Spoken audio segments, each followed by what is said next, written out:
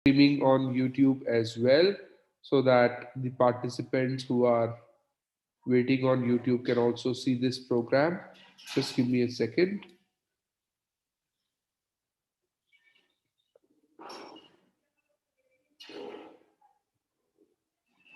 Okay, now we are live on YouTube as well. We have had very keen and continuous participation from all our registered participants for last 4 days. We are a little thin in terms of attendance right now, but I've seen the number picking up continuously, and I'm sure the remaining participants will join soon. We have an exciting set of expert talks coming up today. Dr. Himanshi Gupta will be talking about emotional health and well-being, followed by a faculty development program on Urkund, plagiarism detection software. Then we have our own Dr. Arun Paliwal from RGPV family, who will be talking about budget control and financial management, a very, very important topic. Then the last two sessions will be taken up by Professor Ramesh Sigor on remote access services and understanding research and publication ethics. So the first session by Dr. Himanshi Gupta is not necessarily related to library and information science, but I would say it's equally, or rather, in fact, it's more important than any other science. I mean, an emotionally healthy person, somebody who's mentally fit, is the only one who can take up other charges, other responsibilities, who can handle other tasks well. This is where it starts. This is where anything starts, for that matter. So I have the I'm listening to Dr. Himanshi Gupta for the first time, but I'm sure this is going to be relevant. This is going to be a great talk for all the participants.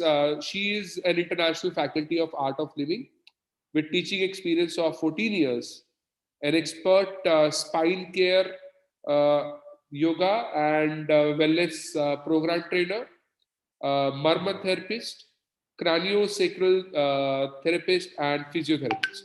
She has expertise in basic ergonomics, biomechanical posture correction, and handling work related stress, health issues faced commonly by working professionals in corporate world. She had been the impaneled fitness trainer with Barclays Shared Services India from October 2016 to October 2017. So we look forward to this talk, ma'am, and I request you to please unmute your system and share your thoughts with the participants. Thank you.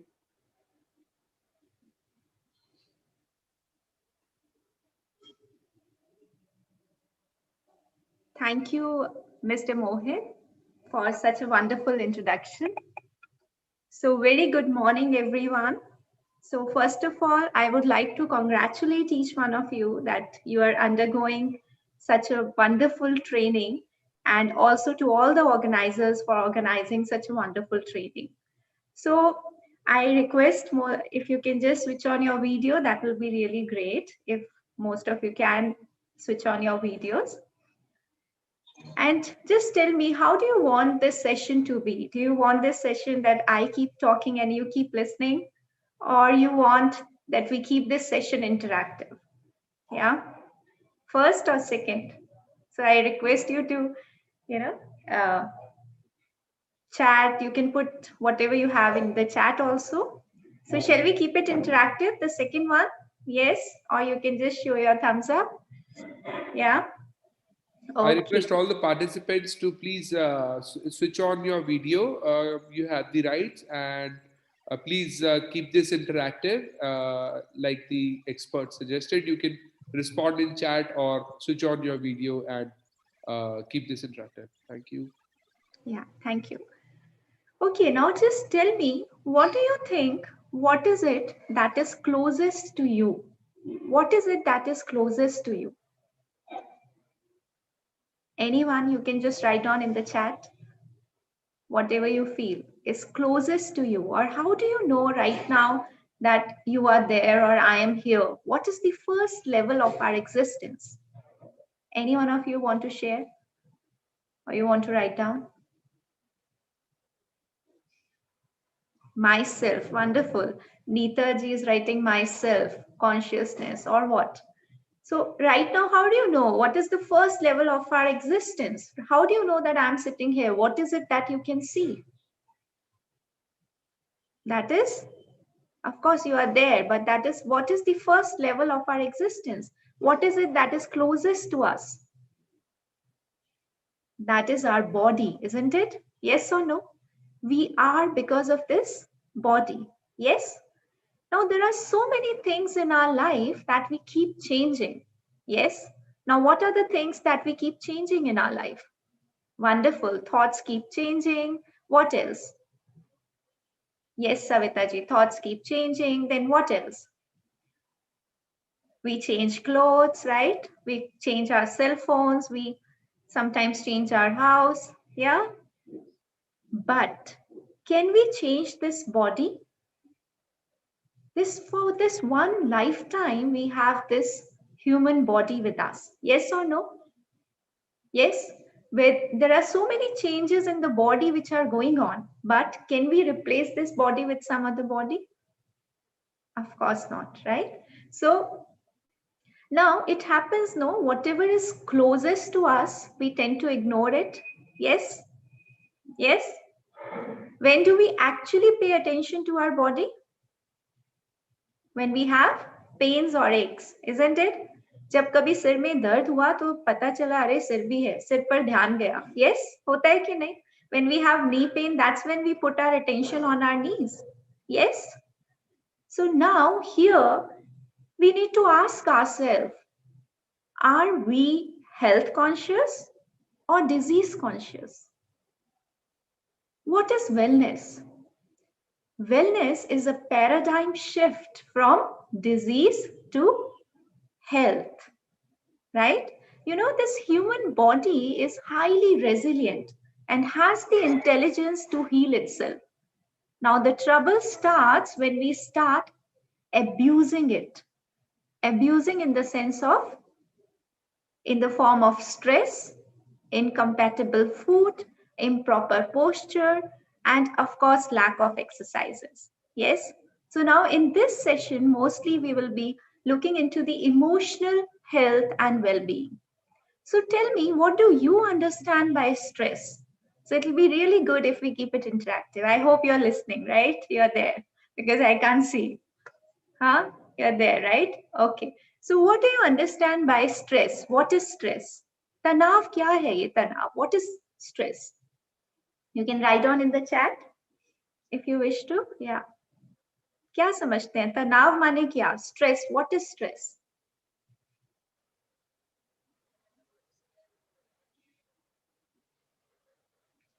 You know, mostly if we see what is stress, the simple definition of stress is what?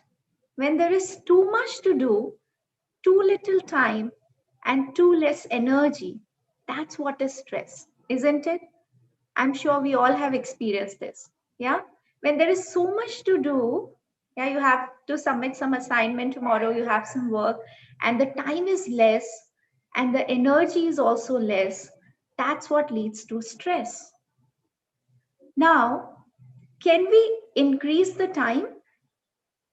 Of course not, right? We have 24 hours and that's it. Everyone has 24 hours. Yeah, at least not on this planet Earth, right? Maybe on Moon it's something else, right? Now, can we decrease the workload? Of course not. In this competitive world, there is so much work which keeps on coming, right? We have to be more efficient, right? Yes. Now, the only option that we are left with is to work on our energy levels. Are you getting this? Yes, isn't it? So now, how to increase our energy? I'm sure you all must have seen this, that sometimes during the day you feel very happy, energetic, full of energy. Yes, happy. And sometimes during the day, you feel so dull, lethargic, irritated. Yes or no? होता है ना सबके साथ. हाँ, in the morning you feel fresh and by the time you come back, you feel little low. Yes, it happens. Now, why this is happening? It is all a play of energy, the pran shakti, what we call. So we all need energy, yes? Now, how to increase this energy? What are the main sources of energy? That's what we need to look into now. So what do you think? From where do we get the energy? कहाँ से ऊर्जा मिल रही है हमको? From where do we get the energy? Any one of you want to write down in the chat, or if you can just switch on your video? Wonderful, Mohitji. It's food and thoughts. Wonderful. Let's clap for him. Wonderful. Yeah. Isn't it? So what is the source of energy? First is food. Right? कहते हैं ना, जैसा अन्न वैसा मन. है कि नहीं? आप देखो, if food is giving us energy, does that mean that if we eat, keep on eating, we will get more energy? Is it like that? In the morning, if we have a heavy breakfast, here this jalebi is very famous. In the morning, everyone likes jalebi here in Bhopal, yeah, MP especially. So now just imagine in the morning, if you have all that jalebi and puri, sabji, samosa, and you have a heavy breakfast, and then someone tells you, now you come and attend this lecture, how will you feel? Yeah. Or someone tells you to concentrate. Is it easy? It's like a torture, isn't it? After having a heavy breakfast, how do you feel after having a heavy breakfast? You feel so lethargic, sleepy. Yes or no? Yeah. And even if you don't eat too much, that's what, if you eat little, what you need, then also there is lack of energy. So food is, of course, one of the source of energy. Then what else? From where else do we get the energy? Very basic thing, which we all do it, which we all need. What is that? Yeah, poha jalebi, I know. Sure. Yeah, it's here. I've recently shifted from Delhi, so yes, here I know it's poha jalebi. Huh? Yes. Now, what is the second source of energy? From where else do we get the energy? रात को हम सब करके आए हैं वो. What is it? Yeah, rest or sleep, isn't it? Yes. Now just imagine, if you sleep, deep sleep is one of the source of energy. Rest is one of the source of energy. It is said that the deeper is the rest, dynamic is the activity. जितना गहरा विश्राम, उतनी तीव्रता से आप काम कर सकते हैं. Yes. So sleep is also very important source of energy. So on an average, if we see 6 to 8 hours of sleep is what is needed. Now, what is the third? Yes, of course, Pradeep, I'm just coming to that. Meditation. So wonderfully said. Yes. Now, what is the third source of energy? Can we be without food for some time? Yes. Can we be without food? Yes. Half day. Sometimes we fast. Can we be without sleep for some time? Yes. Imagine you have a wedding at your home, close wedding, or you have to submit something tomorrow and the whole night you're awake. Yes, it's still possible to be without sleep for some time. But yes, of course, exams. And then, but is it possible to be without breath? Medically also, if you see, not more than 2 minutes. See, that important is our breath. Yes. And if you see, there is a link between our breath and our emotions. Yeah. Tell me, how do you breathe when you are angry? How is your breath when you are angry? These are the different emotions that we go through in our life. Yes, Priyansh. Yes. It is fast, isn't it? When we are angry, our breath is faster. What happens when we are scared or when we have fear? How is our breath? Have you ever noticed? Yeah. It is slow, or sometimes you feel as if you're not able to breathe only, you're not getting the enough breath, right? So that means there is an important link between our breath and our emotions. You know, it is so difficult to work at the level of the mind, at the level of the emotions. So many times we tell to ourselves, okay, fine, next time I'll not get angry. And then what happens? Same situation. And what happens? You are angry. You get into that anger, right? Or fear or jealousy, all these emotions. Yes or no? Yeah. Because, and sometimes we tell to our children also, okay, bola na gussa nahi karo. And then what are we doing? Yeah. So it is so difficult to work at the level of the mind. But when we start working on our breath, it becomes so easy to work on our emotions because there is a link between our emotions and our breath. You know, we have never been taught how to handle our own mind, how to handle our own emotions. Neither in any school nor in any college we have been taught this, how to handle our own mind, how to handle our own emotions. If you get angry, then what to do, how to handle it. So here it is so important that it is so important to, you know, unveil the secrets of breath. There are such deep secrets which are hidden in breath. Yeah. So that's what we will be looking here now in this session, right? Okay. Now you see that emotional health is what actually? It is the ability to, you know, accept and manage your feelings according to the change or challenges which you face in the life. So now, for one is your emotional intelligence and your emotional resilience. That's what makes your emotional health. Now, what is emotional intelligence? How much aware are you about your emotions? How your emotions are changing? How much awareness is there? That is what is emotional intelligence. And then emotional resilience. How much time does it take for you to come back to your normal state?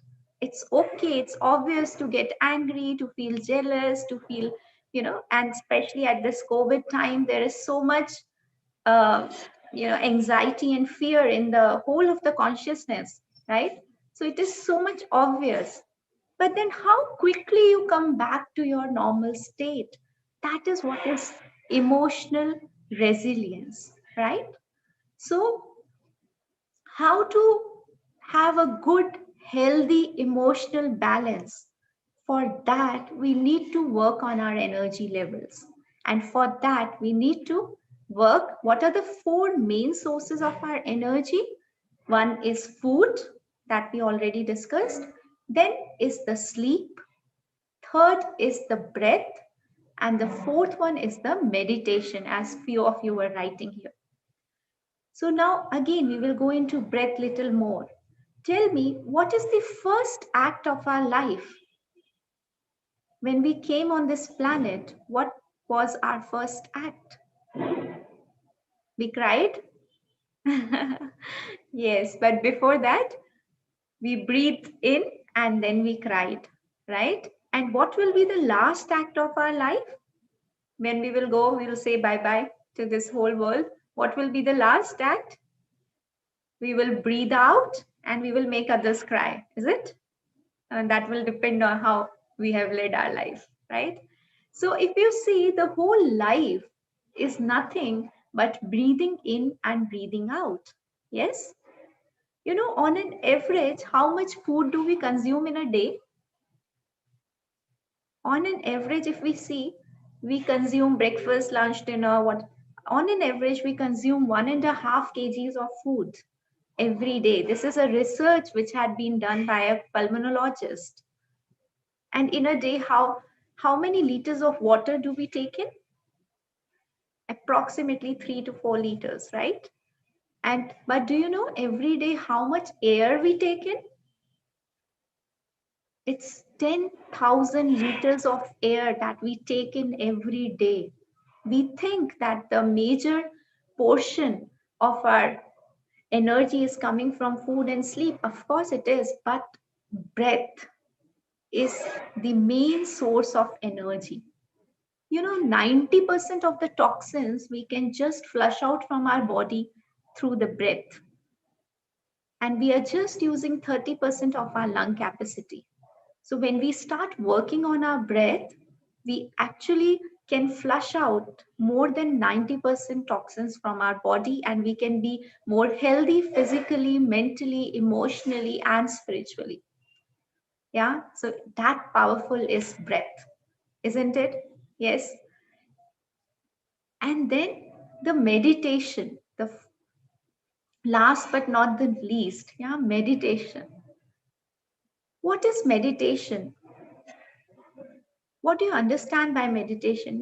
Like, to clean our body, we take bath. Yes. Yes, we take bath every day. And how do you feel after taking bath? You feel so fresh. Yeah, your body is clean, right? Similarly, for the mind, there are so many impressions which keep coming. Someone said something to us, we didn't like it. Or, even at your workplace, there are so many different people and they have different thoughts. So, even to clean your mind, you need meditation.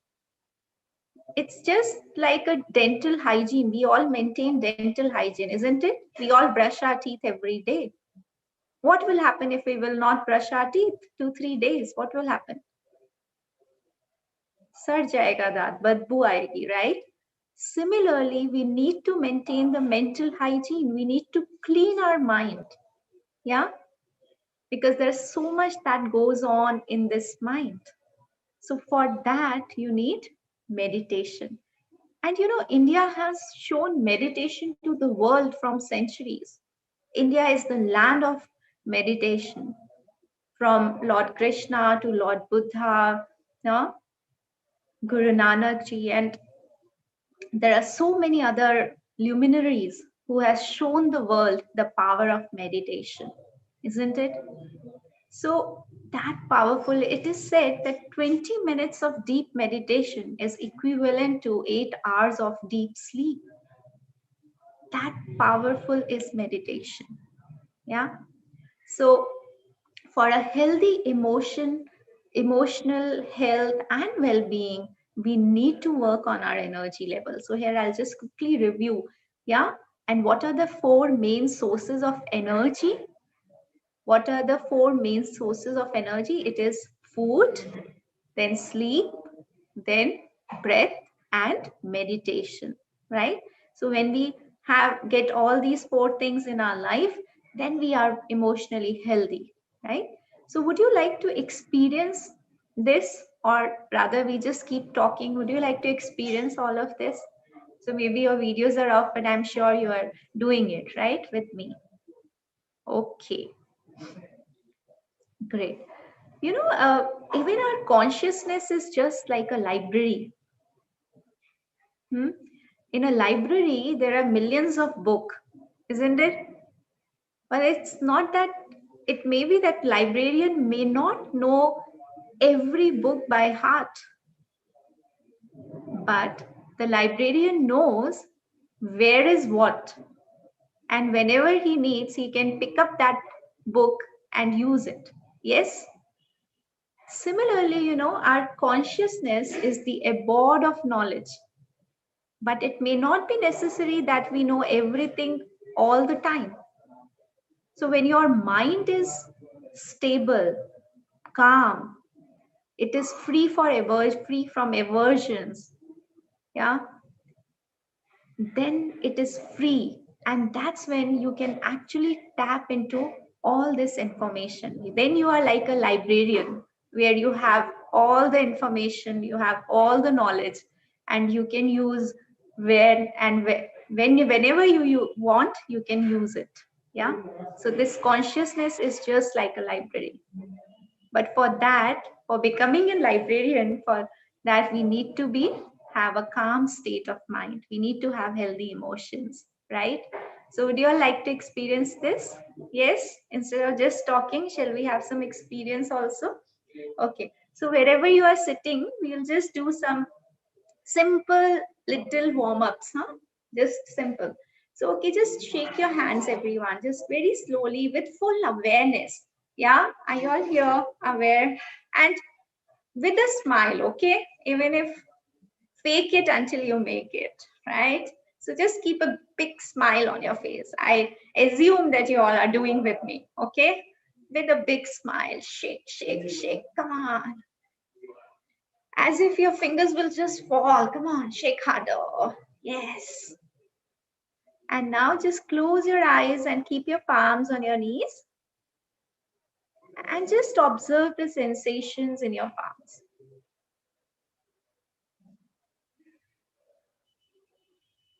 And now slowly open your eyes. Could you feel some sensations in your palms? Yes, that is what is prana, the subtle life force energy. Okay, now all of you keep your hand on your head and just give a good massage to your skull. Yes. And whenever we make any mistake, where does the hand go? Automatically, oh, baapre, kya ho gaya, right? So this has to really, this has to be in a good position, right? That's good, no? Then you can do it nicely. Yes. Now come on, both the hands by the side and give a good massage to your temporals with your this. And now to your frontal bone, right? Wonderful. Now let's just easily just press the eyebrows. You know how many muscles are needed when we frown? 72 muscles of our face work when we frown. And when we smile, it's just 4. So whenever you frown, you give so much work to your muscles, huh? Yes. And now just everyone, let's pull our ears. Before anyone else do that for us, let's do it ourselves. So it is to increase the awareness, right? In the school, they used to give this punishment, no? To pull the ear up and do up and down. And now with the research, it is like a super brain yoga, isn't it? It activates your neurons. Yes.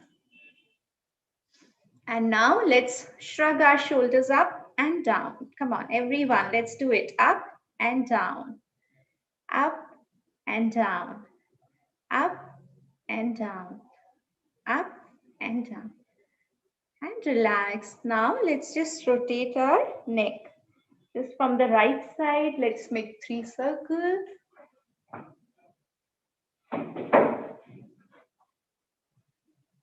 3 times clockwise. Let's all do it with full awareness. And now 3 times anti-clockwise. Let's rotate our neck.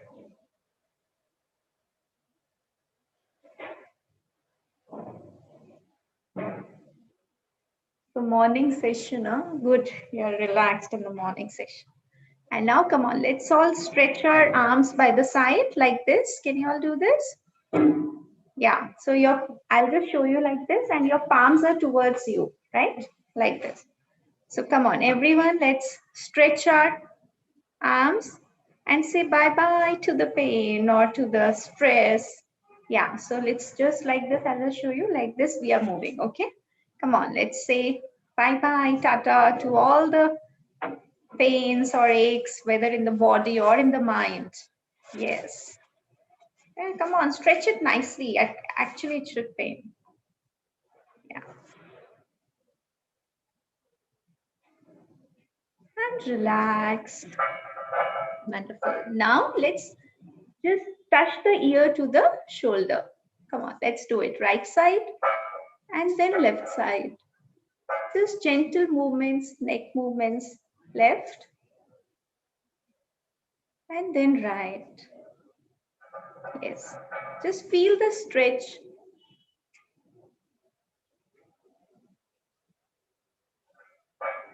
And relax. Now let's all close our eyes.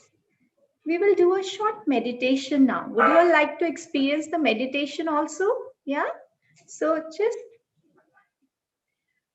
everyone just close your eyes and you can keep your palms open on your knees or even on your lap. So now I will just give very simple instructions. You just follow that. Okay? So let's all close our eyes.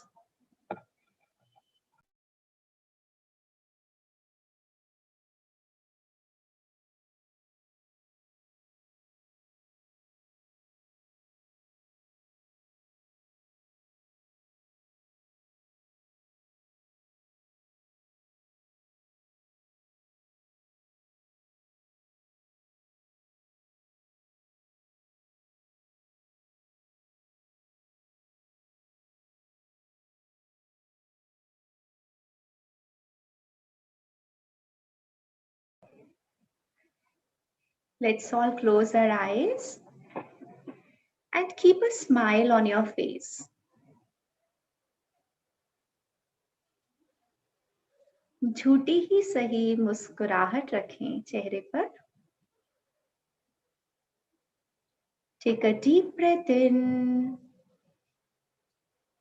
and breathe out. Take another deep breath in and breathe out.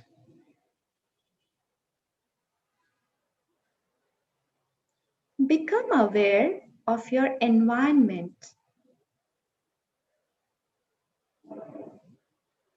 Listen to all the sounds that are coming from the surroundings.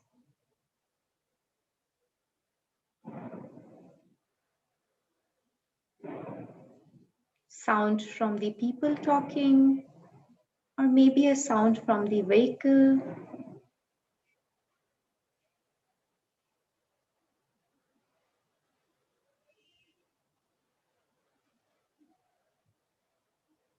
जो भी आवाजें आ रही हैं, सभी आवाजों को स्वीकार कर ले.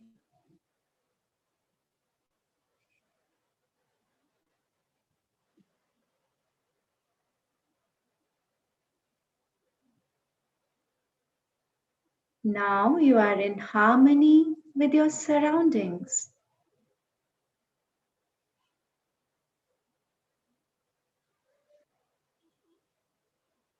Take a deep breath in and breathe out. Become aware of your body.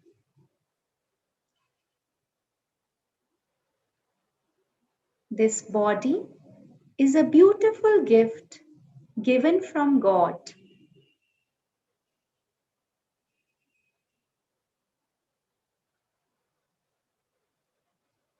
Respect your body.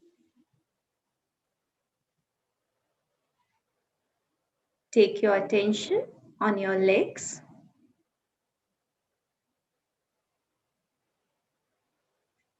stomach,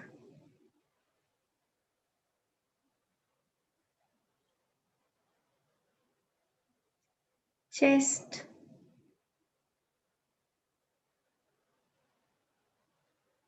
shoulders,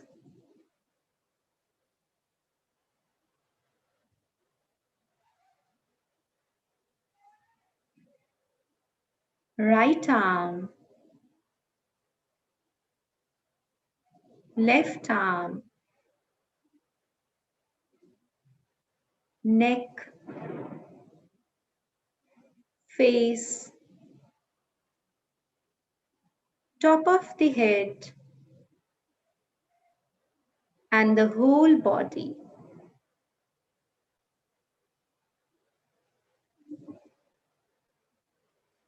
Take a deep breath in and breathe out. Become aware of your thoughts.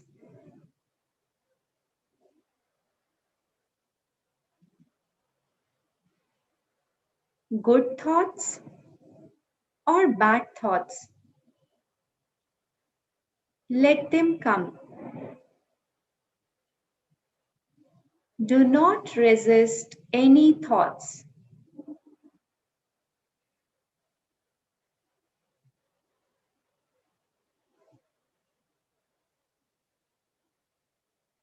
सभी विचारों को स्वीकार कर लें.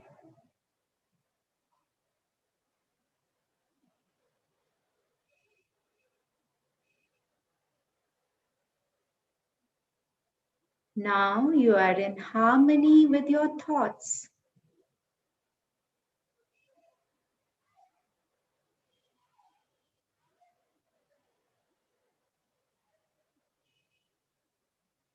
Take a deep breath in and breathe out. Become aware of your feelings.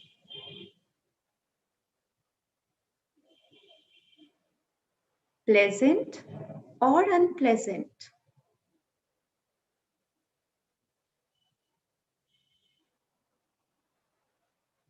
जैसी भी भावनाएं हो, उन्हें स्वीकार कर लें.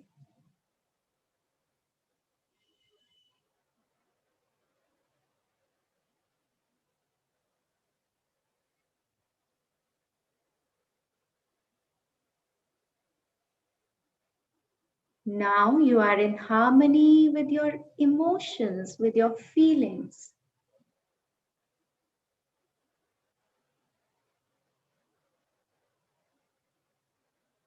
You are peace.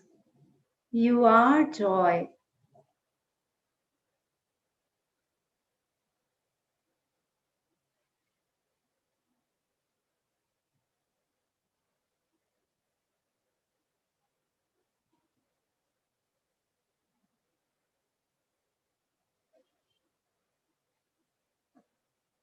Become aware of your feelings.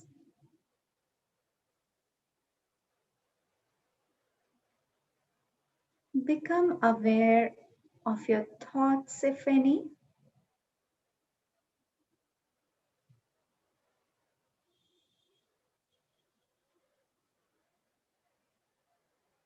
Become aware of your body.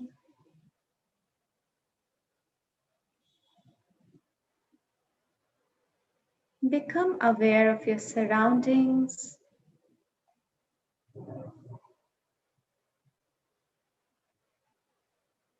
Om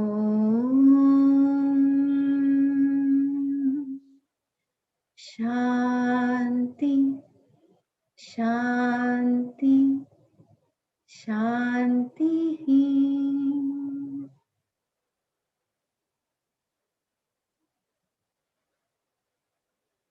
Take a deep breath in and breathe out.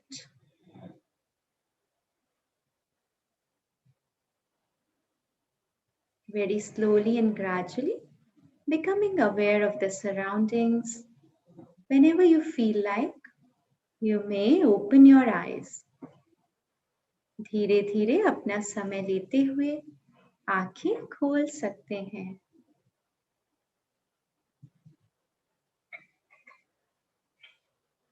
Good. How do you feel now? You can write down in the chat also how you are feeling now. How is your state of mind now? Relaxed? How many of you are feeling relaxed, peaceful? Huh?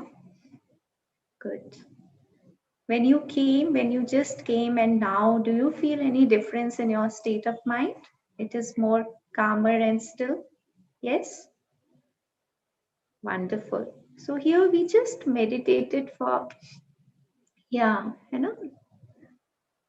we just meditated for hardly 5-7 minutes and we all could experience the shift in our state of mind. Yes? That powerful is meditation. Just imagine a phone, a mobile phone, what we are using, even that needs to be charged, right? We need to recharge it. The battery gets drained out. Yes. Similarly, we also need to recharge, rejuvenate our mind. And meditation is what is needed for that. Yes, that is what is needed. And when we start meditating every day, we use breath, we learn certain, I'm sure most of you must be doing some pranayam, breathing exercises. Then you can actually handle your emotions so well. And nowadays, this is actually more than 98% of the diseases are psychosomatic. It is related to our, mind.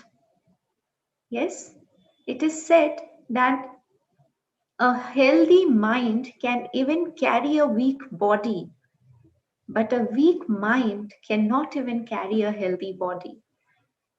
So everything is here. It is your emotions, your mind, everything. All this plays a very important role. Whether you are at your workplace or you are at your home, yeah, whatever we have, that only we can give to others, isn't it? If we are so stressed out, we are angry, we are, uh, you know, jealous. If we have all these emotions, that's what we give to others. But if we are at peace, that's what we spread. We talk more through our vibrations than through our words. Have you all experienced this? Yes. Somewhere you go and sometimes our vibes, yeah, we are getting some good vibes, or our vibes doesn't match. We often say that, right? So how to have these positive vibes is through meditation, is through breathing techniques. Yes. So we all need to work on this. We since childhood we learn so many subjects, maths, Hindi, English, everything we learn, but we forget to learn about our own mind. We forget how to handle our own mind. Yes. So it is so important to learn the tools to handle our own mind. कहते हैं ना, जिसने मन जीता उसने जग जीता. Yes, you may have everything, but if you don't know how, success to me, what is success? Success is not having so many talents, or having a big life, big bank balance. Success is what? Having that undying smile, that no one can snatch away from you. Even if you go through a failure, how quickly, how resilient you are to come back, to to come up. So every failure is a stepping stone to success, right? So wherever you are, even at your workplace or at home, this is something which we all need to learn. Yeah, all, or we need to meditate. This is nowadays, so much research has already been done, how helpful these techniques are, breathing techniques. So I personally, like, I are from Art of Living, so I have done this Sudarshan Kriya also, which is a very powerful breathing technique. Yeah, so it has really helped me a lot. So then, once everything is managed here, then outside, outside, then you can manage everything else also. Yeah? People nowadays are, कहते हैं कि बाहर व्यस्त है और अंदर से अस्त व्यस्त है ना. So जब बाहर व्यस्त लेकिन अंदर से मस्त रहना है, तो उसके लिए we need to work on our mind. Yeah, so I'll just quickly review what all we did in this session, because I think few of you joined little late. So I'll just quickly review, and then I think tomorrow is the concluding day of this training also. So, right, so what is it that is closest to us is our body, right? And then, but it happens that whatever is closest to us, we tend to ignore it, right? So stress is something which, uh, what is stress? We discussed on stress also. So what is stress? When there is too much to do, too little time, and too less energy. That's what leads to stress. So we cannot increase the time, we cannot decrease the workload. The only option we have is to work on our energy levels. Now, what are the four main sources of energy? Food, sleep, breath, and meditation, right? What are the four main sources of energy? Food, sleep, breath, and meditation. So then we discussed on breath and meditation. So I thought let's keep this session experiential rather than just talking. So we also did a small meditation, right? So, and health is what? It is wellness is what? It is a paradigm shift from disease to health. We say we are very health conscious, but here we really need to ask ourselves, are we health conscious or disease conscious? हाँ, जब तक दर्द अच्छे से हो नहीं जाता तब तक उसके लिए कुछ करते नहीं हम, है ना? So that is also important, right? So we need to shift our mind from being health conscious rather than being disease conscious. And then emotional health, how can we have a good emotional health? By working on our energy levels. And how we can work on our energy levels, you all know already, right? So yes, wonderful. Yeah, so if you have any questions or anything, we can take up that now. So, and also I always say, it's life is like a library only, consciousness is just like a library, huh? So you librarian can access any book at any time, they know everything, where is what, right? Similarly, yeah, when our mind is at peace, we definitely know how we can handle our emotions. We know जब शांत मन से कुछ भी decision लेते हैं, कुछ भी काम करते हैं, वो बहुत इफेक्टिव होता है ना? So when your mind is at peace, it's just like being like a librarian, you know where what to pick. Otherwise, you just keep searching, right? so so yes, if you have any question, we can take up the question now. So Yeah, thank you so much, ma'am. This was wonderful experience. In fact, I needed it most. I've been working at least 15, 16 hours for last 10 days. So I really needed this session. I request all the participants to please type in your query in the chat box. There is one question from Pradeep Das. What is the best way to meditate and minimum how much time should we do it in a day? okay, so even if 20 minutes a day is good enough to meditate every day. And what is the best way to meditate? See, mostly we think meditation is concentration, right? So meditation is not concentration, it is deconcentration. So the result of meditation is concentration.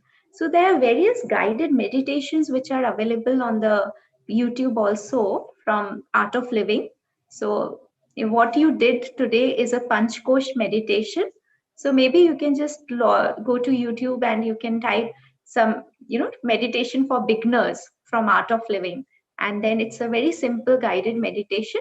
You can first, I will suggest that you go through a uh, guided meditation. And then slowly, once you practice, then you can start meditating on your own also. Right. And it's not that most of the time you have to, even 20 minutes of meditation is good enough for a day. 24 घंटे में से 24 minute भी हमने अपने लिए निकाल लिया तो बात बन गई, हो गया फिर, है ना? So that is good enough. Even for 10 minutes also, you start with 5-10 minutes also, that is also good enough.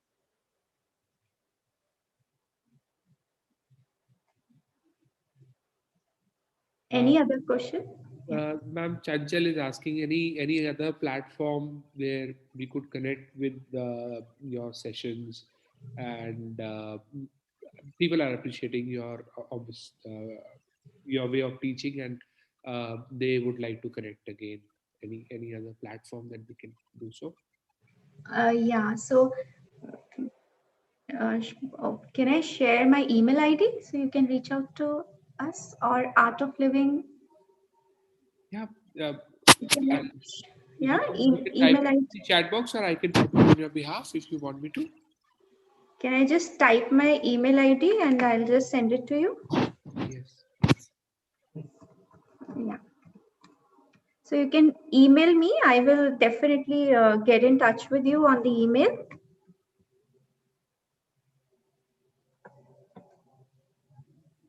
Yeah. So we have Himanshi for AOL at gmail.com, the email address in the chat box, and all the participants whoever wants to connect with ma'am can do so. Uh, a user is asking, is it necessary to take a continuous sleep of 8 hours at night or total time? Because I don't get a continuous sleep, I take break sleep. I mean, so Yeah, so see, at night, during the deep sleep, there is so much detox that goes on in our body. There's detox that goes on at a different organs, right, of our body. So it is advisable to take a good sleep at night. But then for that, if you are saying that your routine is such that you are not able to do that, then I strongly recommend meditation. If you are meditating, then that is also good enough, then it is good, then it is fine. But otherwise you need sleep also. Then meditation will help you if you're not able to sleep at a stretch at night, so. ma'am, personal query. At times, my routine is such that it is anything but peaceful. I had to work long hours. It's a young startup and it has its own pressures. So at times things can be really really overwhelming. समझ नहीं आता है कि इतना सब कैसे होगा. You know, काम ज्यादा होता है, वक्त कम लगता है. So even if I do meditate, even if I push myself to meditate, at times it helps, at times it doesn't. I mean, today was very helpful. I even lost contact with your voice for a while, and I was actually I could disconnect a little, but हमेशा ऐसा नहीं होता है. So any advice for people like me who even though if they meditate, it's not at times it's not helpful, and it at times we are not able to disconnect. Okay. So for this, I just want to share my own experience, here. I was in my college when I first did the Art of Living program, that is the Sudarshan Kriya. So this Sudarshan Kriya really helped me to cope up with the challenges. Definitely, in a medical college, even I had so much to study and then assignments and everything, and I would get so stressed out. So, but this Sudarshan Kriya breathing technique, what I am talking about, this really helped me a lot, even at a physical level and also at a mental level. So even if you are like meditation, I will say you, it's like you need to find time for it. It is like, we can't say whether we are happy, whether we are sad, we always find time to brush our teeth, isn't it? So just like a dental hygiene, we need to maintain a mental hygiene. So when we do find time for brushing our teeth. So similarly, just 10 minutes, even 10 minutes a day, if we take out for these breathing techniques or for meditation, I tell you, it gives tremendous energy and makes you so efficient that whatever work you do for 2 hours, you can actually complete it in 1 hour. So these techniques are so powerful that it gives you that time also. You get time to even for your hobbies also, and even for other things also, then you get time. So you need to find time for yourself, for at least for these things. And I will strongly suggest that Sudarshan Kriya is something which I will recommend all of you to at least experience this once in your life, in once at least, and practice this. This has really transformed my life. That's what I want to share. So It gives me immense pleasure to inform you that this is the highest attendance we have seen in all these sessions. This is session 20th, and we have crossed 120 mark right now. So obviously, this helps everyone, and so the word of mouth has quickly spread to all the participants and everybody. So we have seen an upsurge from 40 to 124 in a matter of minutes.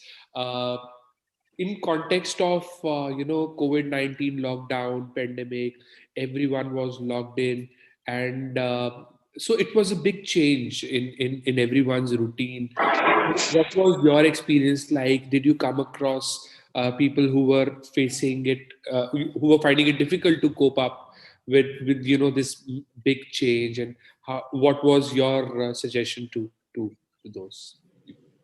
Yeah, definitely. Like during this time, many people had such a, this was a challenging time for many of the people around, right? And I'm sure during this time, we also heard so many people committed suicide, right? Even in the Bollywood to everywhere, right? So this is, of course, it was a challenging time in many sense, but at the same time, this was the time to look within also. This was the time we could spend a good time with our family members also. This was the time when the nature was rejoicing, right? So definitely here it is all the most, if you see, ultimately it was immunity. Yeah, if you had a stronger immunity, you could actually save yourself from COVID. And now again, I will come back here to the same thing. Even to have a good immunity, you need to practice this meditation and breathing. So again, it comes back to the same thing. How important it is to find time for our, meditation and breathing techniques, because this in turn also enhances our immunity, and especially the Sudarshan Kriya, what I was talking about, helps in increasing the immunity, and of course the meditation also. So of course it was a challenging time, no doubt, but then we can learn so much from this time also. It this was the time we could actually ponder on what is it worth, जिस चीज के लिए हमें सबसे ज्यादा लगता था. This was the time we could actually look within and ask ourselves, what is this life all about? So it actually helped many of the people to go within, and they had an start developing the interest in spirituality and in all these techniques. Yeah. Sure. So one user who wants to stay anonymous asks a question that he or she's tiring herself, and she's putting herself to go through a lot of work. She works entire day, but at the same time, even after working the entire day, she's not able to get a peaceful sleep at night. And is there anything that she can do? Any meditation that she can do to probably internalize and help her sleep better? Okay. So for sleeping better, I will recommend that there is this Yog Nidra from Art of Living. You will find it on YouTube. You just play that and you lie down, and this is really beneficial to get a sound sleep. And also at night, if you can take some warm milk, that will also help you to have a sound sleep. Warm milk, you can 1 cup of warm milk you can take with a pinch of turmeric and a black pepper. This will also help you. And it's good if you switch off your mobile or everything at least 1 hour before you go to sleep. That's what I do. So I switch off my mobile before 1 hour of going to sleep. So it's better to stay away from gadgets for at least a week, at least 1 hour before. So this Yog Nidra will definitely help you, and a warm milk can help you. So you can do all this. Yeah. Thank you so much, ma'am. One last question. If someone has had a bypass surgery, could he still do Kapal Bhati pranayam, or any? I mean, any physical condition should? I mean, is there? I'll take this a little further. So, whatever is your physical condition, if you have had some surgery, some medical illness, does that need to be taken into consideration before you do certain meditation exercises or not? Certain pranayam, definitely yes. Certain yoga, definitely yes. You need to take into consideration your health condition. But meditation is something which you can do, definitely. Even, just a guided meditation you can do. That is good enough. But some of the breathing exercises will be helpful for you in this condition, but some of the pranayam like Kapalbhati and this I will not recommend. Yeah, so there are, like, according to the condition, there are different things which you need to take into consideration. But meditation you can do, guided meditation like you are breathing now, also there also you just sit and meditate. So that you can do, but definitely pranayam and all that, before doing that, consult your doctor, consult your yoga trainer.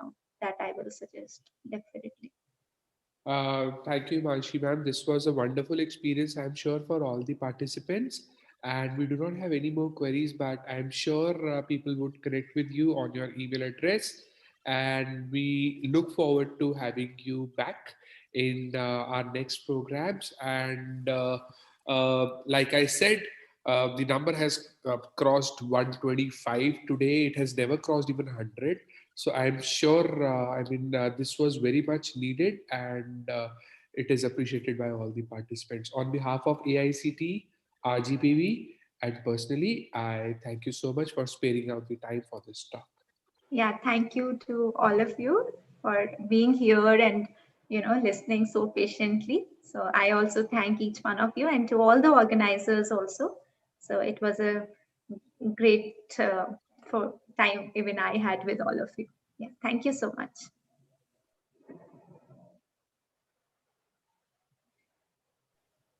Okay, participants, now we have So our. I can leave now, Mohitji. I can leave now. Yes, ma'am. Yeah. Yes. Okay. Thank you so much. So, participants, next in the schedule, we have our session 21, which is on Urkund plagiarism detection software. It's a faculty development, it's a professional development course. And many participants, those who are not even registered in this STTP, will be joining in for this valuable session.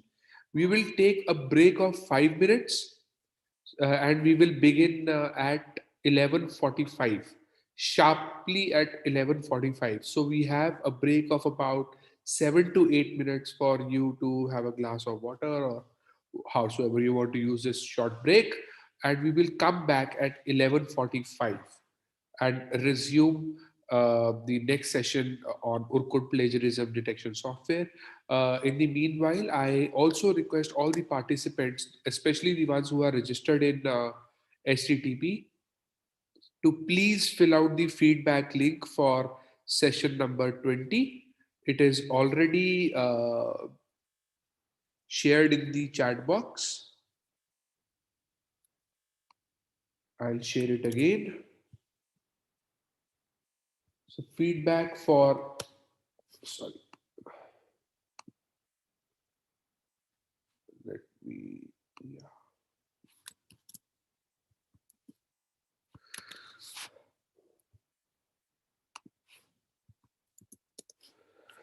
Yeah. So I've shared the feedback link once again, and we will connect back again at 11:45. So another 8 minutes from now. In the meanwhile, please fill the feedback for session 20 and session 21 on Urkut plagiarism detection software. We will start at 11:45. Another 8 minutes from now. Please stay with us. Thank you.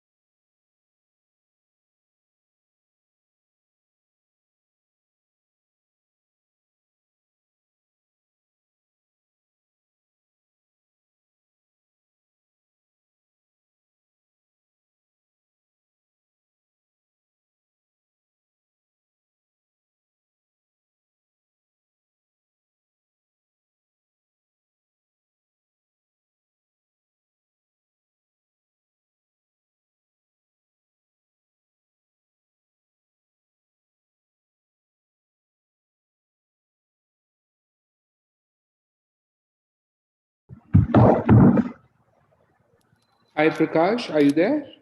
Hello, sir. Good morning. I'm there, sir. Yeah, hi. So, dear participants, we are back live, and we have Prakash who will be taking over this session. And we are pleased to have even participants who are not registered with STTP but are eager to learn about Urkund plagiarism detection software. So Prakash will be taking over this session, and Prakash, you can start whenever you want, and you can also share your screen. I have given you the rights. So can you please enable me to share? Okay, I'm able to share my screen now. Thank you. Okay. So should I get started, or do you want me Yeah, to? just a little ground rules for the ones who are coming in this program for the first time. So Prakash will be explaining Urkund, and whatever queries you have, please keep them with you. After this session, we will take up queries and we'll allow you to add your queries in the chat box, and then on your behalf I will ask those queries, and Prakash will be happy to answer them. So please, this session is very very important for faculty members, researchers, and even PhD scholars. I request you all to pay to give your undivided attention to the program. Prakash, over to you. Thank you. Thank you, sir. I would like to take this opportunity to thank AICT and also Rajiv Gandhi University for providing us this opportunity. And thank you, Mr. Ajit, for this session, and also Choksi, sir. Uh, so, uh, so we are going to cover about plagiarism. So basically, over the next 1.5 hours, I'm Prakash Yadav from eGalactic, and over the next 1.5 hours, we are going to actually talk about one is plagiarism, briefly on plagiarism. Then we are going to talk about UGC policy on plagiarism, and followed by how you can use Urkund effectively. And the session is divided into two halves. The first half, on over the next 30-35 minutes, I will be talking about plagiarism and UGC policy on plagiarism, and followed after myself, Preeti would be doing a session on, Preeti Madam will be doing the session on Urkund. And obviously we can take the questions towards the end. So, brief about eGalactic. As eGalactic, we basically try to provide software services which can help education institute improve the quality of education.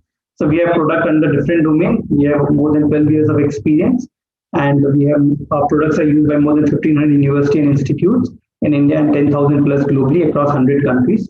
So we provide open plagiarism detection system, for which I'm going to talk in detail today.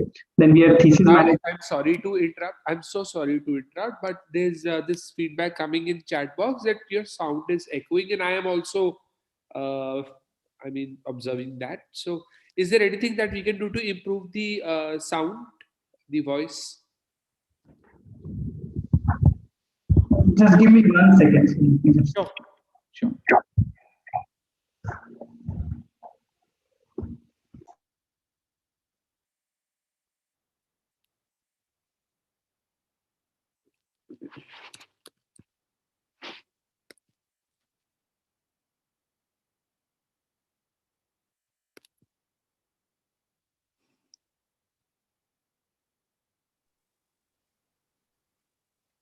In the meanwhile, Dr. Choksi, if you have anything to say to the participants, you messaged me. In case you want to share anything with the participant.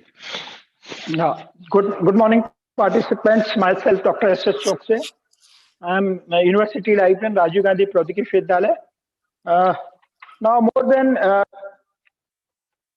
6,000 PhD guide and PhD scholars are registered in the Urkund of RGPV students and research guides. अभी आप सभी से request है कि आप जितने भी RGPV से एफिलेटेड लाइब्रेरियंस हैं वो अपने डिपार्टमेंट के जो भी उनके सेक्शन उनके इंस्टीट्यूट में जितने भी पीएचडी गाइड हैं या पीएचडी स्कॉलर्स हैं उनका list, name, contact number, email address and branch ये लिस्ट librarian@rgq.net पर भेजकर आप स्वयं या आपके पीएचडी या पीएचडी स्कॉलर रजिस्टर्ड हो सकते हैं।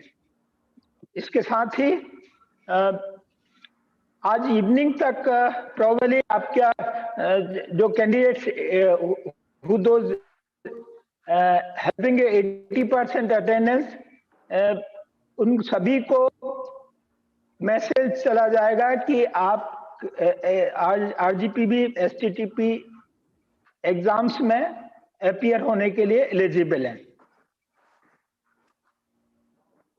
आज का सेशन जो है यूजीसी इन्फिलिबिनेट ई गैलेक्सी होस्ट ऑर्गेनाइजर हैं और इनके जो है हैंडआउट प्रैक्टिस आपको उरकुंड की दी जाएगी।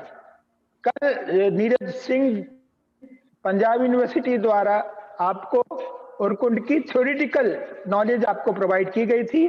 Now mister Prakash look after the Urkund training. It's a basically handouts training. Over to Prakash ji. Okay. Thank you, sir. Are you able to hear me clearly, or is there any issue still? Ajit sir, if you can let me know. Voice is clear on my side at least. Let's check with a few participants. Participants, थोड़ा सा chat पे एक बार respond करके बताइए if it is better now. I think it's much better. Yeah. Now it's clear. ठीक है sir, चलते हैं. Okay, thank you. So I'll get started now. So basically, as AICTE, we try to help improve the quality of education. So we find products which can enhance that, and we have products under different domains. We have plagiarism detection system Urkund, then we have thesis management Skypro, we have business simulation games in areas of marketing, finance, and strategy, and then we have also partnered with Microsoft to provide learning management system. So we try to find products which can help improve the quality of education. And as we are proud to be a part of Shodh Shuddhi program, which is under Ministry of Human Resource Department and executed by Infibnet. And Urkund has been selected through this program and is being rolled out to all the universities and CFTIs in India from September of 2019. And it's an initiative under MHRD for all the higher education institutes, especially for faculty members and PhD members. Now, Urkund briefly is being used by 5,000 plus customers in more than 80 different countries, and with 40 different learning management systems, it can be integrated without any issues. So in today's session, as I said, that I'm going to talk about two important things. One is overview on plagiarism, and second is UGC on plagiarism, UGC policy on plagiarism. And followed after that, Preeti Madam will have a session where she'll talk about how you can use Urkund more effectively. So the question is that why do we need to address plagiarism, why it is important, right? And what value does it address to helps in terms of addressing plagiarism? So there are a couple of reasons why it is very important. First and foremost, as we have most of the research scholars and authors here, it will help improve the quality. But if you have to look at a macro picture from that perspective, and if you look at world higher education, so India has close to around 4 crore, 40 million people who are basically into higher education today. And in 2000, with 1 crore, 10 million people, we were roughly 10% of the entire world higher education. This data is of 2016, and we were roughly around 40 crore that time today. And we have roughly 18.5% of the higher education students in India, which means that it's a huge force in the world which is there in higher education in India, and hence it is very important to provide all the right tools that is needed to improve the quality.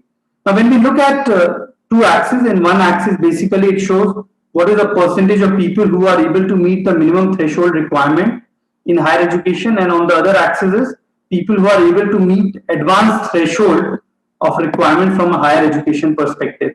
So when we look at where we are with respect to all the countries in the world, so we have a long way to go. We have to improve significantly in terms of meeting the basic requirement of higher education and also the advanced requirement. So we have miles to cover, and we have gradually started that path, and I'm quite confident that we should be able to achieve that distance with the work that we are doing. So what is plagiarism now? Obviously, everyone is now aware about plagiarism, but I just want to re-emphasize on the point that Plagiarism is when someone else's work and ideas are taken but presented as one's own. So it's very important to understand that when you are presenting someone else's idea as your own, is that's when it is plagiarism, and without acknowledging the person who has done that work. So that is when you basically end up plagiarism. If you are taking someone else's ideas and doing the right attribution, it is completely okay. But if you are not doing it, then it is wrong. And there are different types of plagiarism. So some of these various common types are copy and paste, which is just taking and picking. The second is translation, where you translate from some other language. Then you have disguised plagiarism, basically where you have hidden part of it, some part of it is there. Then you have shake and paste collections, where you take small pieces from different parts and put it together. Then you have cross quills, you have structural plagiarism, you have pawn sacrifice. Pawn sacrifice is an important one, where what you do is that when you have taken something as a big para, but you acknowledge only a small part of it. Then you have cut and slide, and then you also have self plagiarism, which has been also recently kind of not permitted by UGC. So there are different types of plagiarism, but overall in each of these, the intent is that someone else's work and ideas have been taken and presented as owns. So why do we need to prevent plagiarism? One is obviously it doesn't serve the entire purpose of the education, and one fails to assimilate and acquire the knowledge and skills. And we need to hence prevent plagiarism, so that one is we develop students, research scholars, faculty members, every individual to come up with original thoughts and ideas. In the current century, if you look at patent, if you look at ideas, if you look at countries or companies which are developing, it is only when they have the unique and original idea, and change is the only constant thing, as you all are aware. Unfortunately or fortunately, the pace of change has moved so fast that things that we probably achieved in 100 years, now we are able to achieve more than that in just a 10-year span.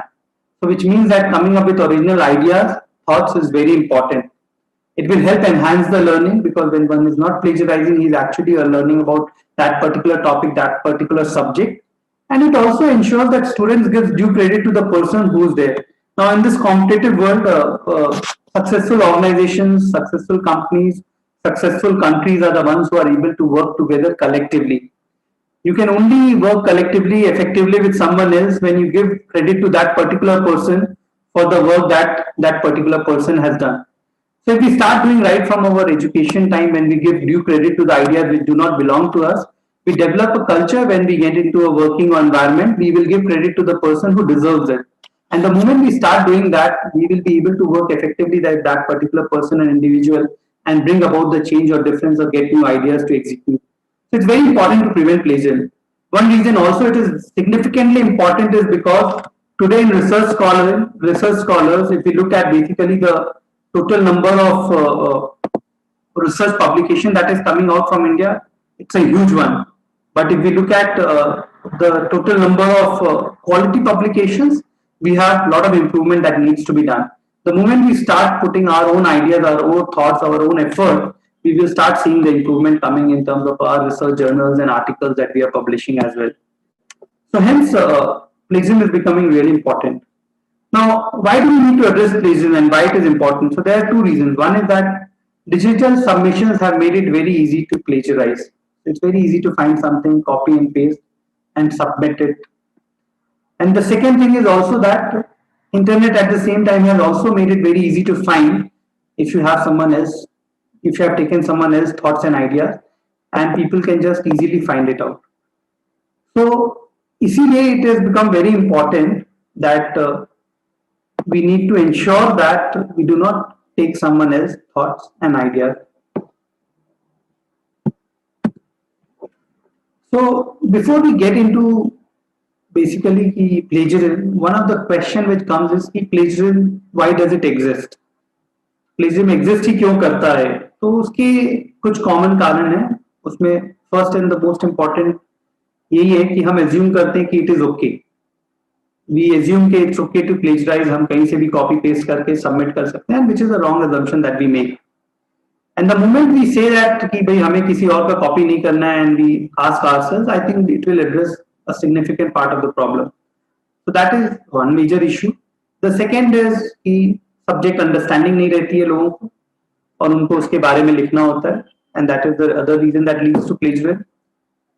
lot of individuals plagiarize because they do not have the self belief. उनको ये लगता है कि भाई अगर अच्छा चाहिए marks, अगर मुझे अच्छा कुछ लिखना है तो मुझे बेटर डॉक्यूमेंट बनाना है, तो मुझे कहीं से कॉपी करना हो क्योंकि मैं खुद नहीं कर पाऊँ. So they need better grades, इसलिए करते हैं. And another is lack of writing skills. So there are a lot of individuals who have come from non-English background and English is struggle. So they do not have the writing skills and hence they end up copying from other sources. But another most important which I feel is the lack of planning. तो हमें मालूम है कि भाई हमें एक report submit करनी है, हमें मालूम है हमें 2 जर्नल पब्लिश करना है, मिनिमम 2 आर्टिकल जर्नल में पब्लिश करना है. एंड अगर मैं एक रिसर्च स्कॉलर हूँ और मैं पीएचडी कर रहा हूँ, मेरे पास 3 साल या 4 साल है, मैंने कुछ किया ही नहीं है पहले 2 साल 2.5 साल, तो आई हैव नो ऑप्शन, मेरे पास टाइम ही नहीं रहता है कि मैं जर्नल में पब्लिश कर पाऊँ. बट अगर मैंने शुरू दिन ही सोच लिया है कि भाई मुझे 1-1.5 साल में पहला पेपर पब्लिश करना है और मैं उसकी शुरू से तैयारी करूंगा, तो I will be able to do it. Then there is also important point, unwillingness to work, या फिर मोटिवेशन ही नहीं है, मन ही नहीं है, and lack of confidence. So these are some of the reasons. But इनमें से कोई भी रीजन ऐसा नहीं है जो एड्रेस नहीं हो सकता है. The moment we understand कि what is the reason because of which me as an individual or my student or people around me are copying, then we can try to address those reasons to ensure that those people are not copying. So understanding कि reason क्या है, motivation क्या है individual का या student का या research scholar का या मेरा, and trying to work to address that reason can help a lot. So that's how we can avoid plagiarism. So first and foremost and सबसे important. Prakash ji, just can you please disable participant annotations? Share screen के साथ में you will find a more button. Right. Just click there and disable annotation from others. I've done that. Yeah. Just I'll stop your sharing screen once. And now share it once again, please.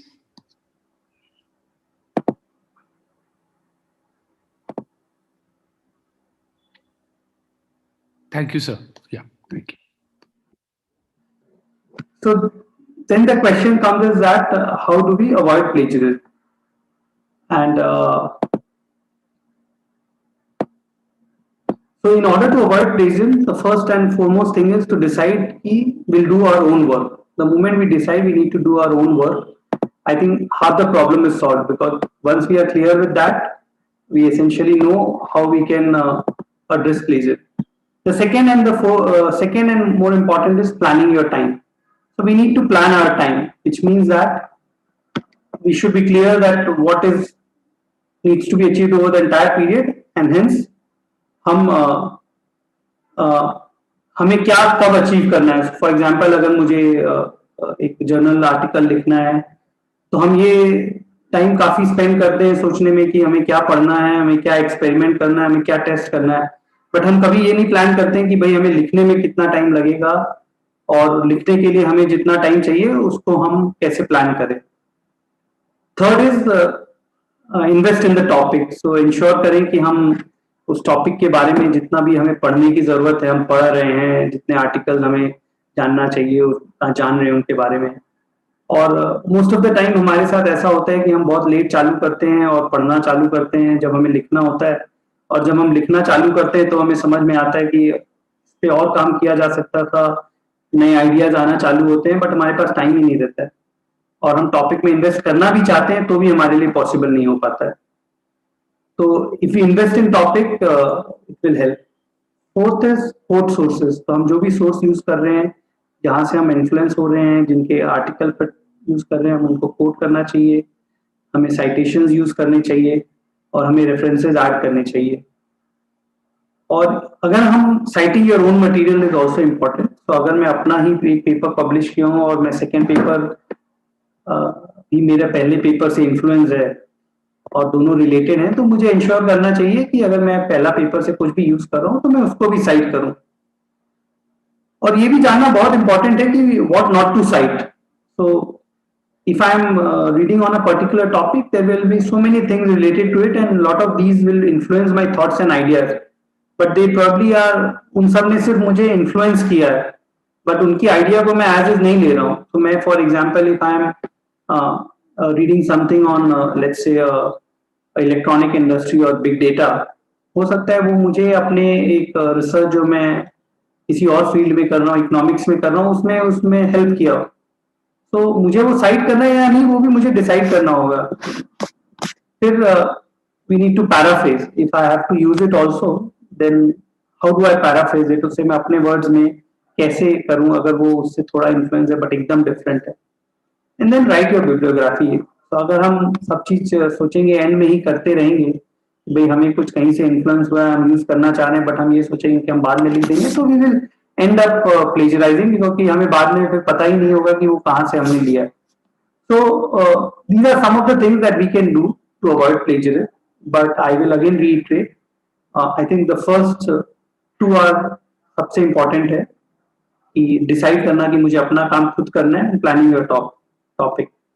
The moment ये दो हम करेंगे तो हम देखेंगे कि बाकी सब चीजें अपने ही ऑटोमेटिकली हो जा रही हैं।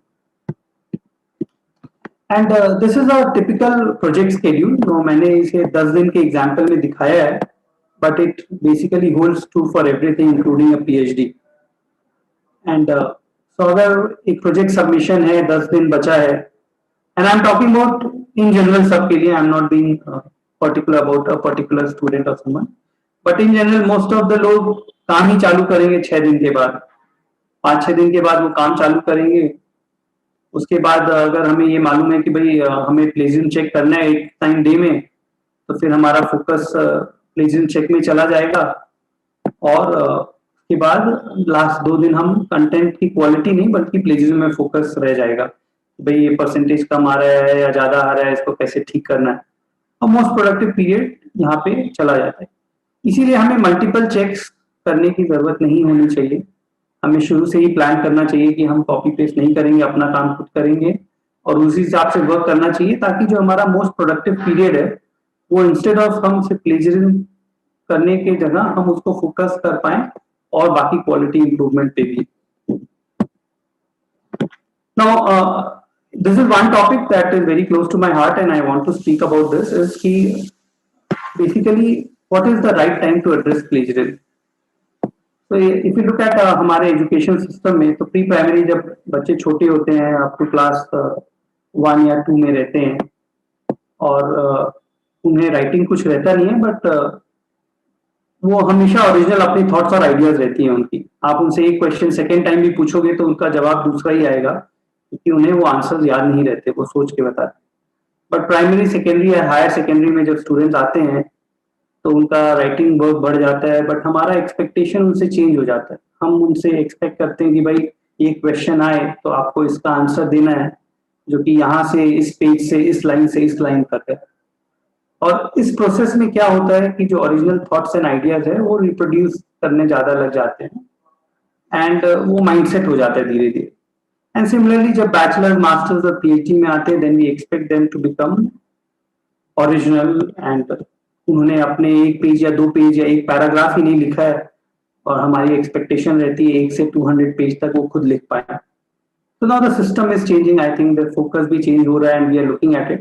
So as AICTE, we are focused on higher education, and we cannot change everything. So our focus is that at least in higher education, how we can help, how we can contribute. और हमें ये लगता है कि जब students bachelors courses के लिए आ रहे हैं, जब उनका एक फर्स्ट असाइनमेंट है, उसे ही हम प्लेजरिज्म में रन करें और उन्हें वो समझाएं, उन्हें वो अवेयरनेस क्रिएट करें, और वो एक्सपेक्टेशन सेट करें कि भाई आपको अपने ही लिखना है, आपको कहीं से कॉपी नहीं करना है, किसी का आइडिया ले रहे हैं तो उसको कोट करना है। तो एक रीसेट बटन हो जाएगा एक हायर एजुकेशन में, और राइट एक्सपेक्टेशन सेट हो जाएगी, और इससे धीरे धीरे हमें प्लेजरिज्म एड्रेस करने में हेल्प मिलेगी। Now as a country we have taken that step, हमारा फोकस है आज पीएचडी और मास्टर्स में, कुछ जगह बैचलर्स में भी है। तो आई थिंक ये बढ़ते जाएगा, और जैसे जैसे बढ़ते जाएगा we will be able to achieve our objective, and the earlier we start the better it is.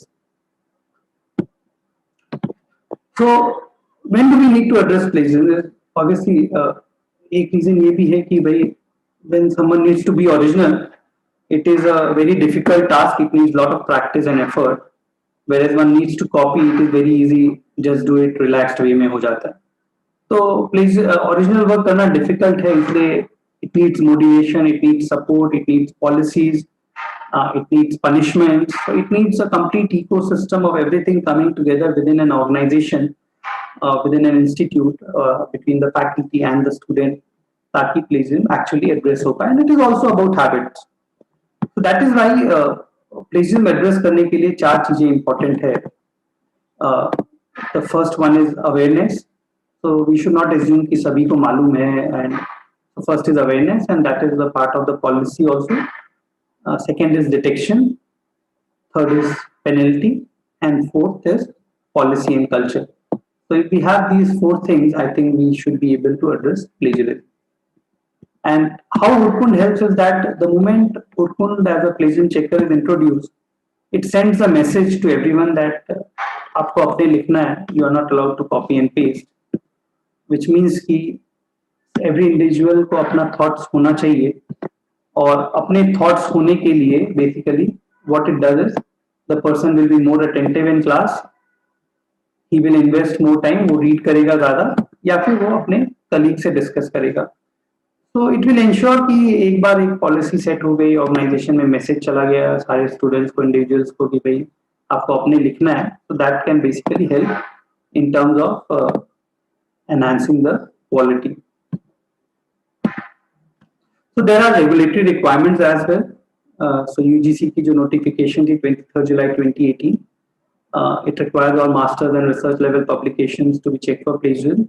And then there is a AICTE circular also, which says that anti-plagiarism services should be used for R&D work for MTech and BTech project reports. So there are regulatory requirements which makes it mandatory. So we will focus today on UGC policy on plagiarism. So we will cover the key aspects of this.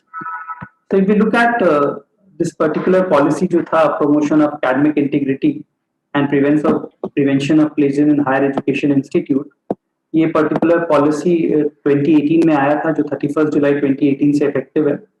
इसके 3 objective हैं. पहला और most important create awareness, and आज का जो session है जो अभी हो रहा है, ये university का effort है to create awareness, and I really appreciate and thank the university for taking this. So one is to creating awareness about responsible conduct of research, thesis, dissertation, promotion of academic integrity, and prevention and misconduct, including plagiarism and academic integrity among student, faculty, research, and staff. So when we say responsible conduct of research, it is a wider perspective, which also includes using the right data, doing your own work concept. But today's session is focused on plagiarism.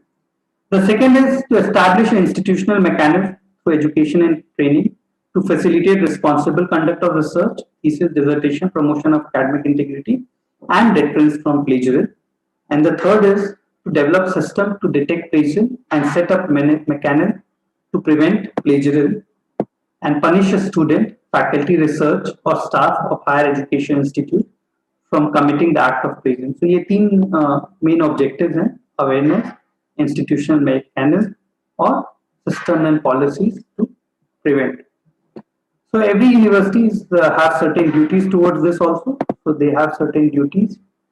So those duties basically involve establishing the mechanism as prescribed in these regulations to enhance awareness about responsible conduct of research and academic activities and promote academic integrity to prevent plagiarism. So this is the duty that every higher education institute has been given as by this policy.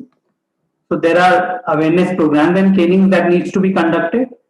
इसमें students, faculty और staff को instructions about attribution देना है. Then there should be sensitization seminars and awareness program her semester में.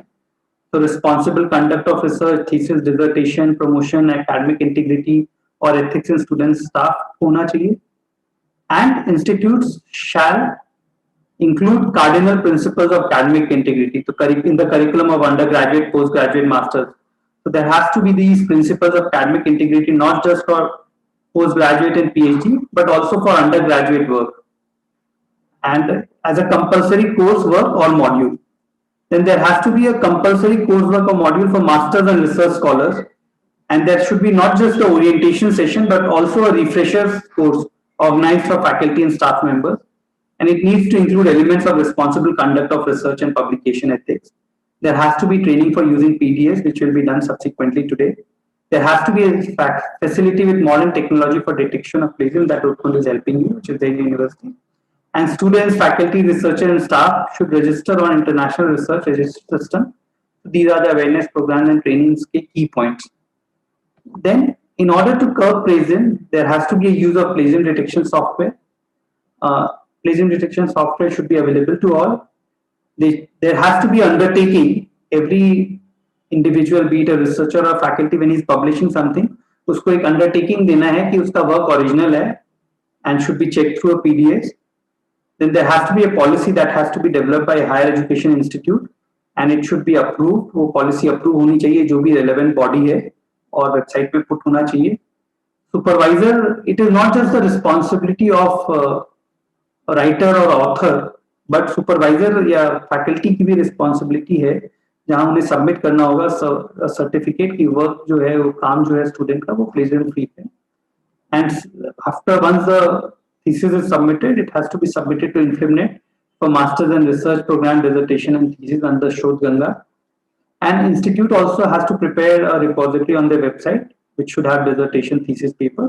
So these are the major things that needs to be done. Then when we are checking for similarity for plagiarism, there are basically certain things that can be excluded. So those certain things include what? Quoted work. So if that work is quoted properly, so it can be excluded from plagiarism. References, bibliography, table of content, preface and acknowledgement can be excluded from plagiarism check.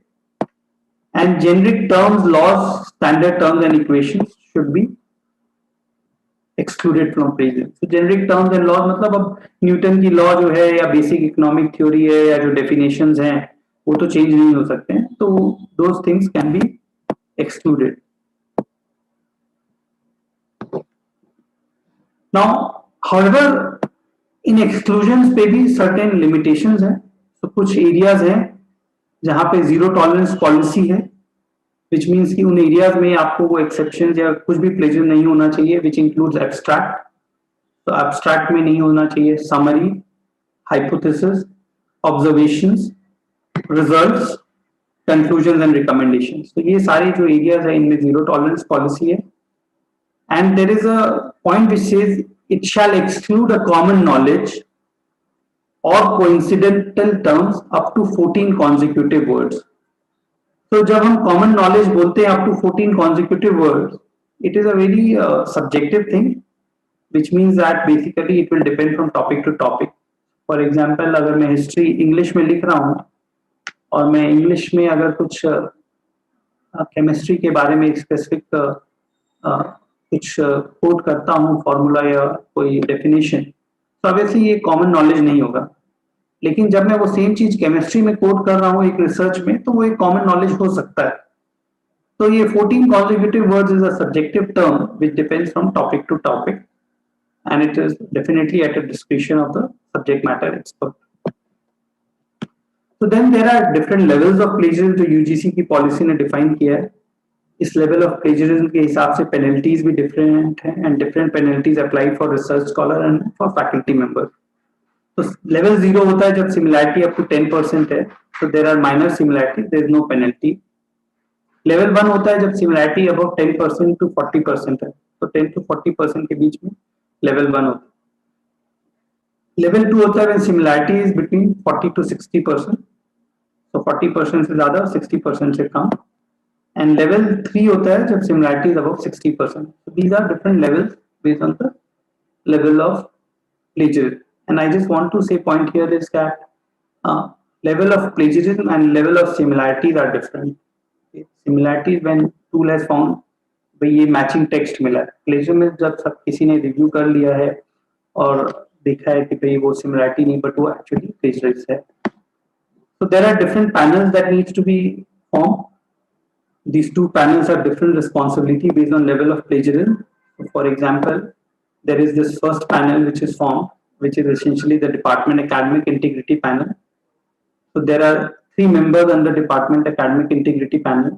The first 3 members हैं जो chairman है जो कि head of department है. दूसरा एक member होगा जो कि senior academician होगा department के बाहर से, और तीसरा member होगा person जो कि plagiarism detection tool समझता है. ऐसे एक डिपार्टमेंट इंटीग्रिटी पैनल बनेगी. It works on principle of natural justice, means कि लोगों को अपना रिप्रेजेंटेशन देने का भी मौका मिलता है. एंड उसका काम है कि it has to assess level of plagiarism. So Department Academic Integrity needs to find what is the level of plagiarism and then recommend penalty based on that. Department Academic Integrity Panel has to file the report in 45 days to Institutional Academic Integrity Panel. Now, what is the Institutional Academic Integrity Panel? Institution Academic Integrity Panel में 4 लोग होते हैं. पहला एक chairman होगा, can be a pro, VC, a dean, a senior academician. Then you have a member who's a senior academician other than the chairman. Then you have a member who's outside the higher education institute, so उस university के बाहर से. And there is also a member who understands anti-plagiarism too. So that's the Institution Academic Integrity Panel. This is a decision-making body. It will review the recommendations of Department Academic Integrity Panel, and it will report to the head of the higher education institute within 45 days. And जो भी decision होता है Institutional Academic Integrity Panel का, that is final and binding decision. That are these different panels जिनकी responsibility अलग-अलग है. So now, what are basically how detection and handling of plagiarism can happen? So in case if the plagiarism has happened in any document, it has to be reported to Department Academic Integrity Panel. Department Academic Integrity Panel will investigate the matter and submit recommendations to Institution Academic Integrity Panel. Then authorities can initiate proceedings under these regulations, and proceedings can also be initiated by higher education institute on basis of findings of an examiner, and all the cases will be investigated by Institutional Academic Integrity Panel. So these are the reporting and handling requirements.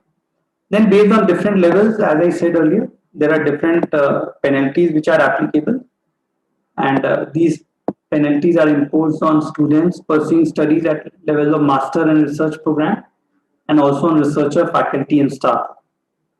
And the penalties तभी लगते हैं जबकि misconduct individual ने academic misconduct किया है, ये establish हो गया है without any doubt, and जितनी भी avenues of appeal है, they have been exhausted, and individual जो है जिस पे question हुआ है उसे enough opportunity provide किया गया defend himself. So once basically beyond doubt it has been established that no, there have been a case of plagiarism and academic integrity, and these levels have been established, then there are different levels of penalty. One is for thesis and dissertation, and the second is for academic and research publication.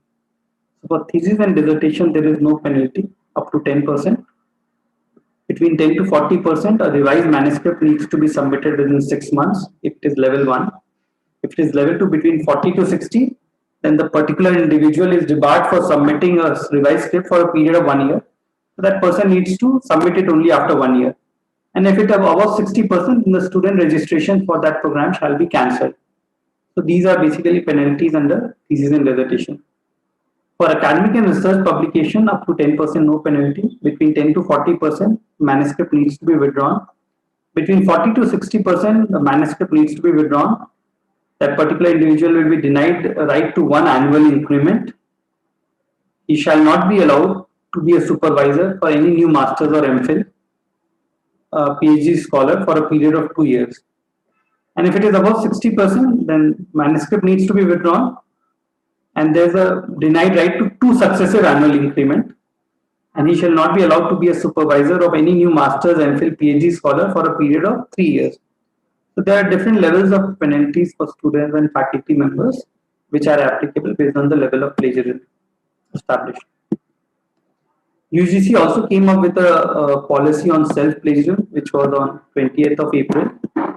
And basically what it clearly says is that कि अगर reproduction, अगर कोई अपना previous काम को वापस use कर रहा है, either in part, थोड़ा सा या पूरा, जो उसने पहले ही publish किया हुआ है, and अगर वो without citation, अगर आप उसको cite नहीं कर रहे, acknowledgement नहीं कर रहे हो, और आप उसे claim करते हो कि ये आपका most recent work है, an original from academic है, then it is also text recycling and it is not acceptable. So what it essentially means is कि अगर मैं अपना पहले का पेपर जो मैंने पब्लिश किया है उसी को मैं यूज करता हूँ without acknowledgement, then it is not acceptable and it is called text recycling. So text recycling या self plagiarism includes what? Republishing the same paper which has already been published somewhere. अगर मैंने paper कहीं और publish कर दिया वापस दूसरी जगह पब्लिश कर रहा हूँ, दैट इज सेल्फ प्लेजरिज्म। अगर मैं पहले जो काम किया था उसके कुछ पार्ट्स यूज कर रहा हूँ, publishing smaller accepted work from a longer and previous, मैंने एक एग्जॉस्टिव काम किया था उसमें से एक छोटा पार्ट पब्लिश कर रहा हूँ, तो वो भी सेल्फ प्लेजरिज्म है।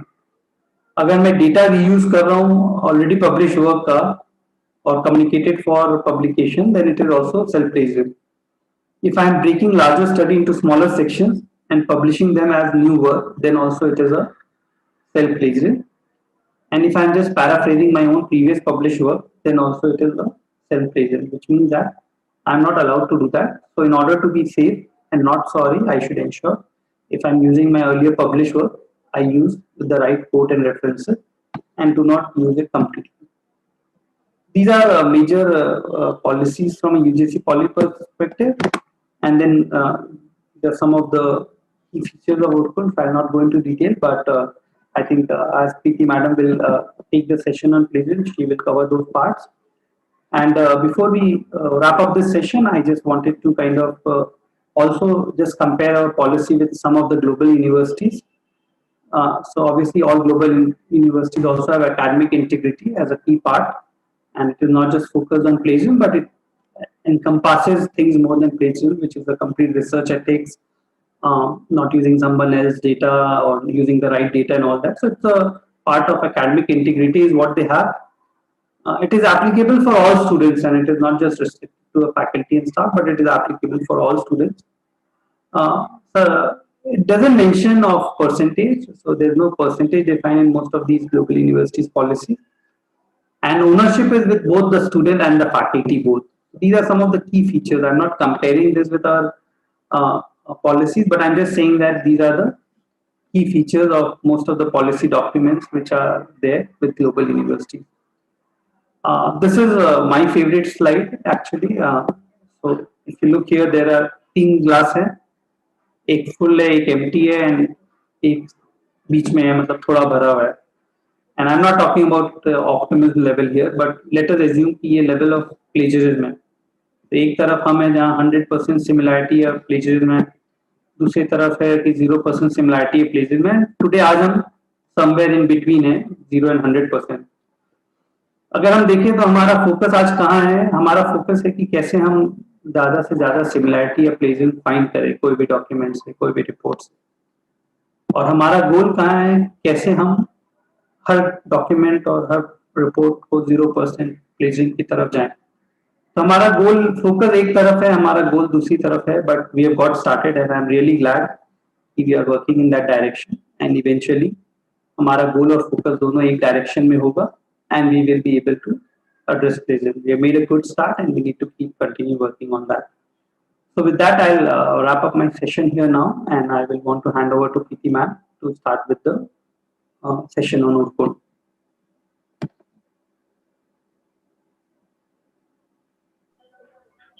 Thank you so much, Prakash sir. Bhavna this side. Just give me a moment, please. Let me just check on the schedule and invite the next guest. Till then, if participants, if you have any query, you can ask Prakash sir. And let me just see.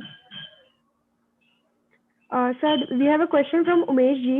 He is asking that my question is that penalty under level 10% contains common material like front page, index, references, etc., or excluding it. So there are some levels of exclusion which is allowed. There are certain things which are excluded. However, कुछ sections है जहाँ पे similarity एकदम भी allowed नहीं है. So these levels of percentage obviously consider those as well. उन sections में तो कुछ भी allowed नहीं है.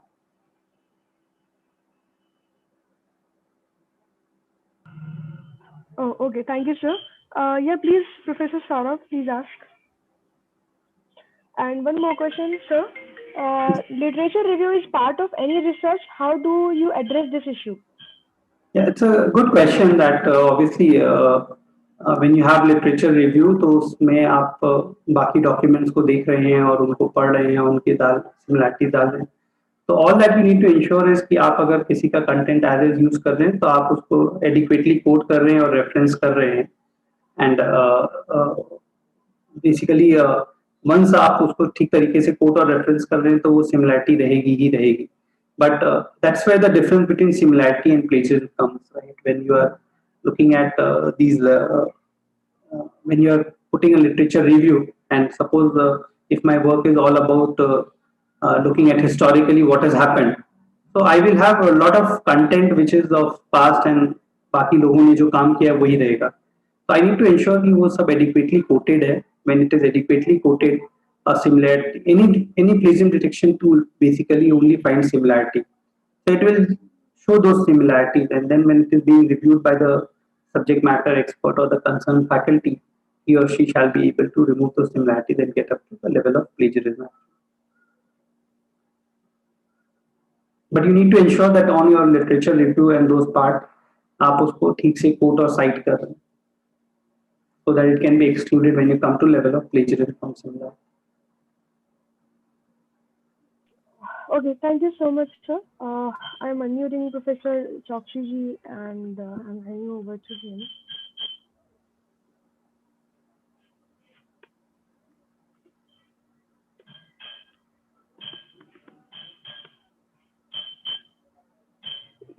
Preeti Rathi ma'am, can you please unmute yourself?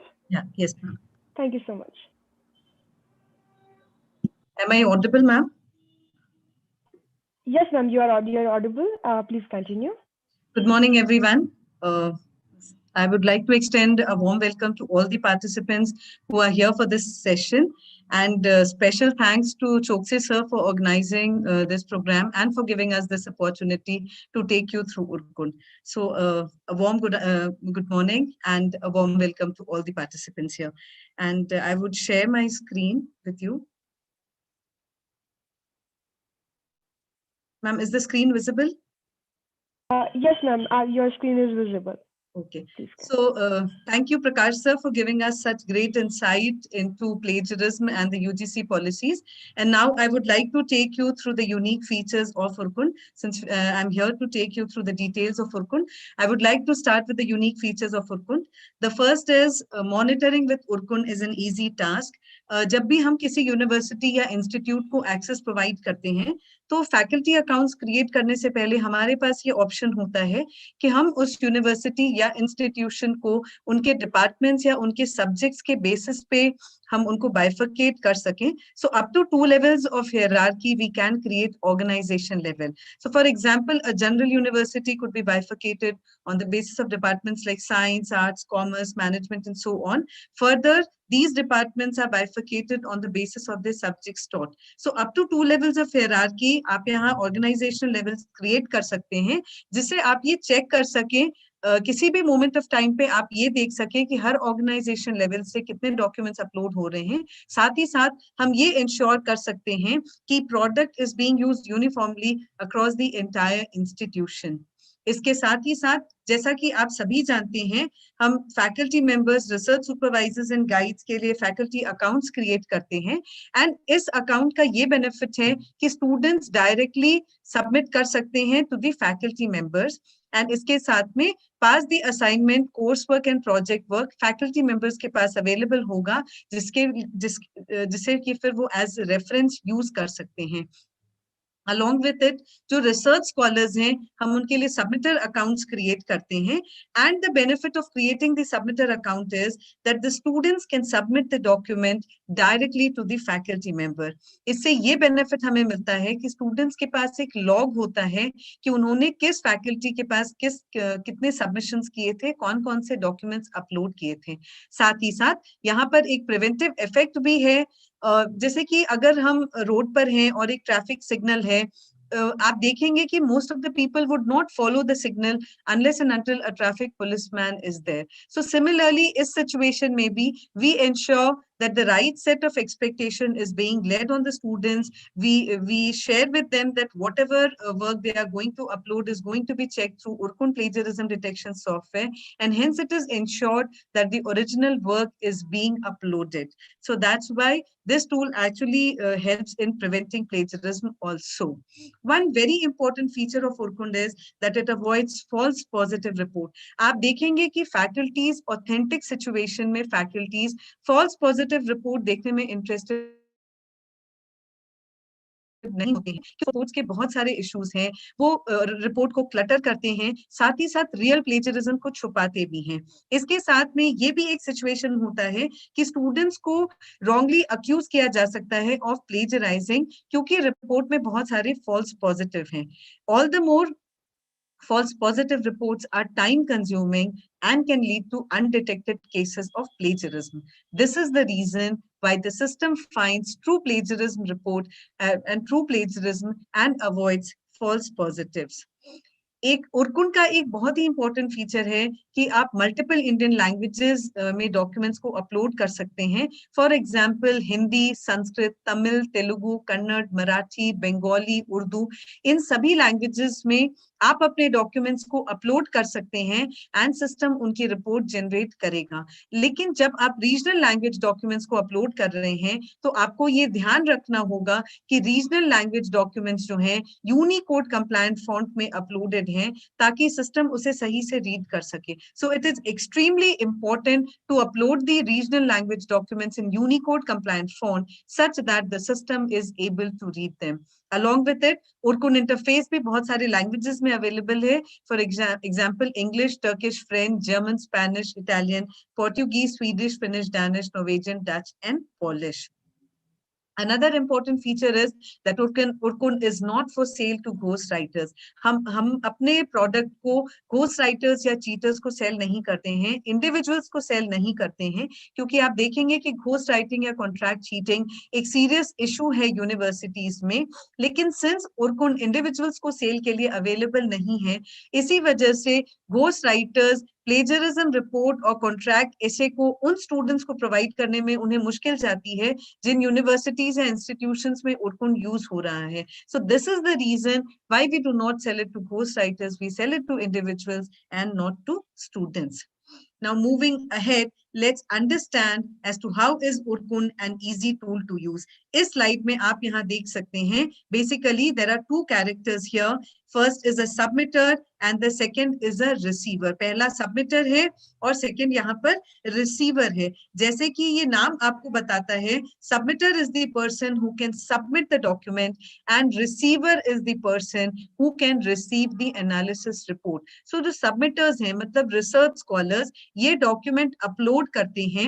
जैसे ही ये डॉक्यूमेंट अपलोड करेंगे, इनके पास एक कंफर्मेशन ईमेल आएगा जिसमें ये लिखा होगा कि एक डॉक्यूमेंट सक्सेसफुली अपलोड किया गया है। तो कंफर्मेशन ईमेल आता है, then the document is being scan for similarity by the system. और जब सिस्टम स्कैन कर लेता है डॉक्यूमेंट को, उसके बाद जो सिमिलैरिटी रिपोर्ट जनरेट होती है वो रिसीवर को भेज दी जाती है with the similarity percentage, and receiver यहाँ पर रिपोर्ट को अच्छे से एनालाइज करता है। So this is how the process moves on. जैसा कि आपने देखा कि जो सबमिटर है, that means the research scholars, ये सिर्फ डॉक्यूमेंट्स अपलोड कर सकते हैं, सिस्टम इनके पास डायरेक्टली रिपोर्ट नहीं भेजता है, इसलिए रिपोर्ट नहीं देख सकते हैं।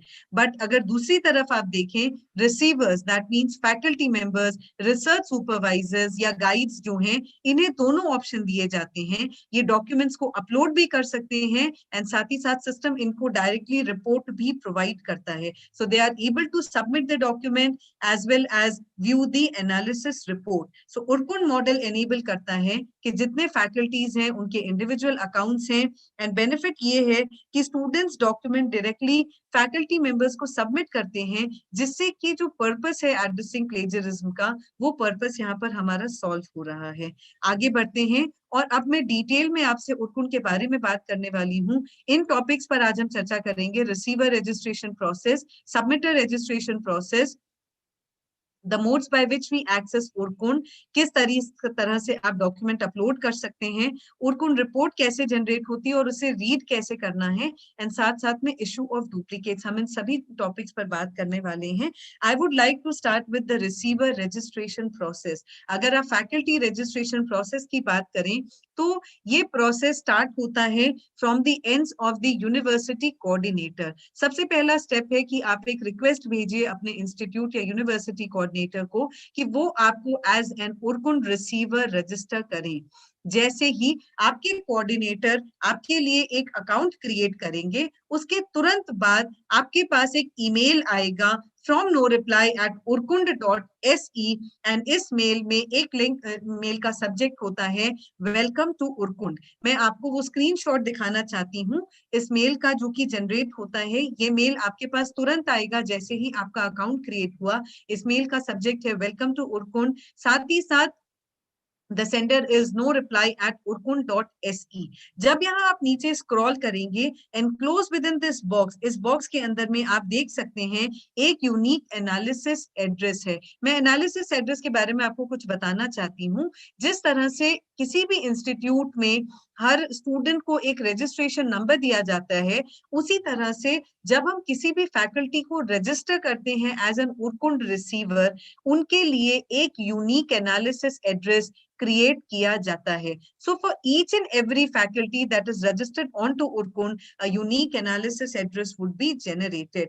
ये analysis address बहुत important है क्योंकि किसी भी डॉक्यूमेंट को जैसे आप चेक करना चाहते हैं, it has to be emailed as an attach file to this particular analysis address. इसका मतलब ये है कि डॉक्यूमेंट अपलोड करते समय आपको यही एनालिसिस एड्रेस टाइप करना है। तो किसी भी डॉक्यूमेंट को हम ईमेल करते हैं इसी एनालिसिस एड्रेस पर। ये एक यूनिक एनालिसिस एड्रेस है जो कि हर अपलोड के लिए जरूरी है एंड ये एनालिसिस एड्रेस आपके रजिस्टर्ड ईमेल के साथ कनेक्टेड है। तो रिपोर्ट्स जब जनरेट होंगी आपके रजिस्टर्ड ईमेल आईडी पर भी रिपोर्ट आ जाएगी।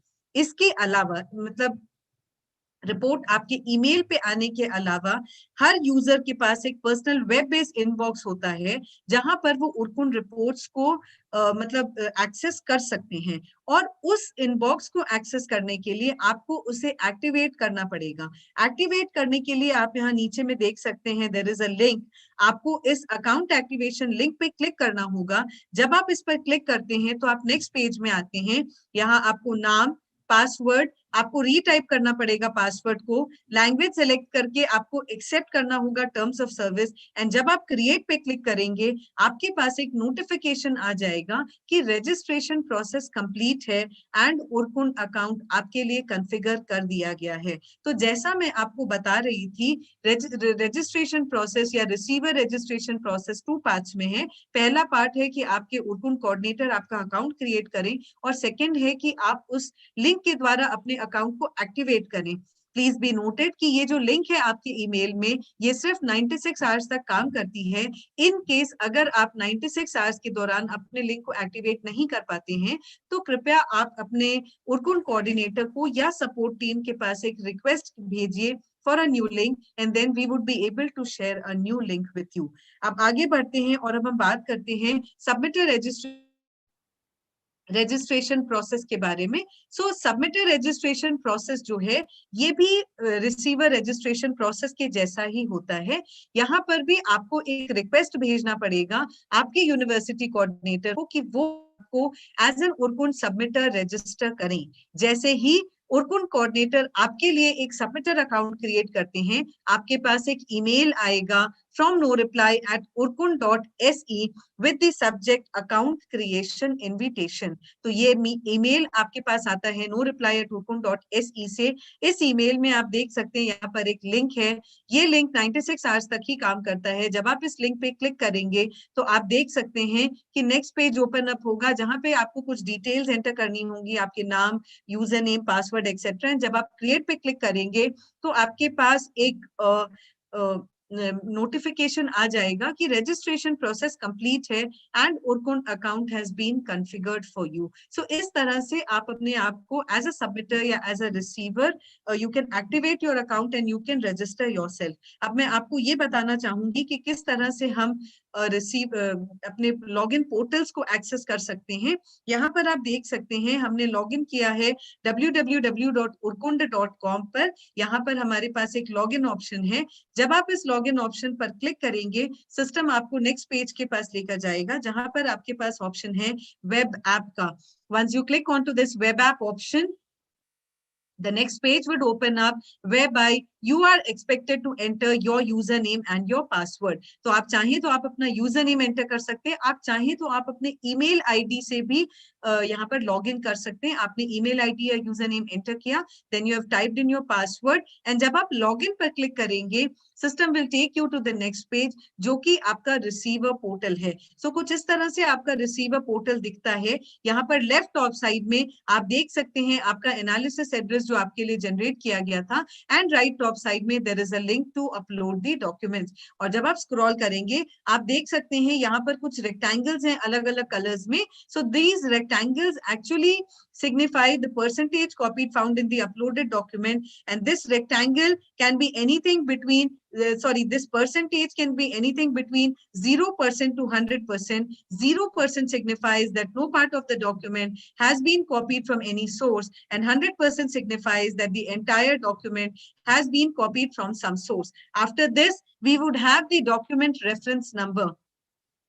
जब आप किसी भी डॉक्यूमेंट को अपलोड करते हैं तो हर डॉक्यूमेंट को एक specific document reference number provide किया जाता है। ये डॉक्यूमेंट रेफरेंस नंबर उन केसेस में बहुत यूजफुल होता है जब आप सपोर्ट टीम के साथ कोऑर्डिनेट करते हैं रिगार्डिंग एनी क्वेरी। उस केस में मैं ये रिक्वेस्ट करूंगी कि आप कृपया अपना डॉक्यूमेंट रेफरेंस नंबर शेयर करें, जिससे कि हम आपके डॉक्यूमेंट की क्वेरी को देख सके। फॉलोड बाय दिस हमारे पास है name of the document, size, number of words, फिर सबमिटर की डिटेल्स, एंड लास्ट में है आपके document log, that is the date and time of submission. ये सारी डिटेल्स आप यहाँ आपके रिसीवर पोर्टल में देख सकते हैं। जिस तरह से हम यहाँ पर अभी अपने रिसीवर पोर्टल पर आए हैं, उसी तरह से हम अपना सबमिटर पोर्टल भी एक्सेस कर सकते हैं। Now in the सबमिटर portal there are certain differences. The process to log on to the submitter portal is the same as that of the receiver portal. The only difference is that here we are able to see the document reference number, we are able to see name of the document, size, number of words, sender details, as well as document log. So that is the these are the details that are available here. You would not be able to see the details of the report, that is the percentage sign, क्योंकि submitters के पास report directly नहीं share किए जाते हैं। So इस तरह से हम हमारे receiver portal and submitter portal को access करते हैं। आगे बढ़ते हैं, अब हम बात करते हैं next we would talk about the modes by which we can access Urkund. There are 3 ways by which we can access Urkund. The first is accessing Urkund using your email. The second is accessing Urkund using... Ma'am, I'm really sorry I'm interrupting you. Can you please disable participant annotation, because we are getting some unnecessary. Yeah, yes. It is available next to... Ma'am, I have disabled it. Yes. Okay, thank you, ma'am. Thank you so much. Please continue.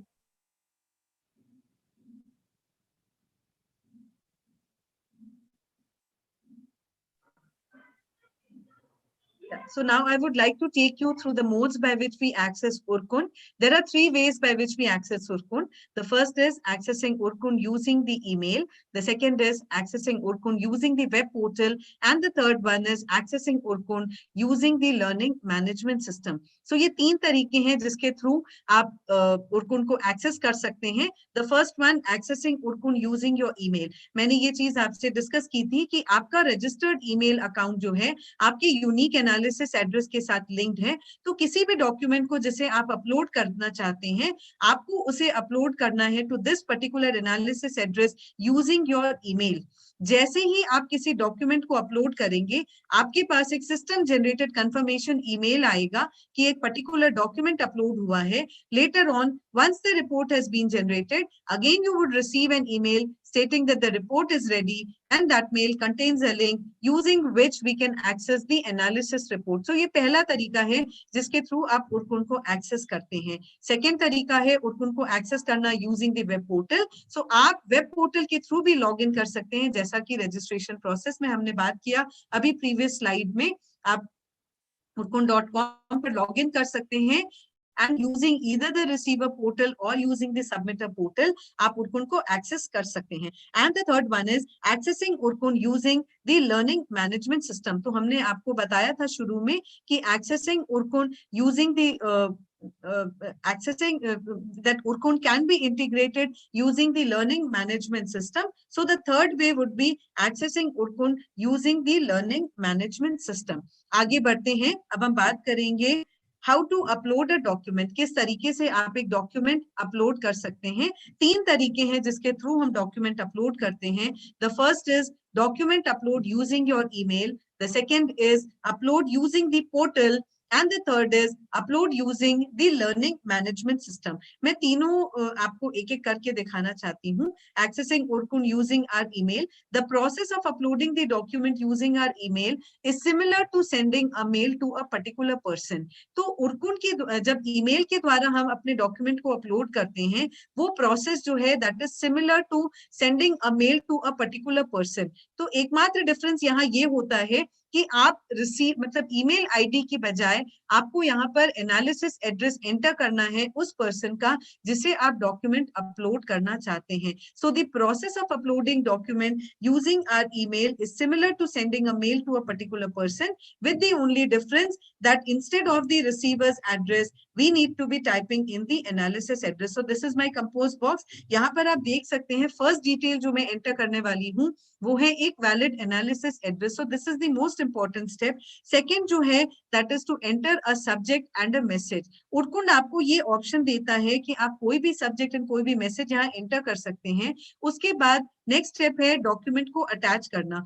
तो जिस भी document की आप similarity check करना चाहते हैं आप उस डॉक्यूमेंट को यहाँ पर अटैच कर सकते हैं और डॉक्यूमेंट अटैच करने के बाद आप सिंपली सेंड पे क्लिक करेंगे. Once you have clicked on to send, document would be uploaded using our email. तो हमने देखा कि प्रोसेस जो है डॉक्यूमेंट अपलोड करना using our email is similar to sending a mail to a particular person with the only difference that instead of the email ID we have typed in the analysis address. जैसे ही आप document upload करते हैं using your email, you would receive a system generated confirmation कि एक particular document upload हुआ है.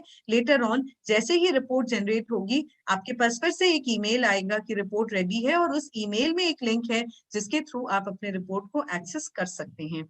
Second way है डॉक्यूमेंट अपलोड करने का यूजिंग द पोर्टल. ये हमारा पोर्टल है. यहाँ पर राइट टॉप साइड में आप देख सकते हैं there is a link to upload documents. जब आप इस लिंक पर क्लिक करेंगे तो कुछ इस तरह का पेज यहाँ पर ओपन अप होगा. यहाँ पर भी जो पहले डिटेल हमें एंटर करनी है वो है एक वैलिड एनालिसिस एड्रेस. मैं यहाँ आपको ये बताना चाहती हूँ कि जब आप एज अ रिसीवर रजिस्टर्ड है, दैट मीन्स आपका रिसीवर अकाउंट क्रिएट हुआ है, इन दैट केस आपको सिर्फ ड्रॉप डाउन मेन्यू से अपने एनालिसिस एड्रेस को सेलेक्ट करना है. That is the only step that needs to be taken. आप यहाँ ड्रॉप डाउन मेन्यू में जाइए और आप यहाँ पर अपना एनालिसिस एड्रेस जो है उसे आप यहाँ पर ड्रॉप डाउन मेन्यू से आप यहाँ सेलेक्ट कर सकते हैं. And once you have selected it, आप देख सकते हैं यहाँ पर एक टिक का साइन आया है. ये टिक का साइन ये सिग्निफाई करता है कि एनालिसिस एड्रेस जो आपने एंटर किया है वो करेक्ट है. This is an important step.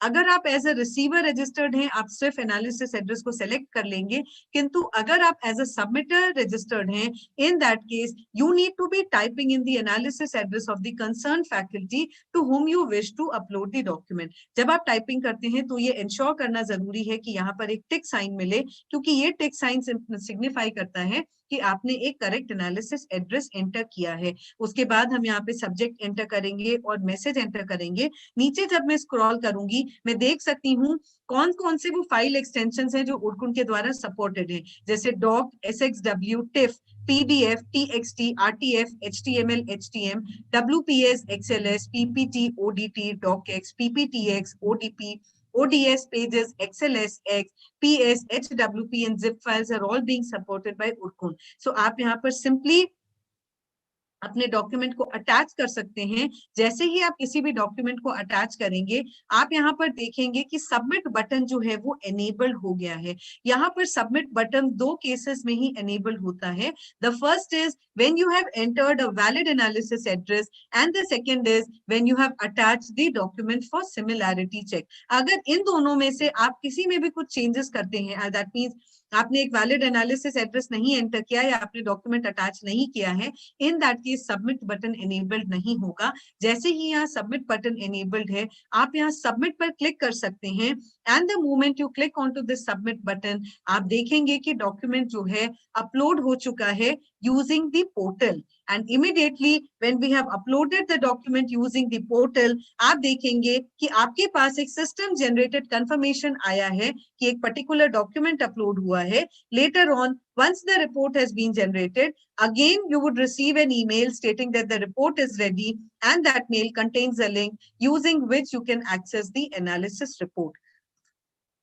Excuse me. बहुत बार ऐसा होता है कि आप देखते हैं कि यहाँ पर आपके डॉक्यूमेंट के डिटेल्स यहाँ नहीं दिख रहे हैं. इसका मतलब है कि डॉक्यूमेंट सक्सेसफुली अपलोड नहीं हुआ है. So please ensure that your account has been activated and then try to upload the document so that you are able to see the details here in the portal.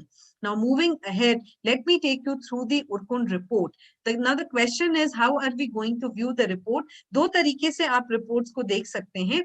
पहला है, report link is received on the receiver's registered email address from report@analysis.urkund.com. ये पहला तरीका है report देखने का. जैसे ही report ready होगी, आपके पास एक ईमेल आएगा stating that the report is ready, and that mail contains a link using which you can access the analysis report. So यहाँ पर आप देख सकते हैं, this is how it looks like. ये email आप यहाँ पर आपके पास आएगा, and इस email में at the bottom part you will be able to see there's a link here. जब आप इस link पे click करते हैं, तो the moment you have clicked onto this link, the report would open up in a new page. Many a times it so happens that the new page does not open up. In that case, kindly disable the pop-up blocker. Second तरीका report देखने का है कि जैसे ही report ready होती है, आप यहाँ पर वो परसेंटेज साइन देख सकते हैं, and this percentage sign actually signifies that the report has been generated. Once you click onto this percentage, the report would open up in a new page. However, if the report does not open up in a new page, please check whether the pop-up has been allowed or not, and in case if the pop-up has not been allowed, please disable the pop-up blocker. Now let us go ahead and let us discuss a sample report. This is how a report looks like. इस report में आप देख सकते हैं, यहाँ पर पहला जो बार है, that is just a minute, which is the document overview bar. और document overview bar में हम यहाँ देखेंगे that we use this bar to have a quick look at the findings in the document. Document overview bar में आप यहाँ देख सकते हैं certain parts जो हैं वो highlighted है orange में, and other parts are highlighted in blue. So those parts which are highlighted in orange signify that some kind of matching text has been found, and other parts that have been highlighted in blue signify that some kind of warning has been generated. तो जिस जगह पर भी system को matching text मिला है या similarity मिली है, सिस्टम उसे ऑरेंज कलर में हाईलाइट करता है, एंड द अदर पार्ट्स जहां पर सिस्टम को वार्निंग दिखी है वो उसे ब्लू में हाईलाइट करेगा. So by warning we mean that something abnormal has been found in the document. और इसका मतलब ये है कि maybe some different script या राइटिंग सिस्टम यूज हुआ है, या maybe some abnormally longer words use हुए हैं आपके डॉक्यूमेंट में. सो उस केस में आप यहाँ देख सकते हैं वो ब्लू से हाईलाइटेड होगा. सो जब आप यहाँ चाहें तो आप बेसिकली इस बार के थ्रू हम एक क्विक लुक लेते हैं at the findings in the document. लेकिन अगर आप और ज्यादा डिटेल्स जानना चाहते हैं किसी स्पेसिफिक मैच या वार्निंग के बारे में, आप यहाँ पर किसी पर्टिकुलर हाईलाइट पे क्लिक कर सकते हैं, and once you click on a particular highlight you have the option to investigate it further in the findings view. तो जैसे ही आप किसी हाईलाइट पे क्लिक करेंगे, सिस्टम यहाँ पर आपको कुछ इस तरह का एक्सप्लेनेशन देगा. Basically it is a snippet of the matching text या explanation of the warning, and here we can go straight to see the details here in the view details tab. अगर आप ज्यादा डिटेल्स देखना चाहते हैं तो आप view details पे क्लिक कर सकते हैं, या फिर आप कंटिन्यू कर सकते हैं to go through all matches to have a quick overview. Now the next one here is the matching text, that is the findings tab. So findings tab आपको ये बताता है कि कितने findings आपको यहाँ पर मिले हैं इस डॉक्यूमेंट में. आप यहाँ findings view में जा सकते हैं, जहां पर आप देख सकते हैं investigated findings closely side by side with the matching source text. Basically हम यहाँ matching text और warnings में distinguish करते हैं, and हम अलग अलग उन तक पहुंच सकते हैं. However, अगर आप मैचिंग टेक्स्ट और वार्निंग्स नहीं देखना चाहते हैं, आप एंटायर डॉक्यूमेंट देखना चाहते हैं with all the findings highlighted, आप इस टैब पे क्लिक कर सकते हैं, view the entire document, and once you click on to this option, view the complete report और view the entire document, system आपको कंप्लीट रिपोर्ट दिखा देगा। नेक्स्ट है सिमिलैरिटी बार्स, जो कि दो तरह की सिमिलैरिटी बताते हैं। पहला है इस असाइनमेंट का aggregated similarity percentage, and the second is the receivers average similarity, मतलब average similarity of all the submitted documents to this particular receiver. इस रिसीवर के पास जितने भी डॉक्यूमेंट्स अपलोड हुए थे उनकी एवरेज सिमिलैरिटी कितनी थी, वो आप यहाँ पर देख सकते हैं in the receivers average similarity. The next one is the submission details, जहां पर आपको एडिशनल इंफॉर्मेशन मिलता है, नेसेसरी इंफॉर्मेशन मिलता है अबाउट द डॉक्यूमेंट, जैसे कि सबमिटर का नाम क्या था, फाइल का नाम, कब सबमिट हुआ, submission ID, word count, message, ये सारी डिटेल्स आप यहाँ पर देख सकते हैं in the submission details tab.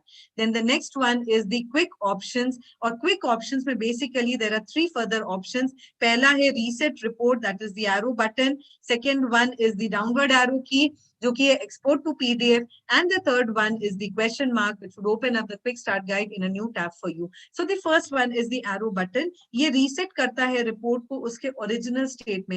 इसका मतलब है कि मान लीजिए आपके रिपोर्ट में कुछ ऐसे पार्ट्स थे, कुछ फाइंडिंग्स थे जिन्हें आप एक्सक्लूड करना चाहते थे, तो आपने उन्हें एक्सक्लूड किया है, अब आप उनको रीस्टोर करना चाहते हैं, तो you have excluded certain findings, now later on आप चाहते थे कि आपका रिपोर्ट जो है रीलोड हो जाए back to its original form. In that case you can simply click onto this arrow key, and once you click onto this restore button, that means the arrow key, you would be able to see that the report has been reloaded back to its original form. तो इस तरह से आप अपने report को reload कर सकते हैं back to its original form by clicking onto this number. The second one is export to PDF, that means download the report as a PDF. तो अगर आपको ऐसा लगता है कि you want to download the report as a PDF, you want to convert the document as a PDF and download it onto your system, आप यहाँ पर इस पे क्लिक कर सकते हैं। जब आप डाउनवर्ड एरो की पे क्लिक करेंगे, you would be able to see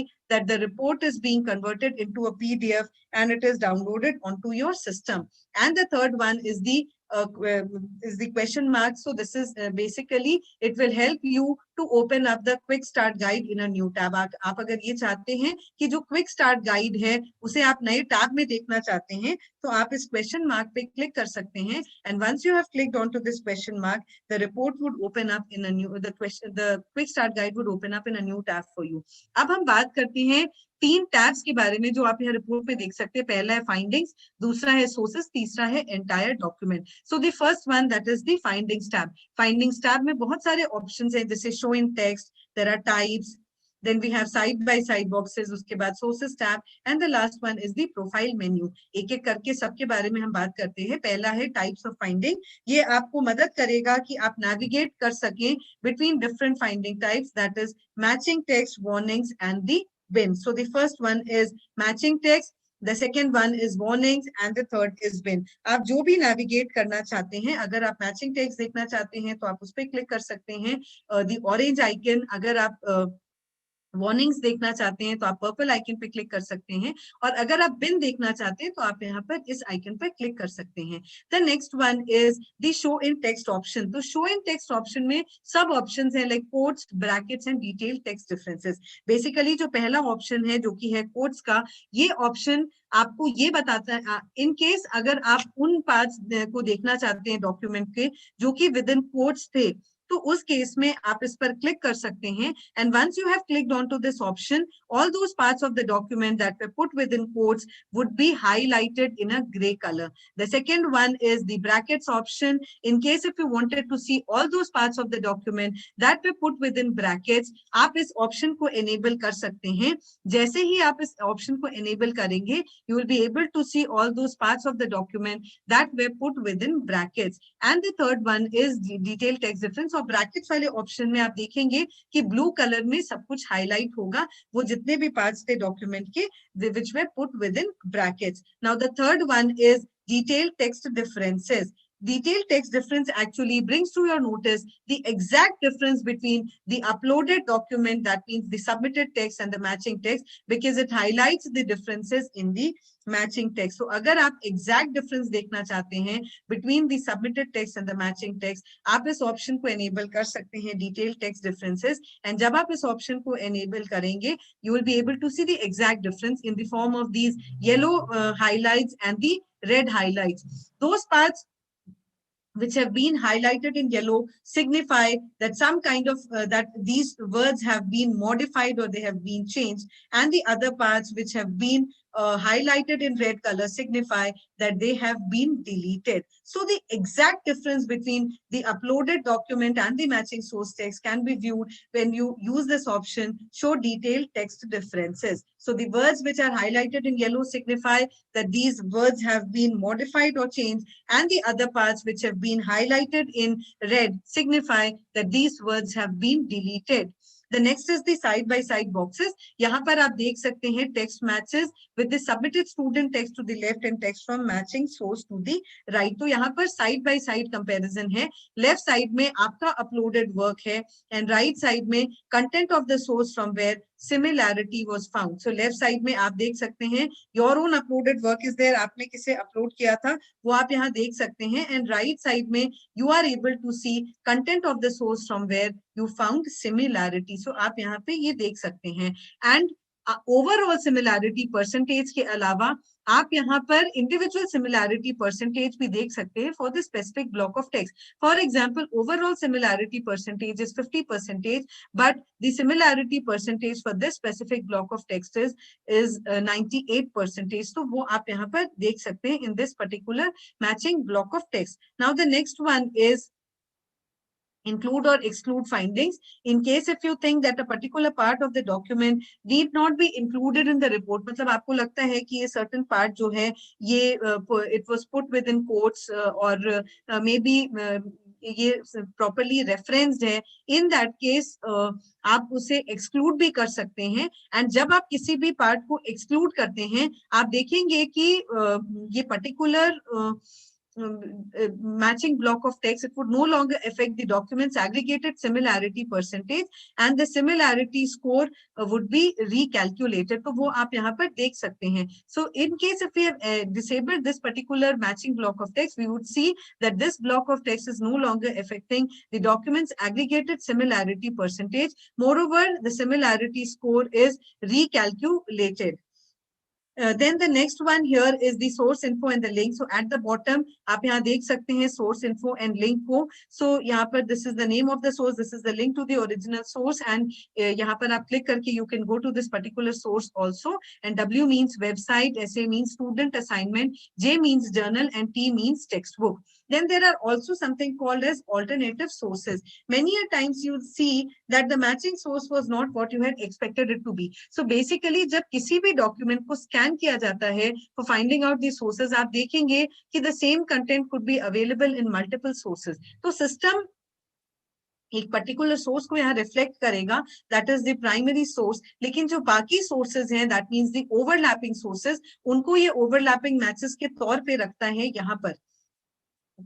आप अगर प्राइमरी सोर्स नहीं देखना चाहते हैं, आप अगर दूसरे सोर्सेस देखना चाहते हैं जिनमें इस पर्टिकुलर ब्लॉक ऑफ टेक्स्ट से सिमिलैरिटी मिली थी, तो आप यहाँ पर इस पर्टिकुलर सोर्स पे क्लिक कर सकते हैं. जब आप इस सोर्स पे क्लिक करेंगे आप देखेंगे यहाँ नीचे लिखा है ऑल्टरनेटिव सोर्सेज, या फिर अगर आप 3 डॉट्स में भी देखेंगे तो you will be able to see something written as view alternative.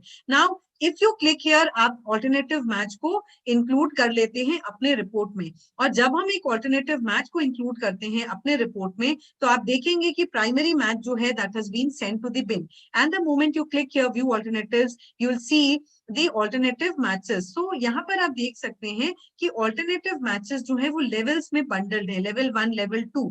तो आप यहाँ पर इन लेवल्स को एक्सपैंड कर सकते हैं by clicking on to this downward arrow key, and जब आप इन पे क्लिक करेंगे आप देखेंगे कि आपका लेवल्स जो है वो एक्सपैंड हो गया. You are able to see the sources which are there in the particular level. आप उनमें से जो भी लेवल चाहें आप उसे चूज कर सकते हैं. Once you click on save and continue, आप देखेंगे कि इस डॉक्यूमेंट को अब इस पर्टिकुलर ऑल्टरनेटिव सोर्स के अगेंस्ट चेक किया जा रहा है एंड प्राइमरी सोर्स के अगेंस्ट नहीं चेक किया जा रहा है। इसकी वजह से primary source has gone to the bin, साथ ही साथ ऑल्टरनेटिव मैच आने की वजह से सिमिलैरिटी स्कोर जो है वो रिकैलकुलेट भी हुआ है। कभी कभी आप देख सकते हैं साइड बाय साइड कंपैरिजन में you're not able to see the matching source text। ये इस वजह से हो सकता है क्योंकि डॉक्यूमेंट उनके पार्टनर सेक्शन में है और जहां से वो इनएक्सेसिबल है, या फिर सेकंड ये हो सकता है कि document has been exempted from as a viewable source in the Urkund archive by the author. तो ये एक रीजन हो सकता है। इसका मतलब ये है कि जब मैं एक डॉक्यूमेंट अपलोड करती हूँ तो मेरे पास एक सिस्टम जनरेटेड कंफर्मेशन ईमेल आता है जो कि ये बताता है कि मैंने डॉक्यूमेंट को सक्सेसफुली अपलोड किया था। इस कंफर्मेशन ईमेल में आप देख सकते हैं at the bottom of that email वहां पर एक लिंक है जिसके थ्रू आप अपने डॉक्यूमेंट्स को एग्जेम्प्ट कर सकते हैं। वो जो लिंक है that link actually exempts your document. इसका मतलब है कि अगर आपने अपने डॉक्यूमेंट को एग्जेम्प्ट किया है, नेक्स्ट टाइम अगर आप नेक्स्ट टाइम कोई और डॉक्यूमेंट अपलोड हुआ है एंड आपके डॉक्यूमेंट के अगेंस्ट उसमें से सिमिलैरिटी मिली है, in that case not even a single line और a single paragraph of your work, even वो पार्ट्स आपके वर्क के वो पार्ट्स जो कि उस पर्टिकुलर डॉक्यूमेंट से सिमिलर थे, वो पार्ट भी उस पर्टिकुलर पर्सन को नहीं दिखेंगे। सो दैट इज हाउ, अगर आप चाहते हैं कि आपका डॉक्यूमेंट एग्जेम्प्ट कर दिया जाए, that means it should not be compared with similarity, या फिर आपके डॉक्यूमेंट का एक सिंगल लाइन एक सिंगल वर्ड भी किसी और को नहीं दिखे, तो you can exempt your document from being a future source for organisations other than your own. Now the next one is the findings bin. जैसा कि मैंने आपको बताया कि जब हम ऑल्टरनेटिव मैचेस को अपने रिपोर्ट में इंक्लूड करते हैं तो प्राइमरी मैचेस जो हैं they would enter the recycle bin, they would enter the bin. तो यहाँ पर आप अगर फाइंडिंग्स बिन में जाएंगे you would be able to see the alternate primary match. और अगर आपको लगता है कि प्राइमरी मैच को वापस आपको रिपोर्ट में इंक्लूड करना है, you can click on to restore and once you have clicked here the primary match would be taken back to the report. Now the next one is the profile menu. इसमें और बहुत सारे options हैं जैसे enable quotes, enable brackets, show detail text difference. Then we also have the option to export report as a PDF. There is an option to share report with the concern person. आप share report पे click कर सकते हैं। Concern person का email ID enter करके share पे click करेंगे तो वो रिपोर्ट उस कंसर्न पर्सन के पास पहुंच जाएगी। Language, quick start guide, sign in, ये सारे ऑप्शंस आप यहाँ पर देख सकते हैं। पहला टैब जैसे कि मैं बता रही थी फाइंडिंग्स टैब है, second is the sources tab, and under the sources tab we will find the list of all the original sources that we had found during the analysis. तो ये वो सोर्सेस हैं जहां पर टेक्स्ट सिमिलैरिटीज मिली है with the submitted document. Now the next one is under the sources tab. The first one is the source list, which shows the list of identified sources, and this is now displayed in a separate view. आप original source को view कर सकते हैं by clicking on one of them in the list. Now the next one is the source legend, which talks about the type of source. ये icons आपको बताएंगे कि किस तरह के source को refer किया गया है। W means website, SA means student assignment. इसका मतलब है वो document जो कि उर्कुन को submit हुए थे and उर्कुन archive में saved हैं। The next one is journal and the T is textbook. After this we have location and document. ये बार हमें बताता है कहाँ पर matches मिले हैं to this particular block of text. वो आप यहाँ पर देख सकते हैं and then this we can click on a particular highlight to display a summary of the match and we can head directly to the findings details. Now the next one, the next tab that we would be able to see is the alternative source. जैसा कि मैंने आपको बताया कि जब एक analyzed text में similarity आती है बहुत सारे sources के संग, system most relevant source को display करता है अपने हमारे algorithm की ranking के हिसाब से। लेकिन अगर आप चाहें तो आप alternative overlapping sources को देख सकते हैं, मतलब उन sources को देख सकते हैं जिनमें भी similar content मिला है।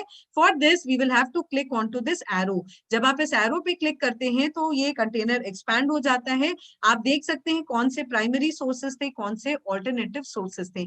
अगर आपको ऐसा लगता है कि सिस्टम को आपके डॉक्यूमेंट को प्राइमरी सोर्स के साथ नहीं कंपेयर करना था, इस केस में आप इसे अनचेक कर सकते हैं। जैसे ही आप अनचेक करेंगे ये सोर्स, ये जो प्राइमरी सोर्स था, ये आपके एनालिसिस से एक्सक्लूड हो जाएगा। और जब आप प्राइमरी सोर्स और उसके मैचेस को एक्सक्लूड करते हैं तो आपसे पूछा जाता है कि क्या आप ऑल्टरनेटिव सोर्स को इंक्लूड करना चाहते हैं, तो आप ऑल्टरनेटिव सोर्स को स्विच भी कर सकते हैं by using the hidden menu. तो कुछ इस तरह से आप ऑल्टरनेटिव सोर्सेज को अनचेक प्राइमरी सोर्स को अनचेक करके ऑल्टरनेटिव सोर्स के अगेंस्ट अपने डॉक्यूमेंट को चेक करा सकते हैं। You can also switch on to the alternative source by clicking on to the 3 dots, and जब आप प्राइमरी सोर्स को अनचेक करेंगे, system would ask you whether you want the document to be compared with some like alternative sources। अगर आपको लगता है कि आप alternative source के साथ अपने document को compare कराना चाहते हैं तो आप उन alternative source को include कर सकते हैं। You will see that primary source is no longer used for calculation of similarity,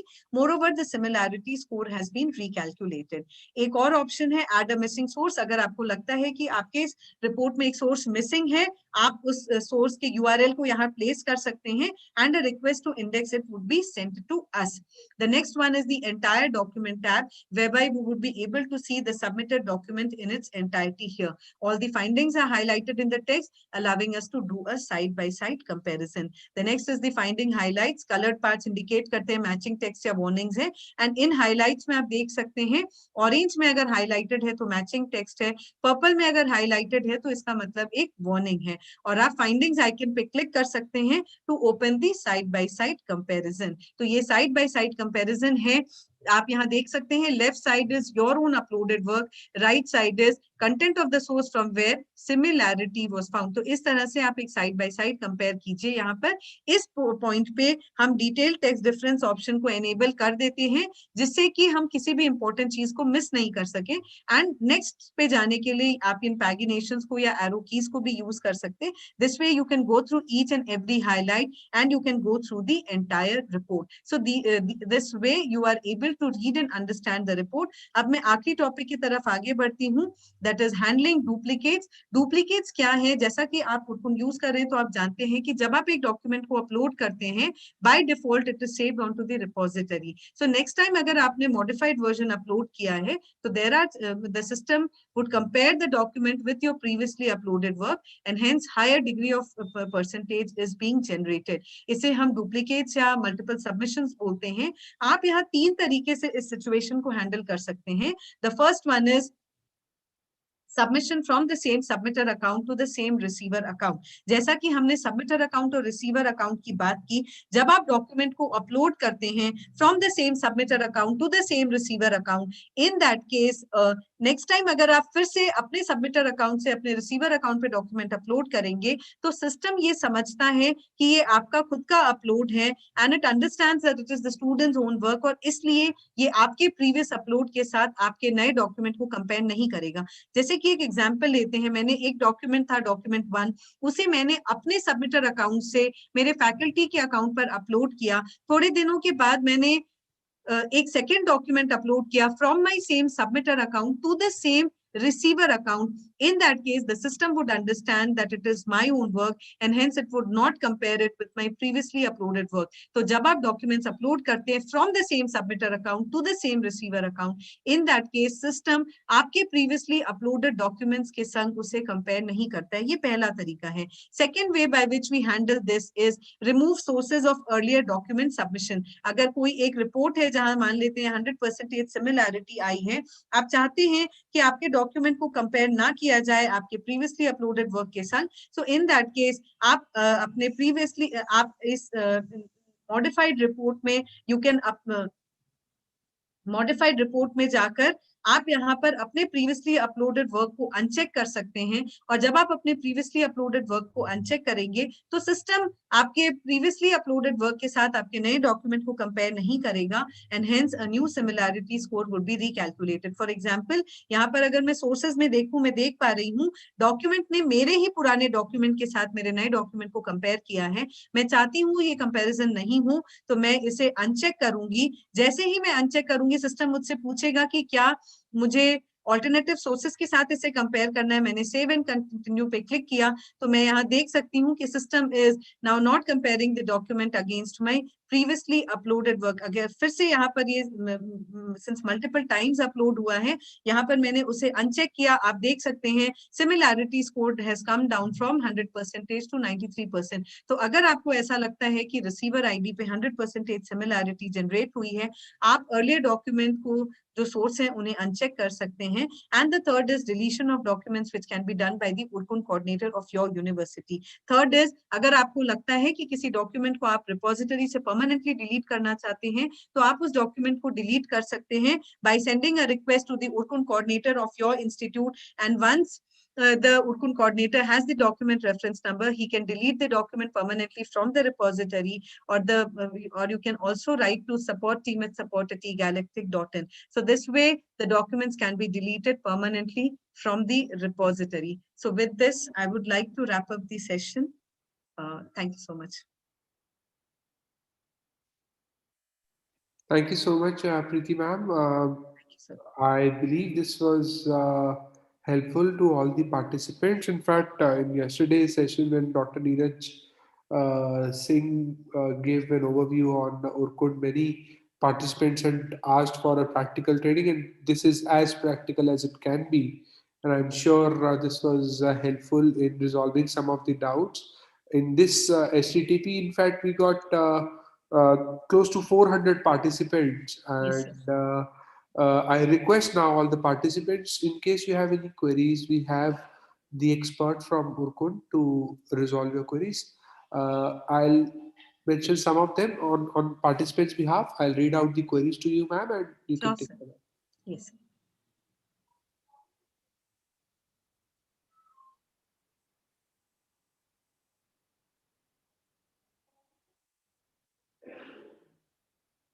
When we submit a research paper or thesis, then the Urkun, then is it stored in Urkun repository or not? Yes, sir. Sir, as I mentioned in the last part of the session, that when we upload a document to the Urkun system, the document is saved onto the Urkun repository by default. And anytime if there is a need that the document need not be there in the repository, you could write to the Urkun coordinator of your institute or to support team and with the document reference number, and those documents can be deleted from the repository. But by default, the system would be saving the document. Okay, okay. So Umesh has asked a query. I don't know how correct is it, but in context of Urkud, but he's asking, does Urkud also check grammar of these uploaded articles, just like Grammarly does? Can Urkud make such suggestions? No, sir. So that's not possible. That's not in the purview.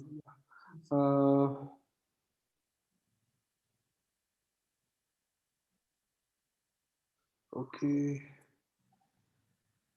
Okay, any word limit in Urkut? I don't think there is, but no, sir. So maximum up to 20 MB, the document size of 20 MB can be uploaded.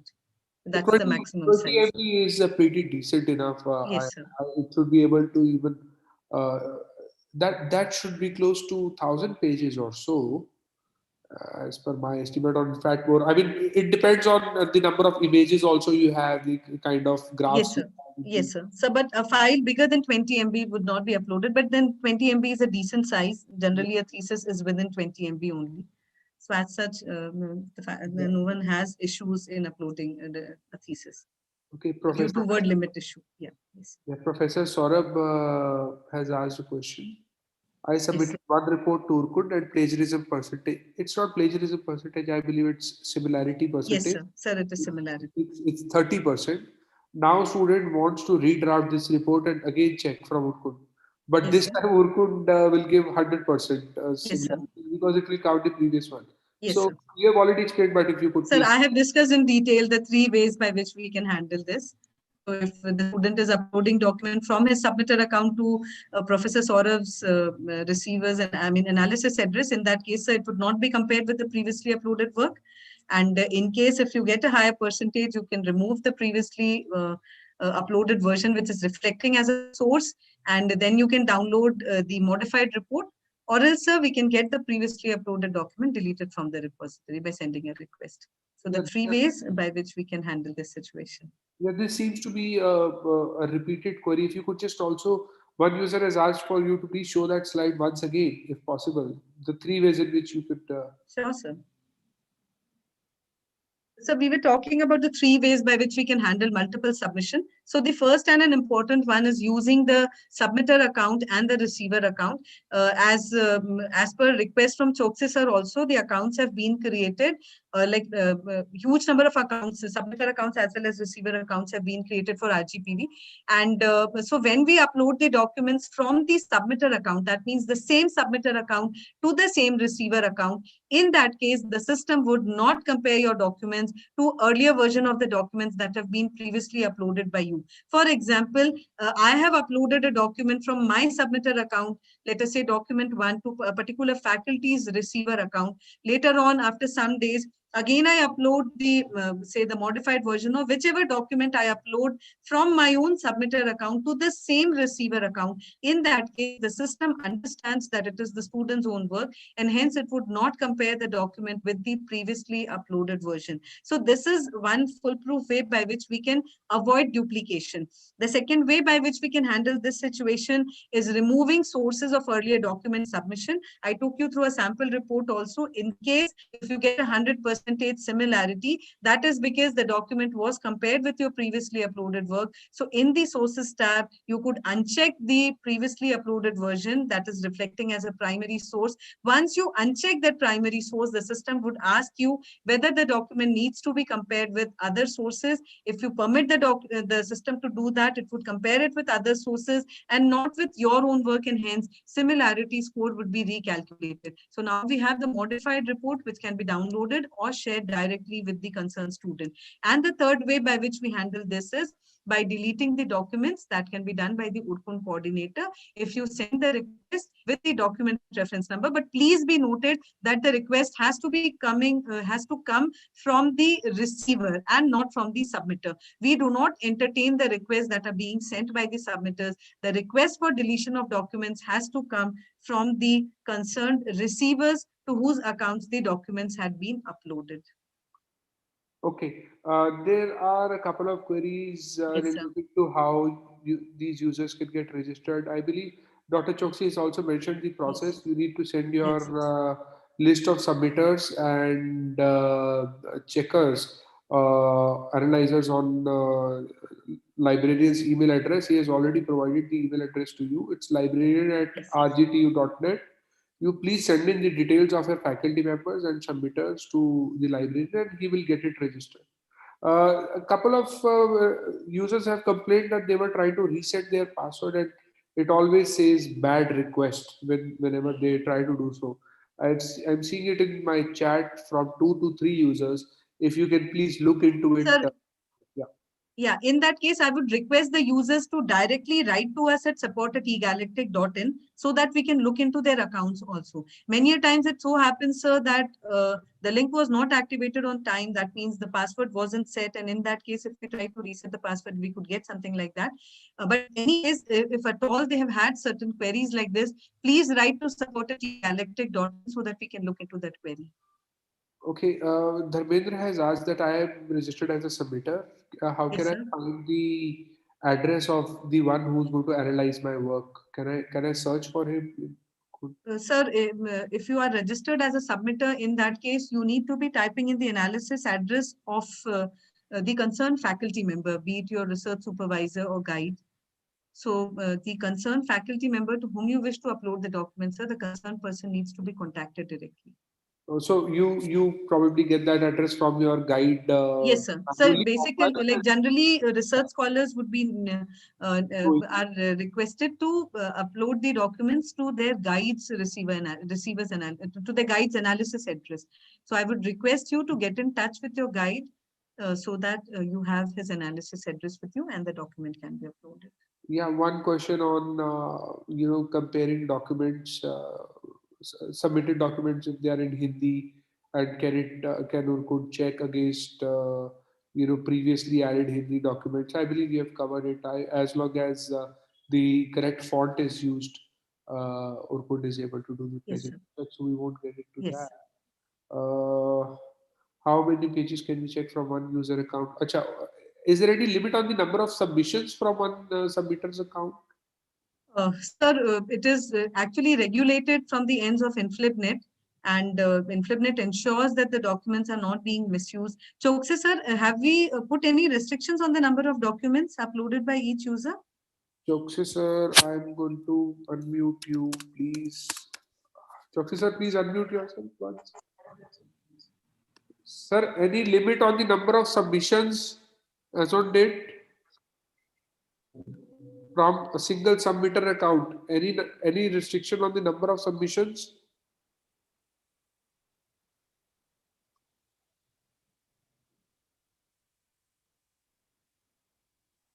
Dr. Choksi, we can't hear you. Okay, so this query remains unanswered. You can probably get in touch with the central library, Dr. Chokse, and he'll be able Yes, to sir. respond better to this query because, like Preeti ma'am said, the restrictions might have been put up by as a policy by InflibNet or by RGPV, and Dr. Chokse, Definitely, sir. It is ensured from their end that the documents are not being misused. yes. So maybe there are no restrictions, but then we need to be using it responsibly, because there are overall restrictions on the, I mean, it is being closely monitored as to how many documents are being uploaded by each university.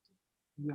So some users are asking for a recording of this session. For them, I wish to inform you that in the chat box, if you see right now, I am putting in a link of YouTube, which is the streaming link, live streaming of this session is happening on YouTube as well. And we will keep this lecture on YouTube for a few days from now for you to refer to this expert talk. And in case you have, if you want to follow up on what was discussed, you can always visit the YouTube link. And Ria is asking, I mean, how there are many anti-plagiarism software on internet available for free. Do they also provide accurate results? Just in case, I mean, I believe Ria doesn't have access to Urkud Yes, because sir. yeah. So each software has access, like their own databases are there for each software. And as far as the free anti-plagiarism softwares on internet are available, it is not advisable to use them, because many a times you will see, sir, that the content is saved on their databases, which can create problems for you later on. So it is, they may provide, I mean, they have access to databases. They'll provide you with the report, and how authentic the reports are, sir, it is difficult to comment on that. But if we talk about the higher authorities also, that is what is being shared during the sessions conducted by InflibNet also, that we should refrain from uploading documents on the free softwares which are available on internet. Yes, that's true. And since eShod Sidhu is now providing access of a software like Urkud to all the government universities Yes, sir. and primarily all affiliated colleges affiliated to these universities, I don't see any reason, for relying on these free softwares. And even if you do not come under eShod Sidhu, I believe you can still have your submission tested. If your guide must be affiliated to some Yes, university, sir. you can seek Yes, sir. support from a government university. And uh, the everyone involved in this project, be it eShod Sindhu or Urkud or even government universities, the mission is common. The mission is same. We want to improve the quality of research and education, and doesn't matter whether the researcher is from a private organization or from a government one. If help support can be provided in ensuring that there is no plagiarism, I think you can look at you can seek support. You can reach the right person to get that Thanks. help. I request Dr. Choksi to please unmute your system once and share. Okay, thanks, Mohit. Yeah. First of all, for the participants, uh, RGPV provides the Urkund membership to all the affiliated which is more than 180 colleges we have already registered in the fund, and at present 2,194 faculties are registered as a receiver account. He is a PhD guide also, and more than 3,618 students are registered as PhD students. They are as a submitter account. इसके साथ ही मैं ये भी बताना चाहूंगा कि RGPV central library द्वारा जो भी एफिलेटेड कॉलेजेस के प्रिंसिपल्स हैं उनको यहाँ से एक पत्र भेजा जा चुका है जिसपे कि उनके द्वारा आपकी फैकल्टी और पीएचडी स्टूडेंट्स की लिस्ट चाहिए गई है। अगर आप जो उरकुंड में रजिस्ट्रेशन कराना चाहते हैं तो आप अपना लिस्ट एक्सेल फॉर्मेट में librarian@rgtu.net पर भेजकर आपको रजिस्टर्ड किया जा सकता है। इसी के साथ मैं प्रोग्राम जो उरकुंड एंटरप्रेन्योरिज्म क्वेरी थी सर पार्टिसिपेंट्स की, और हम चाह रहे थे कि अगर आप उस पर थोड़ा रोशनी डाल सकें। अभी जो है जो आपका डॉक्यूमेंट कैप की ऐसी कोई भी रिस्ट्रिक्शंस आरजीपीवी द्वारा नहीं है, ना ही यूजीसी इन्फ्लिमेंट द्वारा है। एटलीस्ट आप अभी वी आर स्टार्ट नाउ, उरकुंड अभी हमने चालू किया है तो अभी हमारे से कोई भी रिस्ट्रिक्शंस नहीं है। और यूजीसी द्वारा यूनिवर्सिटी कोऑर्डिनेटर मुझे माइसेल्फ डॉक्टर एस चौकसे को नियुक्त किया गया है और कि जो भी सारे एफिलेटेड कॉलेज के लाइब्रेरियन हैं दे इंस्टीट्यूशनल कोऑर्डिनेटर के रूप में काम करें और ये लीड करें कि जो भी उनके फैकल्टी मेंबर हैं इंश्योर करें कि वो कुंड में रजिस्टर्ड हो पाए। और इसके लिए मेरे ईमेल एड्रेस पे फैकल्टीज एंड स्टूडेंट्स की लिस्ट भेजकर रजिस्टर करा सकते हैं। इसी के साथ मैं प्रीति राठी मैम का मैं तहे दिल से शुक्रगुजार हूँ कि उनने उरकुंड का ट्रेनिंग प्रोवाइड करी आरजीपीवी को, अपना फैकल्टीज एंड स्टूडेंट्स को। मैं प्रकाश सर का भी धन्यवाद ज्ञापित करता हूँ कि जो ने हमारे को बहुमूल्य समय दिया। और मैं इसके लिए विशेष तौर से मेरा निवेदन था मनोज कुमार यूजीसी इन्फ्लिमेंट के साइंटिस्ट को, जिन्हें मेरे निवेदन को स्वीकार किया और बड़े शॉर्ट ड्यूरेशन में उन्हें ट्रेनिंग प्रोवाइड करी। अभी मध्य प्रदेश में एंटी प्लेगरिज्म सॉफ्टवेयर खासतौर से उरकुंड का अभी प्रसार होना है, तो इसके लिए लाइब्रेरियन और आरजीपीवी कटिबद्ध है कि वो जो निःशुल्क रूप से यूजीसी के द्वारा एंटी प्लेगरिज्म सॉफ्टवेयर प्रदान किया जा रहा है उसका भरपूर उपयोग कर पाए और ज्यादा से ज्यादा लोग और इंस्टीट्यूशन इसका उपयोग कर पाए।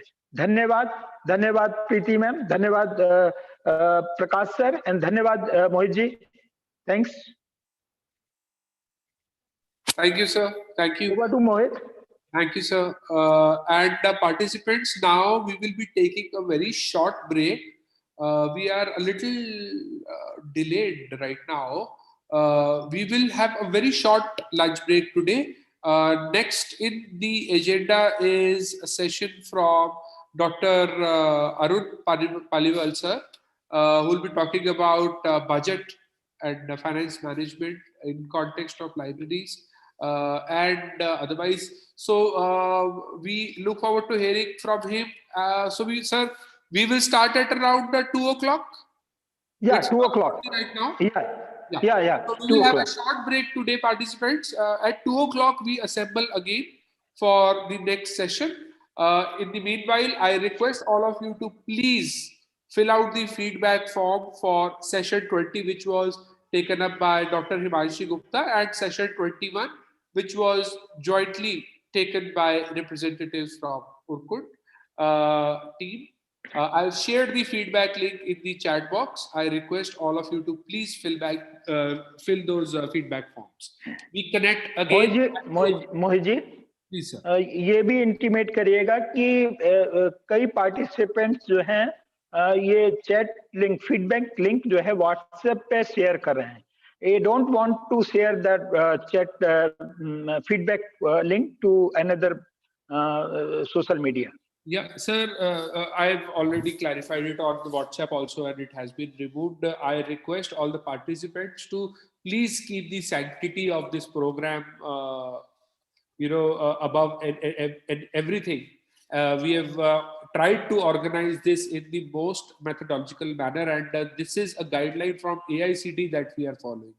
So this feedback link is treated as attendance, and it is in direct supervision of AICTE. So I request you to please do not share the feedback link on any other social media, and please fill out the form on your own from the chat box itself. We will be using it for attendance purposes. अभी तक बहुत discipline तरीके से ये programme चला है और हमारे सभी पार्टिसिपेंट्स ने बहुत अच्छे से पार्टिसिपेट किया है.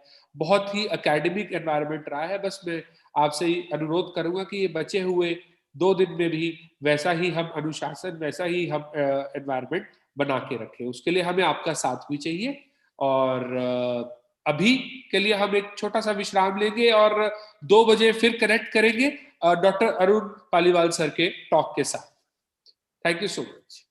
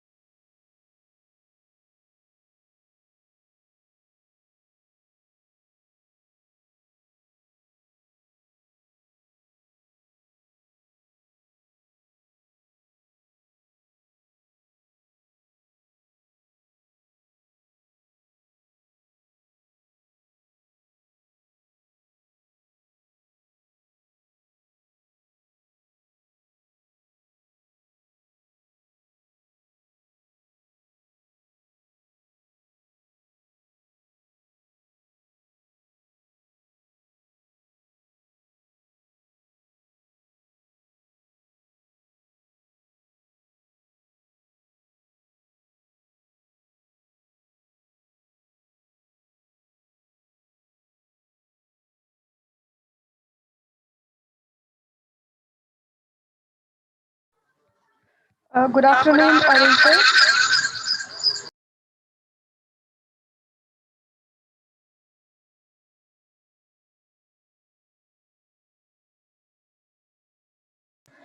Good afternoon, Arun sir. Participants is on break, so we will resume at 2 p.m.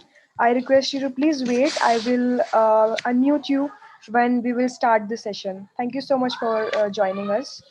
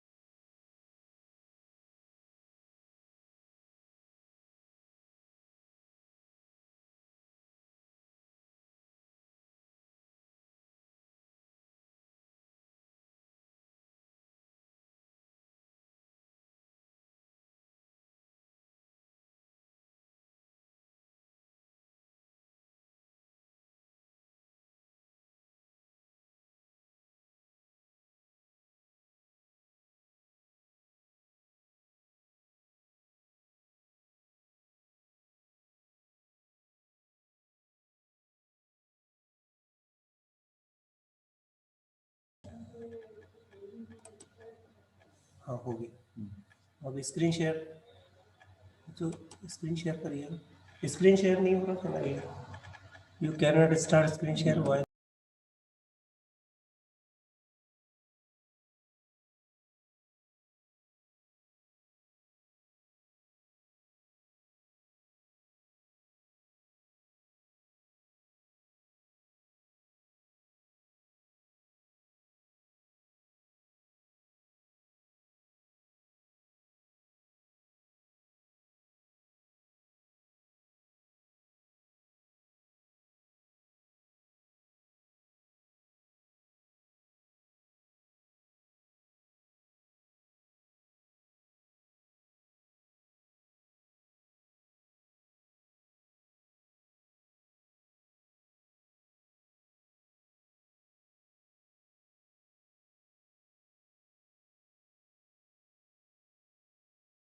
आप करिए।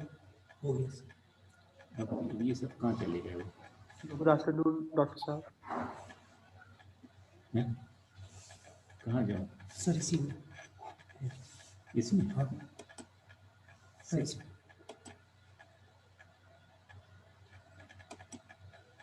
कुछ नहीं। आपको कहाँ से ये ऊपर क्या करेंगे?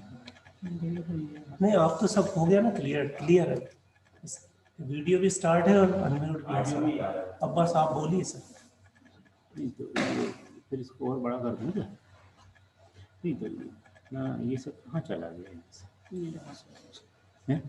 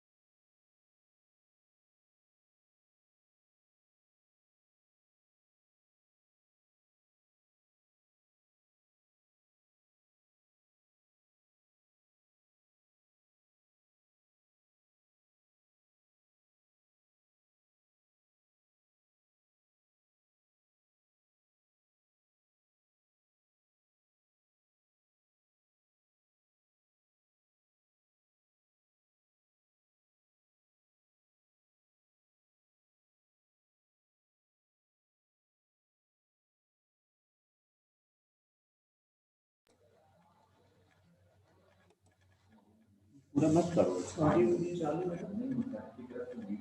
सर की तरफ से अपडेट हो किया है। इसको पूरा मत करो जी, इसको आ नहीं है। दोनों वीडियो ऑन कर दीजिए और अनम्यूट करो। कहाँ से करें? वो सारे ही गायब हो गए। सर इनका जो फंक्शन है ना वो अलग क्या बेकार टाइप का यार, आप लोग अलग काम कर रहा है। बहुत आराम से होते हैं। हाँ वही तो सर। अब आपको सर पता है यहीं से बोलना पड़ेगा। ऑप्शन नीचे देखिए, नीचे आ रहा था। नहीं ये तो आ रहे हैं सब। हाँ अब अभी स्टार्ट वीडियो करो।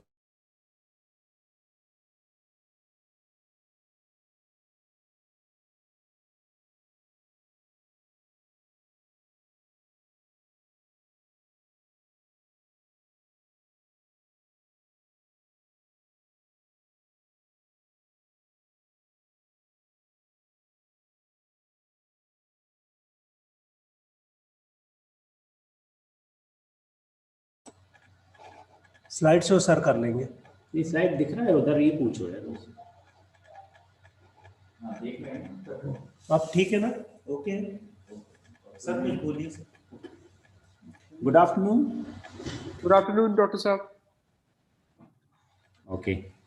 So I hope I am audible as well as visible. Yes, sir. Crystal clear, sir. Okay. And my PPT is also there. Yes, sir. We can see the screen, sir. No issues. We can hear you clearly. We can also see you. Right. If you allow me to start the session by bringing everyone's attention, and Yeah. then I'll give you the Yeah. Fine. platform. Fine. Okay. Good afternoon, all the participants. Welcome back. I hope you have had a good lunch. We are also streaming live on YouTube. Next in the schedule, we have a very important talk coming from our own Dr. Arun Kumar Paliwal sir, who is the Controller of Finance in RGPV Bhopal. Yeah. And sir has done his PhD in Public Administration from Sagar University, PGDBM from National Institute of Financial Management, Faridabad.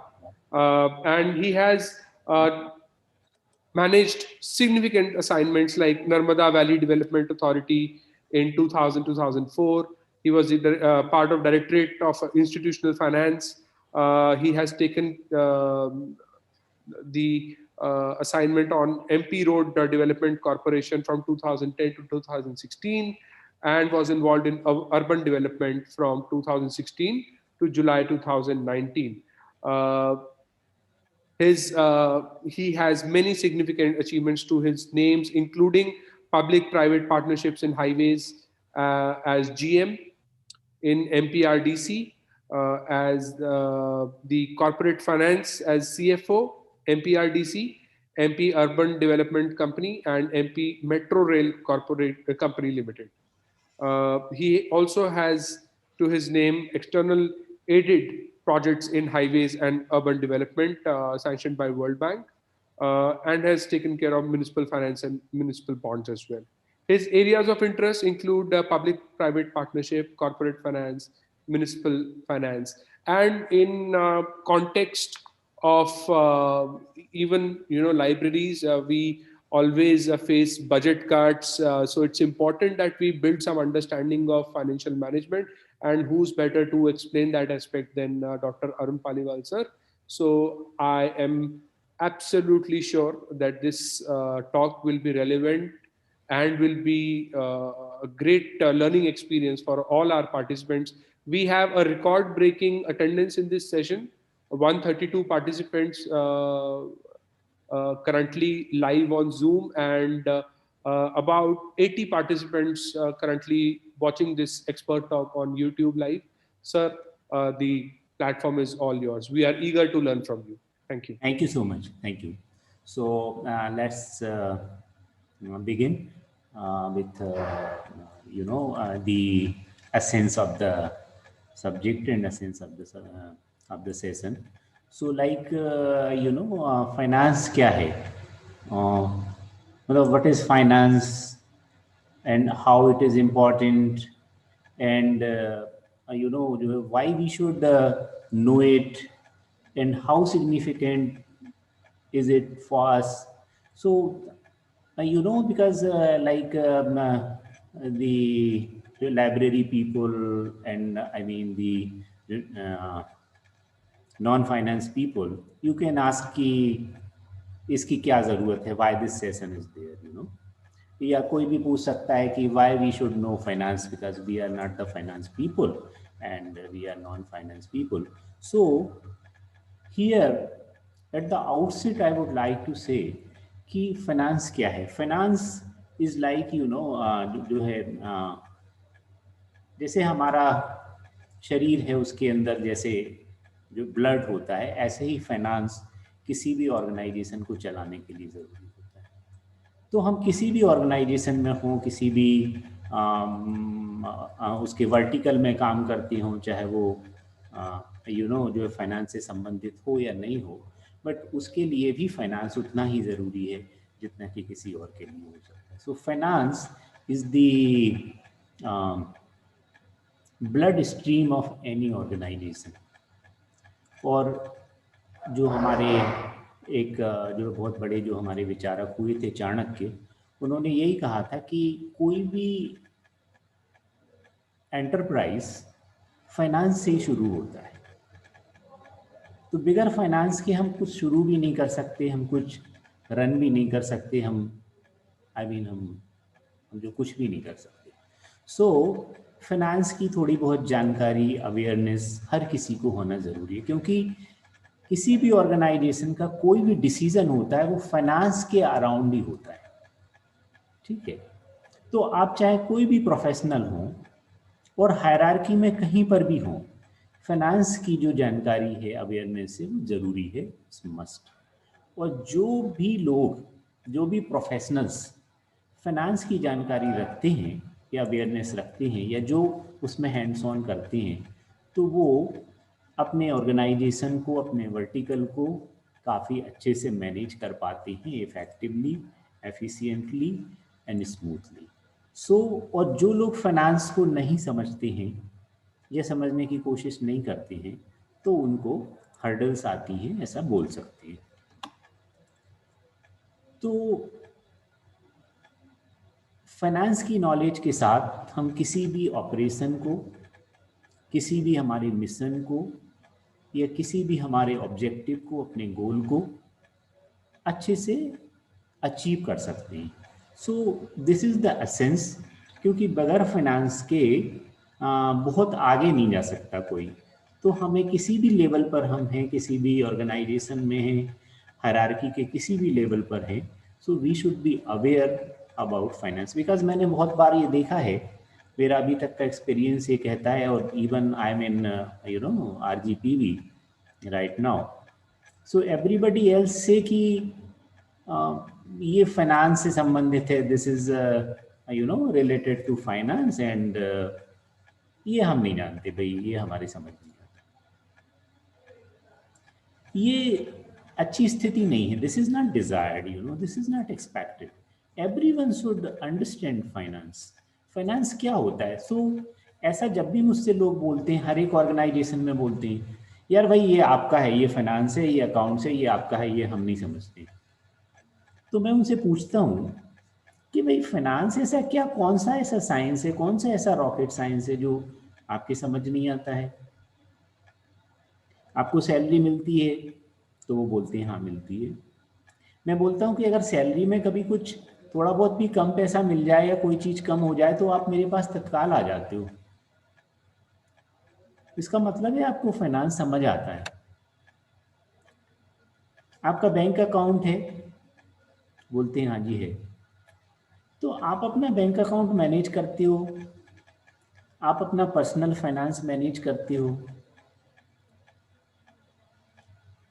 आप जो market जाते हो, कोई भी खरीदारी करते हो, या आज की तारीख में आप अपना ऑनलाइन कोई परचेजिंग करते हो, तो वो भी आपको समझ आता है।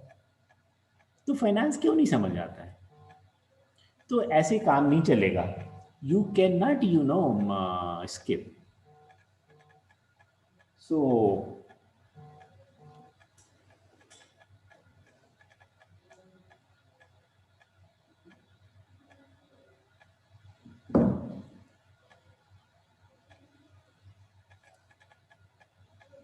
तो ऐसे ही इस तरह की चर्चाएं ऑर्गेनाइजेशंस में होती हैं। तो इसीलिए मैं हमेशा बोलता हूं कि हमें थोड़ा बहुत फाइनेंस की जानकारी रखना चाहिए, हमें अवेयरनेस होना चाहिए। हम ये नहीं कहते कि हम आपको फाइनेंस का एक्सपर्ट होना चाहिए, but you should know finance at least up to some extent and up to workable extent. तो फाइनेंस के अंदर नॉर्मली हम लोग जिन ऑर्गेनाइजेशंस में काम करती हैं, चाहे वो सरकारी हों चाहे वो गैर सरकारी हों, बट उनका अपना एक उनका अपना फंड होता है। अगर सरकारी है तो हम बोल सकते हैं कि पब्लिक फंड है, और अगर सरकारी नहीं है तो whatever fund they operate with is there. तो ऑर्गेनाइजेशन के फंड से हम ऐसा बोल सकते हैं, एक जो है जनरलाइज करके, कि हम जब किसी ऑर्गेनाइजेशन के फंड से कोई भी अमाउंट स्पेंड करते हैं या कोई एक्सपेंडिचर इनकर करते हैं, तो नॉर्मली हमें क्या चीज़ ध्यान रखनी चाहिए? इसको हम फाइनेंस कोड कहते हैं, या यही हमारा प्रिंसिपल ऑफ फाइनेंशियल प्रोप्राइटरी होता है। तो हमें क्या चीज़ ध्यान रखनी चाहिए? तो दो चीज़ें नॉर्मली इसमें हैं। मैं जब अपनी सर्विस में आया, सिंस आई एम ऑल्सो जो नॉन फाइनेंस पर्सन, मेरा कोई फाइनेंस का बैकग्राउंड नहीं है, बट सिविल सर्विसेज के थ्रू में फाइनेंस सर्विस में आ गया। तो जब मैं फाइनेंस सर्विस में आया और इंडक्शन कोर्स के अंदर अपनी फाइनेंस की ट्रेनिंग ले रहा था, तो मुझे मेरे सीनियर्स ने दो बातें बताई कि एक फाइनेंस कोड होता है, और फाइनेंस कोड में 2 रूल्स होते हैं जो कि सबसे इंपॉर्टेंट हैं, जो हमेशा ध्यान रखना है। और अगर आप ये 2 रूल्स को याद रखोगे, ध्यान में रखोगे, तो आप गलती नहीं कर सकते फाइनेंस से संबंधित।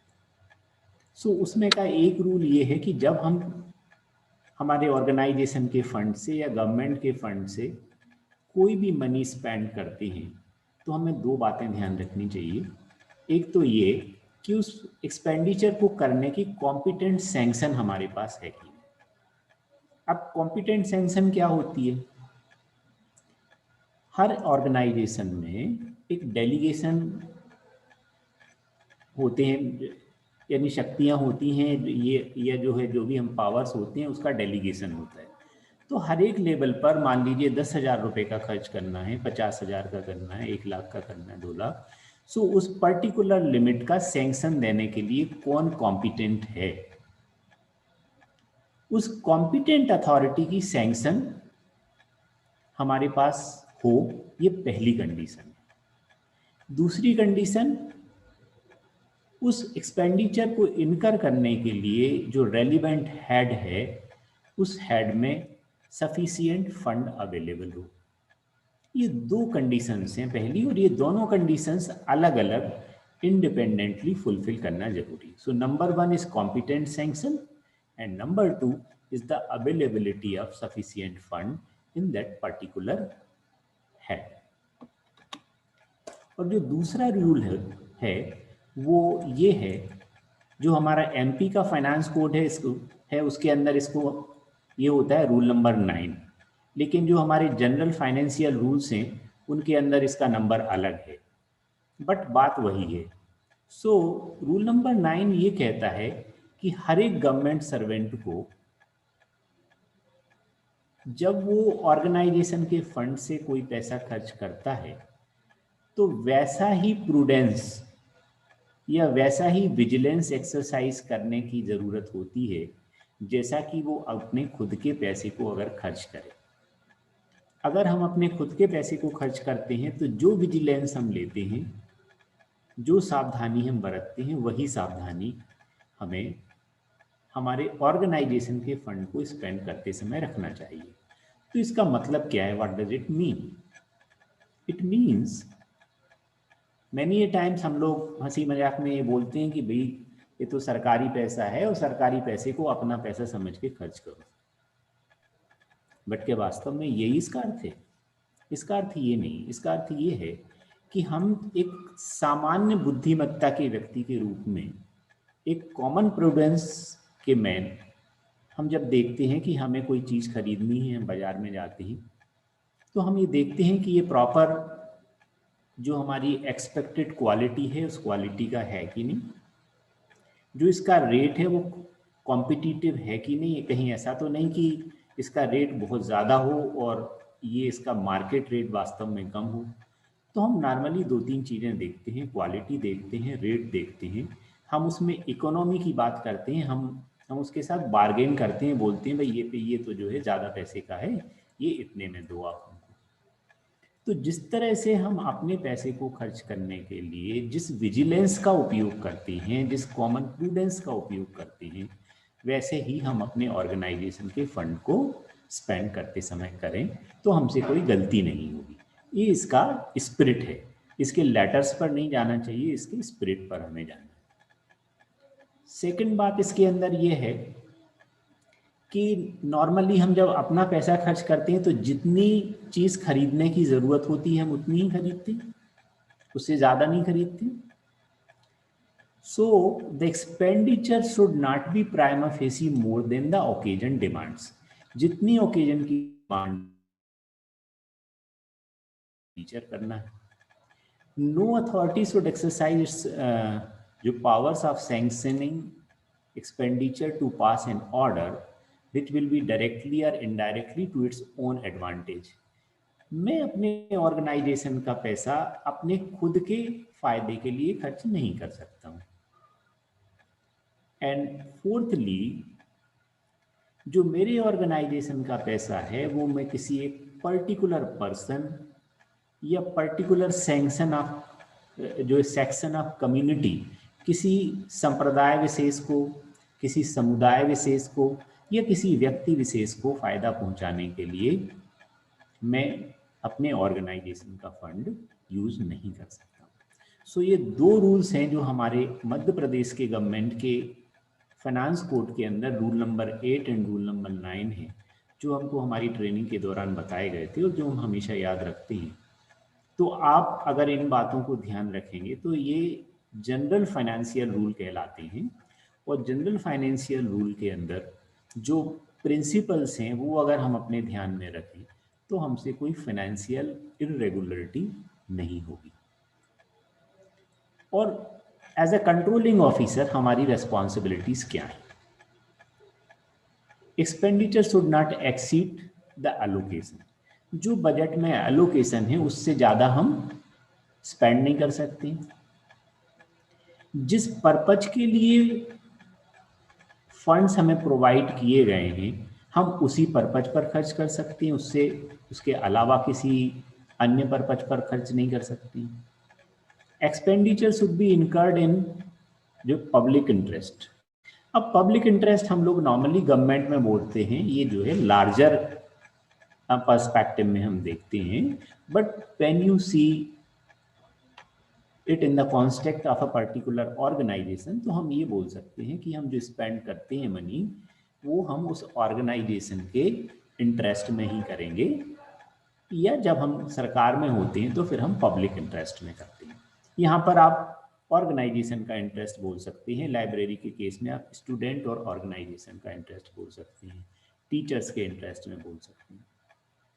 और जब भी हम स्पेंड करते हैं कोई फंड तो उसको एडुकेट कंट्रोल मैकेनिज्म वहाँ पर होना चाहिए। हमें ये इंश्योर करना है कि किसी तरह की फाइनेंशियल इरेगुलरिटी या एरर अगर होती है तो उसको हम कैसे प्रिवेंट कर सकते हैं, कैसे डिटेक्ट कर सकते हैं, और कैसे हम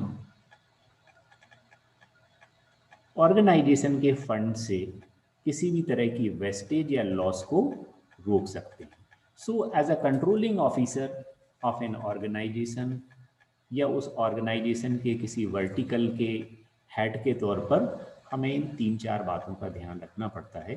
तो अगर हम इन बातों का ध्यान रखते हैं तो निश्चित रूप से हम उस ऑर्गेनाइजेशन के फंड को अप्रोप्रिएटली, इफेक्टिवली और एफिशिएंटली यूटिलाइज कर सकते हैं। मैंने बोला यूटिलाइज, मतलब यूटिलाइजेशन का मतलब क्या है? ऑप्टिमम यूज, मतलब जिस पर्पज के लिए हम यूज कर रहे हैं वो पर्पज उससे सर्व हो रहा है कि नहीं, इफेक्टिवली हो रहा है कि नहीं, एफिशिएंटली हो रहा है कि नहीं। सो ऑप्टिमम यूटिलाइजेशन ऑफ रिसोर्सेज, जो फाइनेंशियल रिसोर्सेज हैं हम उसका कैसे ऑप्टिमम यूटिलाइजेशन किसी ऑर्गेनाइजेशन में कर सकते हैं as a controlling officer of that particular vertical or section. So this is how we manage the finance, we manage and we control the financial resources. Budget की हम बात करते हैं। नॉर्मली मैंने बोला कि फंड है, उसको यूटिलाइज कैसे करना है, उसके लिए कौन कौन से प्रिंसिपल्स हमको इस्तेमाल करना है, कौन कौन से प्रिंसिपल्स का हमको ध्यान रखना है। सर डिसेबल एलोकेशन करना है, डिसेबल एलोकेशन करना है, वो स्क्रीन शेयर करनी पॉलिसी ऑप्शन से फोन आ रहा है। एक मिनट सर, वो कुछ पार्टिसिपेंट्स एनोटेट कर रहे थे तो इसलिए वो डिसेबल करना जरूरी है। डिसेबल एलोकेशन होगा सर इसमें, मोर के पास होगा सर। हाँ मोर के पास remote control annotate disable sir, more पे क्लिक करेंगे तो आएगा disable annotation from others.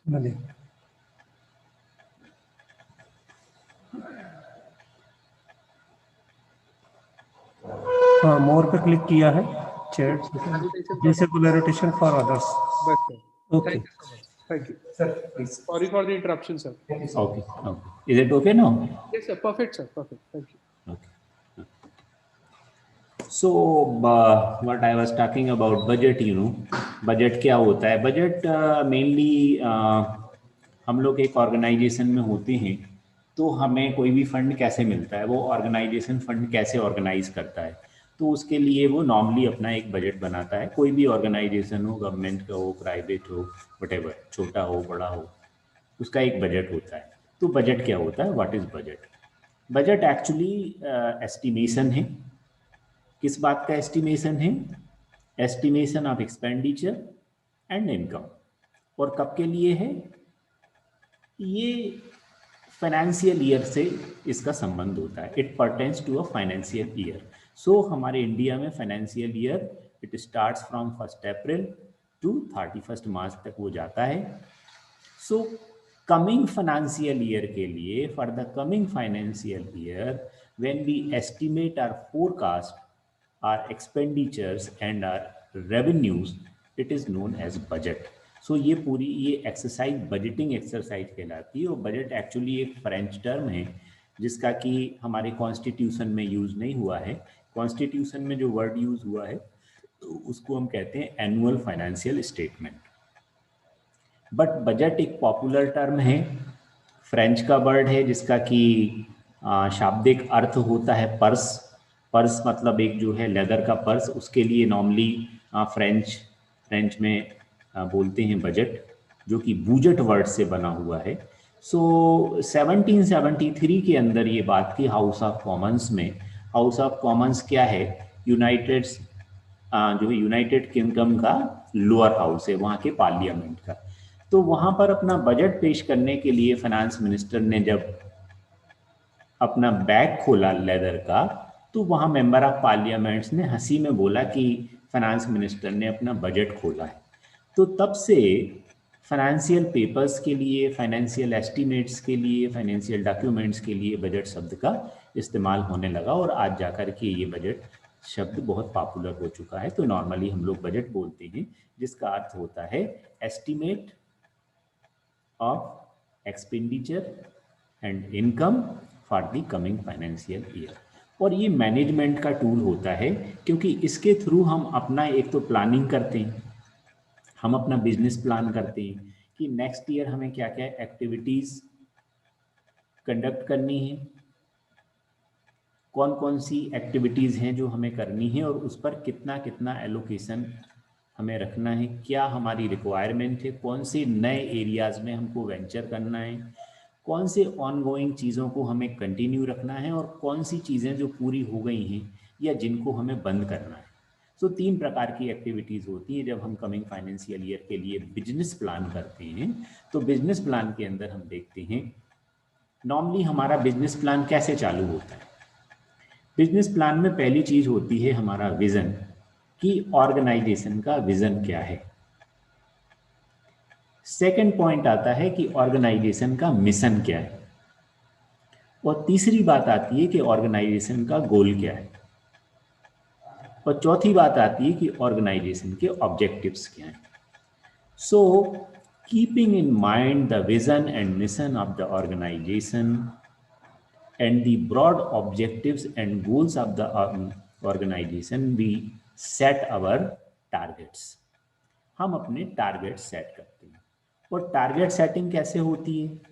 Everyone must be knowing perhaps कि टारगेट सेटिंग हमें स्मार्ट टारगेट जो सेटिंग करनी पड़ती है कि target should be smart. Smart means specific, measurable, reasonable and जो टाइम बाउंड।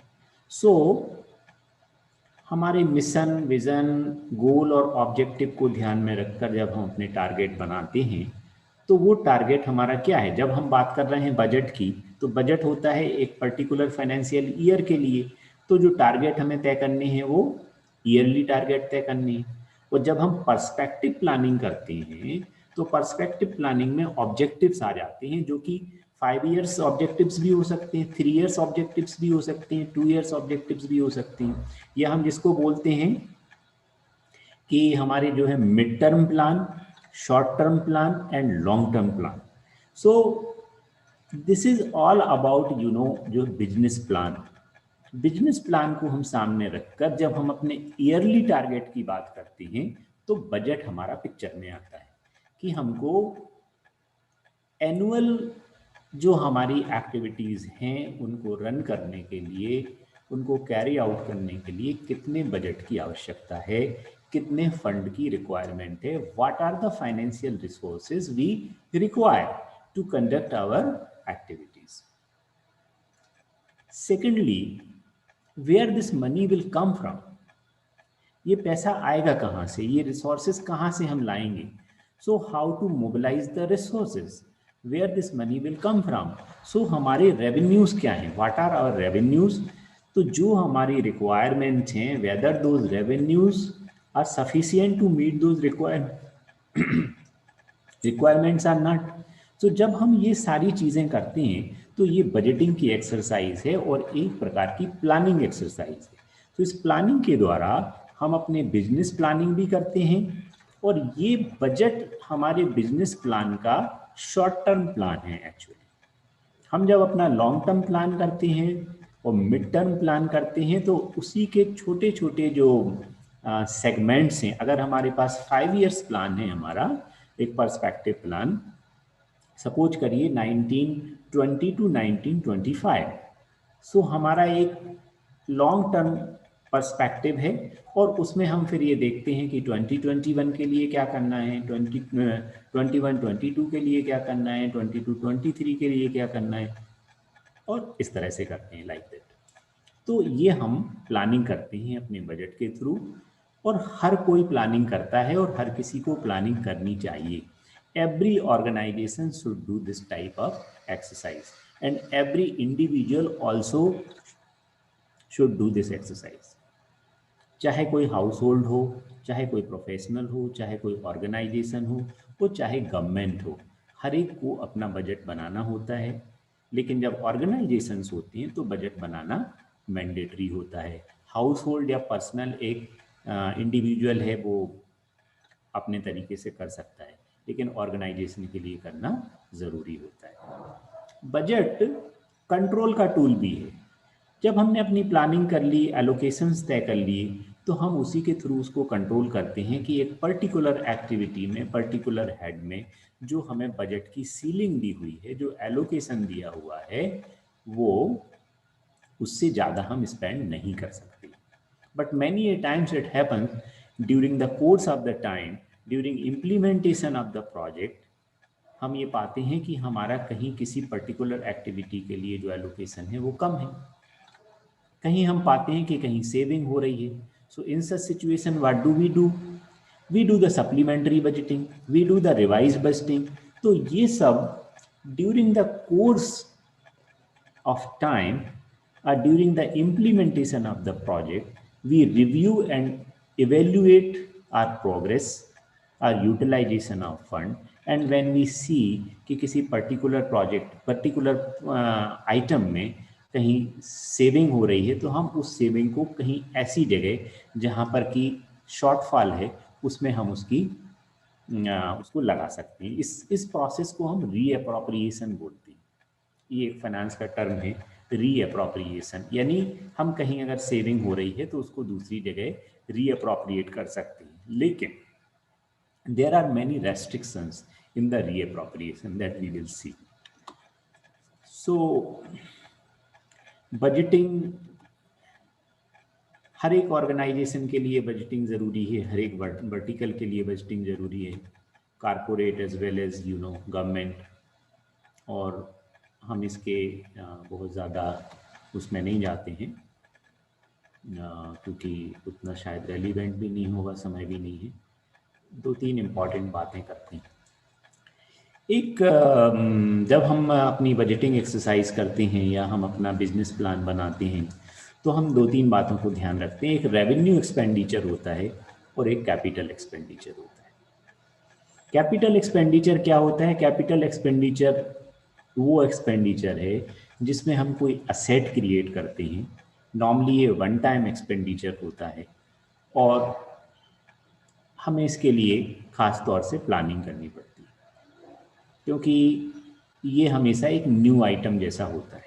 सपोज़ करिए कि हम कोई जो बिल्डिंग बनाते हैं, हम कोई फर्नीचर खरीदते हैं, तो ये हमारा कैपिटल एक्सपेंडिचर कहलाता है. और ये जो असेट क्रिएट होती है इसको मेंटेन करने के लिए जब हम एक्सपेंडिचर करते हैं, फॉर एग्जांपल कोई बिल्डिंग है और उस बिल्डिंग का मेंटेनेंस हम करते हैं, उसमें इलेक्ट्रिसिटी का एक्सपेंडिचर करते हैं, उसमें वाटर का एक्सपेंडिचर करते हैं, उसमें क्लीनिंग का एक्सपेंडिचर करते हैं, तो वो रेवेन्यू एक्सपेंडिचर कहलाता है। और रेवेन्यू एक्सपेंडिचर दूसरे जो हमारे एम्प्लॉयज़ होते हैं उनकी सैलरीज होती हैं, वेजेस होते हैं, अलाउंसेस होते हैं, so all those things come under revenue expenditure. ये दो चीज़ें हमें ध्यान रखनी चाहिए, एक रेवेन्यू एक्सपेंडिचर, दूसरा कैपिटल एक्सपेंडिचर। तो ये बहुत इम्पॉर्टेंट होता है। तो जब मैं कह रहा था कि हम रीअप्रोप्रिएशन करते हैं, तो रीअप्रोप्रिएशन कभी भी रेवेन्यू हेड से कैपिटल हेड में नहीं होता है, या कैपिटल से रेवेन्यू में नहीं होता है। It remains with in a particular category of the expenditure. Revenue से रेवेन्यू में कर सकते हैं, कैपिटल से कैपिटल में कर सकते हैं, बट कैपिटल से रेवेन्यू या रेवेन्यू से कैपिटल में हम रीअप्रोप्रिएट नहीं कर सकते हैं। और जब ये सिचुएशन बनती है कि हमें रीअप्रोप्रिएशन से भी हमारी रिक्वायरमेंट पूरी नहीं हो रही है, तो हम फिर सप्लीमेंट्री बजट में जाते हैं। और फाइनली जब हम नेक्स्ट ईयर के बजट के लिए बात करते हैं, मैंने बोला यहाँ पे एक आरई, सप्लीमेंट्री बजट, एंड एक RE. RE is revised estimate. Revised estimate क्या है कि हम जब नेक्स्ट फाइनेंशियल ईयर के लिए बजट एस्टीमेट्स प्रिपेयर करते हैं, तो उसके साथ साथ हम करेंट फाइनेंशियल ईयर के लिए रिवाइज्ड एस्टीमेट भी प्रिपेयर करते हैं। सो बजट के अंदर broadly 3 columns are there, you know.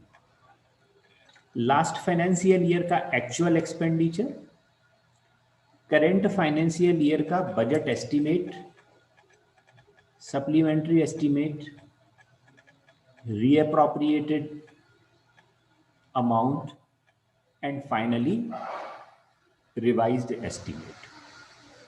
So जो original budget estimate है plus minus supplementary budget estimate and जो plus minus reappropriated amount, it becomes the revised estimate. So we need to approve it again along with the revised estimate for the next financial year. जो मैंने इसमें बहुत सारे terms लिखे हैं उसमें बहुत आपको, इसलिए मैं जो डीपली नहीं ले जा रहा हूँ, क्योंकि नॉर्मली ये बजटिंग एक्सरसाइज है, गवर्नमेंट की बजटिंग एक्सरसाइज है कि गवर्नमेंट में किस तरीके से बजट का पार्लियामेंट्री अप्रूवल होता है। क्योंकि हम लोग एक पार्लियामेंट्री कंट्री हैं, पार्लियामेंट्री डेमोक्रेसी हैं, तो हमारे यहाँ गवर्नमेंट एक भी पैसा स्पेंड नहीं कर सकती है और एक भी पैसा का टैक्स नहीं लगा सकती है या उस टैक्स को कलेक्ट नहीं कर सकती है जब तक कि उस पर पार्लियामेंट्री अप्रूवल ना हो, क्योंकि हम लोग एक पार्लियामेंट्री डेमोक्रेसी हैं। सो ये कॉन्स्टिट्यूशन के सर्टेन प्रोविजंस हैं जिसके अंदर एक बात बताई है, और एक हमें कॉमन सिटीजन होते हुए भी या एक प्रोफेशनल होते हुए भी इतना जानने की ज़रूरत है कि no tax without authority of law. Article 265 says कि जब तक पार्लियामेंट अप्रूव ना करे government can not impose the tax.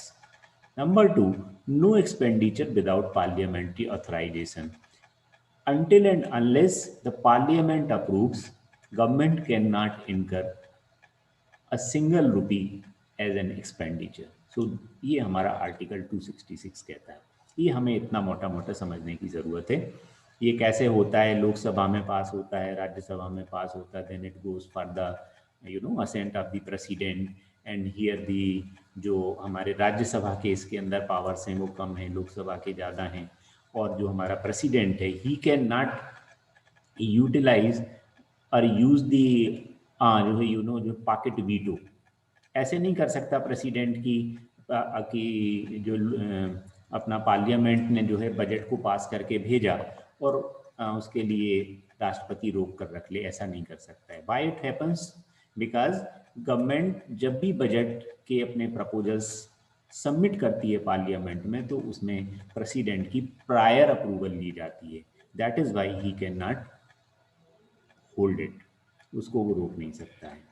क्योंकि अगर 31 मार्च के पहले पूरा बजटरी प्रोसेस कंप्लीट होकर बजट अप्रूव नहीं हो पार्लियामेंट से तो गवर्नमेंट कैन नॉट इनकर एनी एक्सपेंडिचर। सो ये सारी उसके अंदर में चीज़ें हैं, वो बहुत ज़्यादा डिटेल्स में इसमें नहीं जाऊँगा। दो बातें एक समझने की हैं कि एक अप्रोप्रिएशन बिल होता है और दूसरा फाइनेंस बिल होता है। अप्रोप्रिएशन बिल होता है एक्सपेंडिचर के संबंध में और फाइनेंस बिल होता है टैक्सेशन के संबंध में। सो अभी 1 फरवरी को हमारी फाइनेंस मिनिस्टर ना बजट लेके आ रही हैं, उसके अंदर 2 पार्ट होते हैं, अप्रोप्रिएशन एंड फाइनेंस बिल। और जब ये बिल पार्लियामेंट से पास हो जाते हैं तो ये एक्ट बन जाते हैं, ये शायद आप सब लोगों को पता होगा।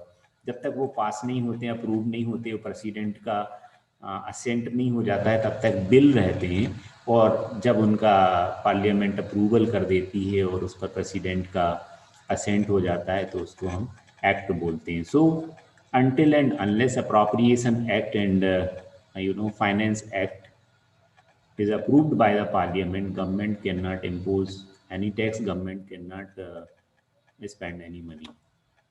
और इसमें बहुत सारी चीज़ें होती हैं, कट मोशंस ला सकते हैं, और अगर कट मोशन अगर कभी अप्रूव हो जाए जो बजट में, तो ये माना जाता है कि government has lost the confidence of the house.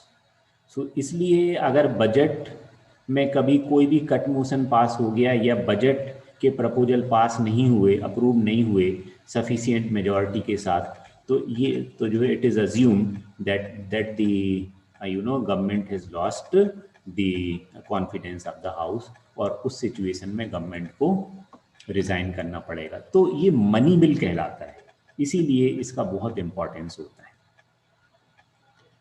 Now एक बात आती है, ऑडिट की बात आती है। फाइनेंस में हम लोग देखते हैं कि क्या हमारे, तो जब ऑडिट जब होता है हर एक ऑर्गेनाइजेशन का होता है, चाहे आप प्राइवेट ऑर्गेनाइजेशन में हैं, गवर्नमेंट में हैं, सेमी गवर्नमेंट में हैं, व्हाटएवर। सो ऑडिट क्या होता है?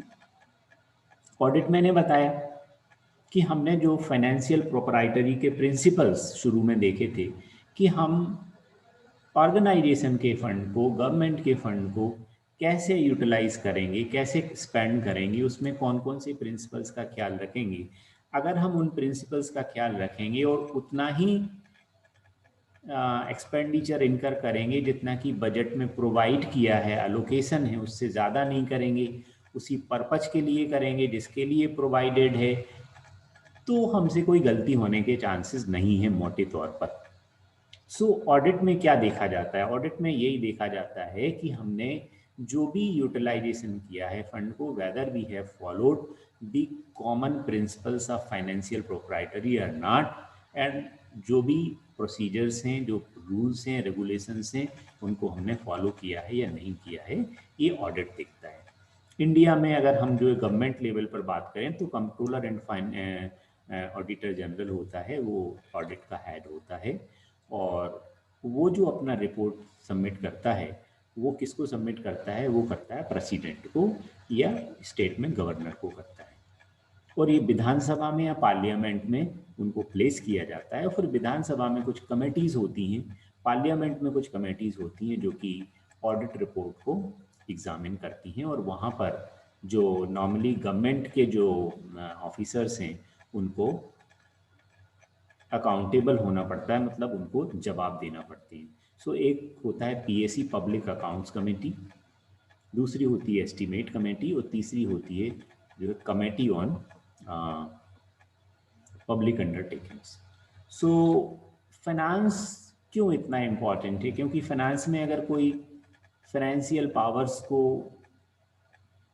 एक्सरसाइज करते हुए कोई अगर गलती हो जाती है तो जो रेस्पॉन्सिबल और अकाउंटेबल ऑफिशियल है उसको ये जो कमेटीज़ हैं उनके सामने अपीयर होना पड़ता है और जस्टिफिकेशन देना पड़ता है। और ये जो कमेटीज़ होती हैं उनके पास बहुत सारे पावर्स होते हैं जो कि वो अगर वो इस्तेमाल करते हैं तो फिर वो जो है पनिश भी कर सकते हैं, उसके लिए जिम्मेदारी भी तय कर सकते हैं।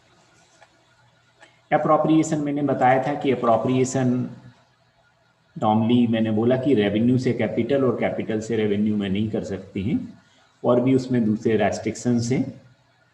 लेकिन रीअप्रोप्रिएशन का मतलब ये नहीं है कि रीअप्रोप्रिएशन करने का पावर हमको है, वहाँ पर भी कॉम्पिटेंट अप्रूवल की आवश्यकता होती है। अगर आप कॉम्पिटेंट हैं, then you can do it. If you are not competent, then you need to obtain the competent approval. And reappropriation is also a means of expenditure control. So reappropriation के through भी हम expenditure को control करते हैं. Accounting की बात करते हैं थोड़ी सी कि अकाउंटिंग क्यों होना चाहिए. तो हम whatever जो भी हम फाइनेंशियल ट्रांजेक्शन करते हैं उसको हम जब रिकॉर्ड करते हैं तो हम उसको अकाउंटिंग बोलते हैं. It is the recording of the financial transactions. और दो तरीके होते हैं, एक तो होता है कैश बेसिस और दूसरा होता है accrual basis. So cash basis वाला सिस्टम पुराना हो गया, ऑब्सलीट हो चुका है. एक्रूअल बेसिस पर करते हैं. एक्रूअल का मतलब ये होता है कि अगर हमने कोई मान लीजिए किताब खरीदी और एक बिल जनरेट हुआ, इनवॉइस जनरेट हुआ, तो that means it has to be recorded. भले ही हमने उसका पेमेंट नहीं किया है, उसका पेमेंट हमें करना है, बट वो ट्रांजैक्शन हमें रिकॉर्ड करना होगा. लेकिन अगर ये चीज़ कैश बेसिस पर होती तो हम क्या करते कि जब हम पेमेंट करते तभी हम उसको रिकॉर्ड करते.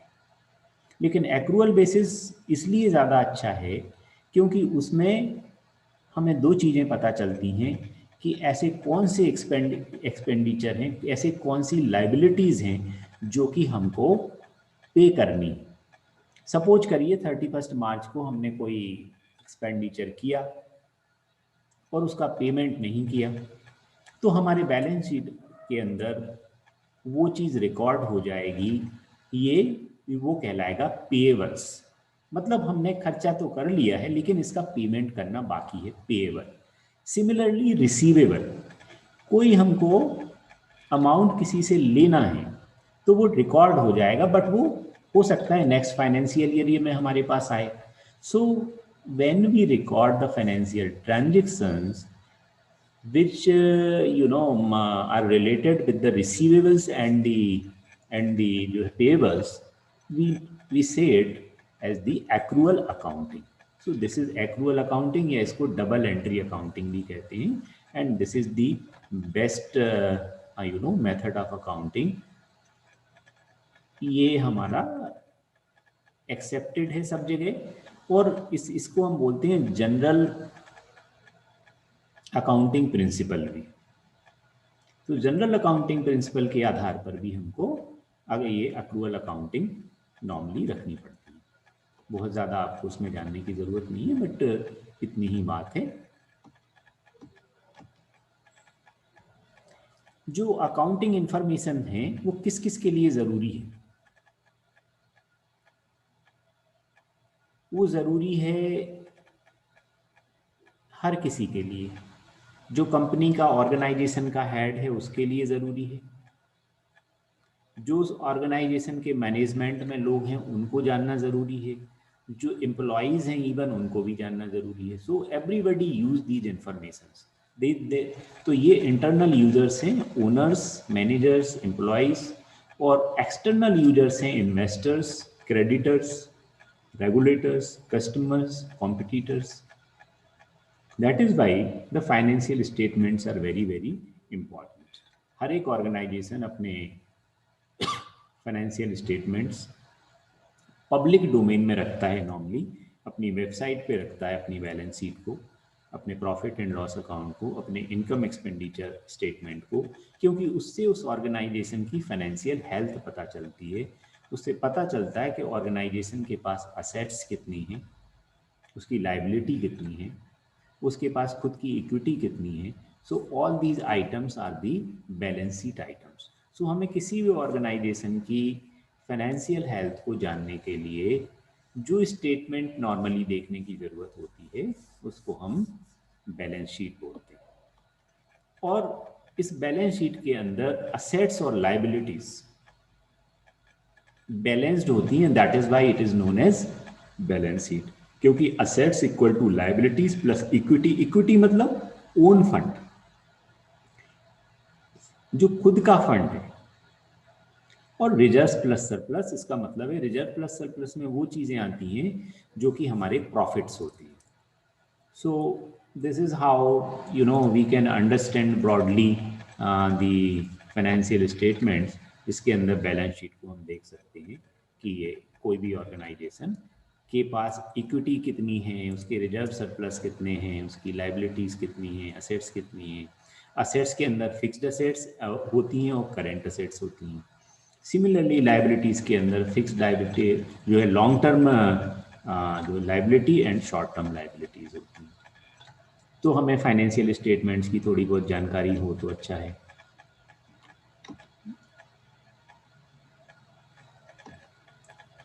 ये अकाउंटिंग इक्वेशन होता है कि वो जो मैंने आपको बताया कि बैलेंस शीट के अंदर assets equal to liabilities plus owners equity, खुद का अपना फंड कितना है। नेटवर्थ किसको कहते हैं? नॉर्मली एक छोटा सा ये आइटम है जिसको समझना चाहिए। So net worth is what?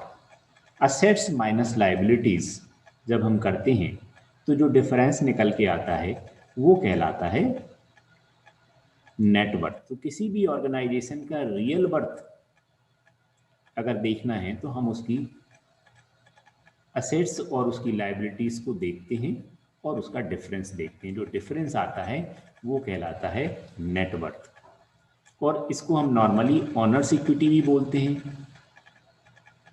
So for a company जो है net worth is a value of the company. इस कंपनी की कितनी वैल्यू हमें पता चलता है।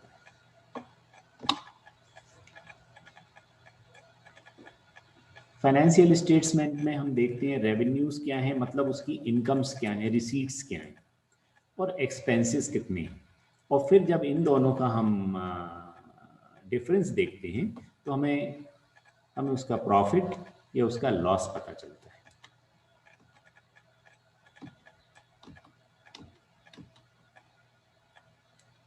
वर्किंग कैपिटल जो होती है वो नॉर्मली जो हमारे करंट असेट्स हैं, अगर हम उनमें से करंट लायबिलिटीज को माइनस कर देते हैं तो हमें एक वर्किंग कैपिटल की जानकारी पता चलती है। मतलब लिक्विडिटी कितनी है हमारे पास, कितना पैसा रेडीली अवेलेबल है फॉर द यूटिलाइजेशन। उससे हमें उस ऑर्गेनाइजेशन की ऑपरेशनल और एफिशिएंसी पता चलती है। भले ही हमारे पास बहुत सारे असेट्स हों, उससे कुछ फर्क नहीं पड़ता जब तक कि वर्किंग कैपिटल ना हो। अगर मुझे एक किताब खरीदनी है और वो किताब 100 रुपये की आती है और वो 100 रुपये अगर मेरे जेब में नहीं है तो इसका मतलब ये है कि मेरे पास वर्किंग कैपिटल नहीं है, मैं ऑपरेशनली एफिशिएंट नहीं हूँ, भले ही मेरे पास कितने भी करोड़ों रुपए के असेट्स क्यों ना हो। बिजनेस प्लान मैंने आपको बताया था कि बिजनेस प्लान कैसे बनाती हैं। बिजनेस प्लान के बारे में कुछ मिथ्स हैं। ये बोलते हैं, हर कोई बोलता है कि भाई जो है मैं क्यों बिजनेस प्लान बनाऊं, business plan banana it's a useless activity. तो मैंने आपको बताया कि, और जो है ये भी कहते हैं कि भाई उसमें टाइम कंज्यूमिंग एक्टिविटी है। तो अगर थोड़ा सा टाइम हम कंज्यूम करेंगे प्लानिंग करने में तो हम बहुत सारा टाइम बचा सकेंगे उसको एफिशिएंटली इम्प्लीमेंट करने में। ये भी कहा जाता है कि बिजनेस प्लान बनाना मेरा काम नहीं है, ये तो फाइनेंस वालों का काम है या मैनेजमेंट का काम है। So it's not like that, everybody has its own contribution in the preparation of the business plan. जब एक अच्छा लीडर होता है ऑर्गेनाइजेशन का तो वो हर एक वर्टिकल्स के इनपुट्स लेता है। So every vertical has an importance in making the plan. तो हर किसी को प्लानिंग में इन्वॉल्व होना चाहिए। वो प्लानिंग में इसलिए भी इन्वॉल्व होना चाहिए कि once you are involve, I mean everyone, जब आप इन्वॉल्व होते हैं प्लानिंग में तो आपको ऑर्गेनाइजेशन का ब्रॉडली आइडिया होता है कि हमारे ऑर्गेनाइजेशन के ऑब्जेक्टिव्स क्या हैं, गोल क्या है, विजन क्या है, मिशन क्या है, हमारा लॉन्ग टर्म पर्सपेक्टिव क्या है।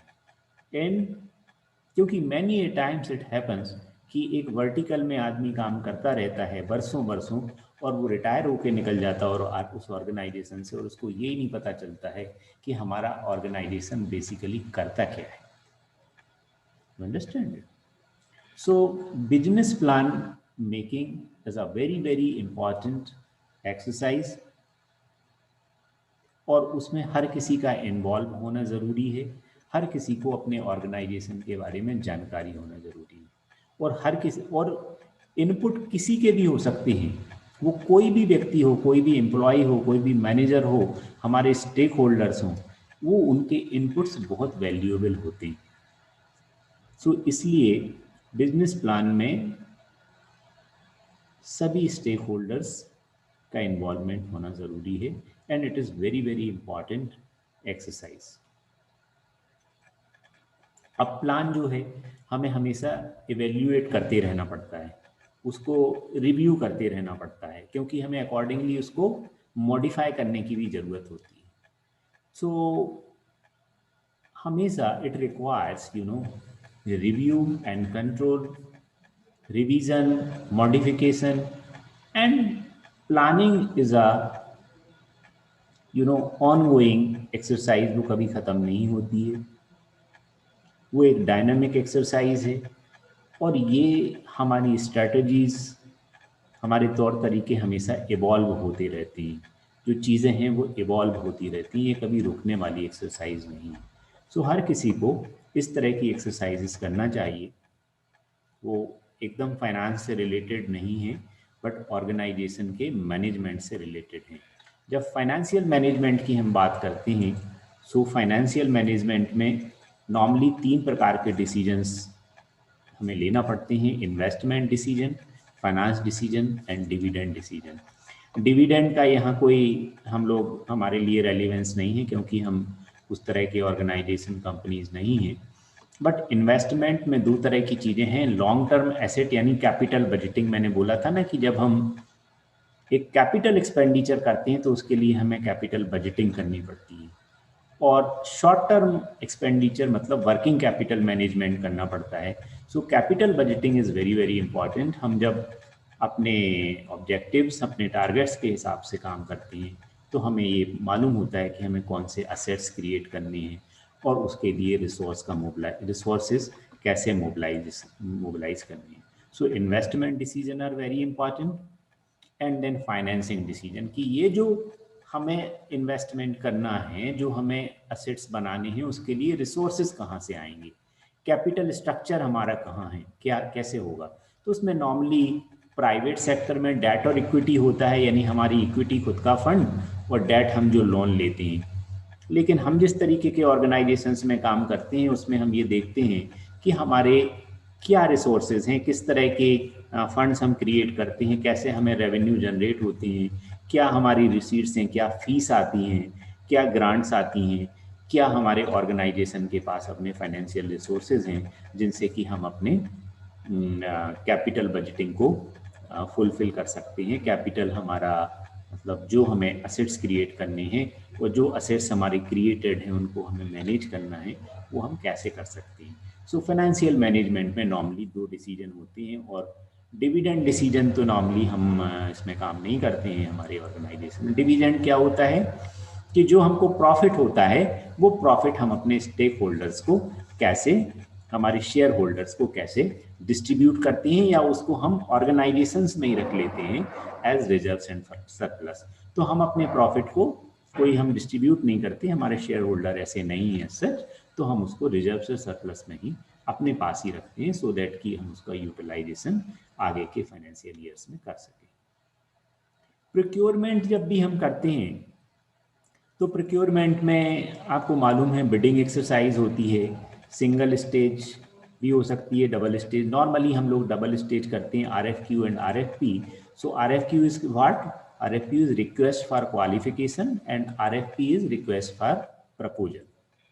So एक बारी में हम क्वालिफाई कर देते हैं बिडर्स को, और फिर उनके फाइनेंशियल प्रपोजल्स को इवेल्यूएट कर लेते हैं, और जो भी हमारा बेस्ट प्रपोजल होता है उसको हम एक्सेप्ट करते हैं, एंड दिस इज हाउ जो है we make the procurement in our organisation. इसके अंदर नॉर्मली कई बार हम लोग प्री बिड मीटिंग करते हैं, जिसमें बिडर्स को ये मौका होता है कि वो अपनी क्वेरीज रेज कर सकें और हम उसको रिप्लाई कर सकें। अगर हमारे टेंडर डॉक्यूमेंट में, बिडिंग डॉक्यूमेंट में कोई डेफिशिएंसी है तो उसको भी हम रेक्टिफाई कर सकें। This is why we organise the pre bid meeting. EMD होता है एक अर्नेस्ट मनी डिपॉजिट, जो बहुत इंपॉर्टेंट होता है, इसको हमें लेना चाहिए, क्योंकि अगर EMD नहीं लिया है तो हम जो हमारे जो मतलब ऐसे बिडर्स हैं जो सीरियस नहीं हैं उनके ऊपर हम कोई एक्शन नहीं ले पाएंगे। नेगोशिएशन की जहाँ तक बात है, नेगोशिएशन इज कम्प्लीटली जो है prohibited by the vigilance commission. Negotiation हमें नहीं अलाउड है। और दिस इज हम और एक इम्पॉर्टेंट बात है इसमें परफॉर्मेंस सिक्योरिटी। सो जो परफॉर्मेंस सिक्योरिटी है वो हमको लेनी है, उसको वेरीफाई कराना है। अगर वो जो है बैंक गारंटी के शेप में है तो जो इशूइंग बैंक है उससे हमको वी नीड टू जो गेट इट वेरीफाइड कि whether it has been issued by that bank और नॉट। क्योंकि मैनी ए टाइम्स ये चीज़ें होती हैं, फ्रॉडुलेंट प्रैक्टिसेस हैं कि कोई भी फेक परफॉर्मेंस सिक्योरिटी दे सकता है। प्रोक्योरमेंट में जो बातें हमें ध्यान रखनी है वो ये है, ट्रांसपेरेंसी होना चाहिए। अभी सब सारा का सारा ई प्रोक्योरमेंट हो गया है। जब हम इवेल्यूएशन करते हैं तो हमको क्या करना चाहिए, हमको फेयर होना चाहिए। इक्वलिटी का इसके अंदर प्रिंसिपल है, सभी को इक्वल अपॉर्चुनिटी मिले, ऐसा हमारा डॉक्यूमेंट हो। कंपटीशन हमें इंश्योर करना है, बेस्ट कंपटीशन हो, और हर एक बिडर को अपील राइट्स होने चाहिए। और जो लोग इस बिडिंग का एवेल्यूएशन कर रहे हैं दे शुड बी अकाउंटेबल। और इन सारे प्रिंसिपल्स का जब हम एक्सरसाइज करते हैं तो हम हमारी बिडिंग में या हमारी प्रोक्योरमेंट में we can ensure the efficiency and economy. मैंने ये बहुत फास्ट कर दिया क्योंकि मुझे ऐसा लग रहा है कि मेरा समय हो रहा है। मुझे नहीं मालूम how much time I have. So PPP की मैं बात अभी उतनी नहीं करना चाहता हूँ।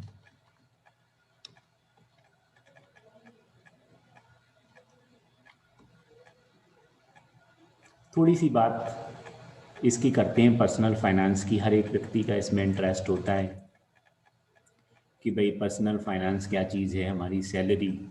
सो हमें बहुत अवेयर रहना चाहिए हमारे क्या कंपोनेंट हैं, हमें इसको चेक करते रहना चाहिए।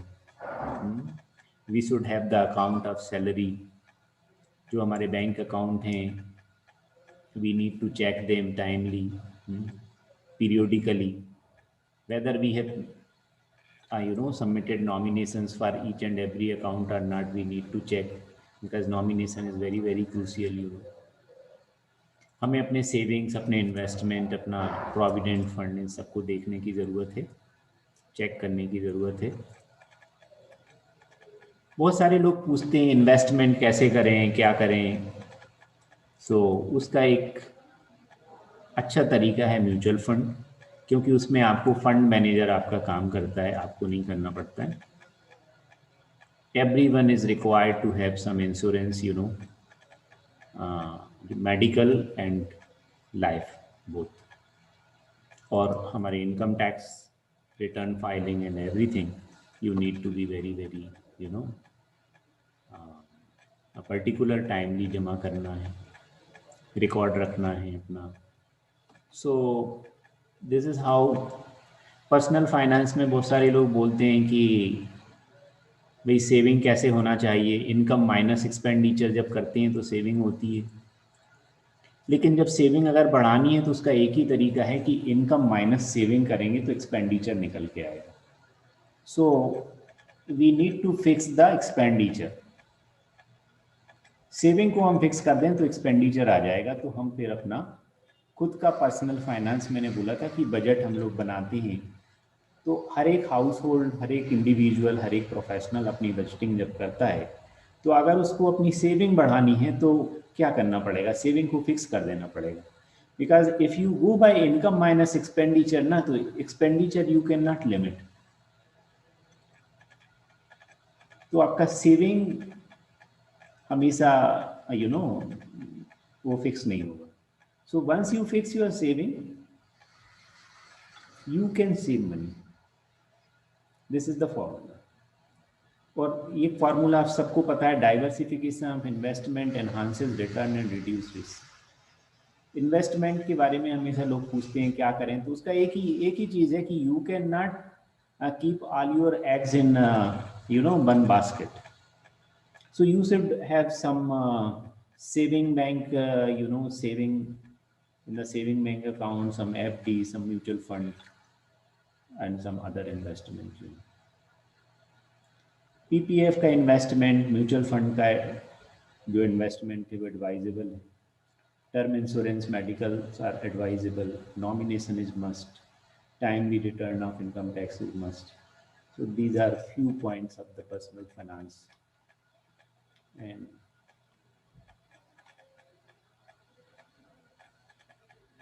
ये मेरी तरफ से था. This is from my side. If you have any query, you can ask. Thank you so much, Dr. Arun sir. This was really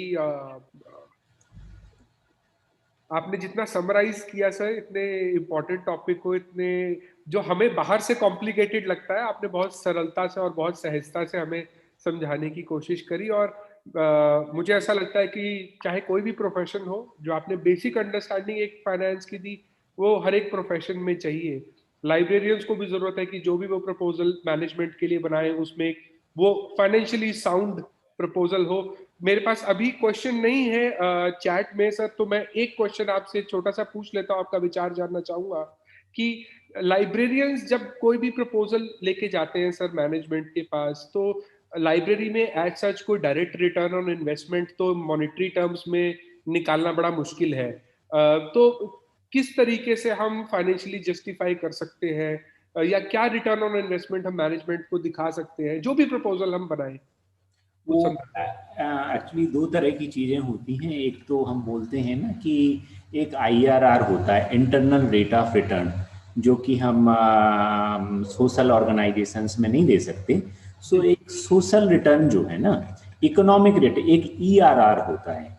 एक IRR होता है इंटरनल रेट ऑफ रिटर्न, और दूसरा होता है economic rate of return. Economic rate of return is what see 3 term है: input, output and outcome, right?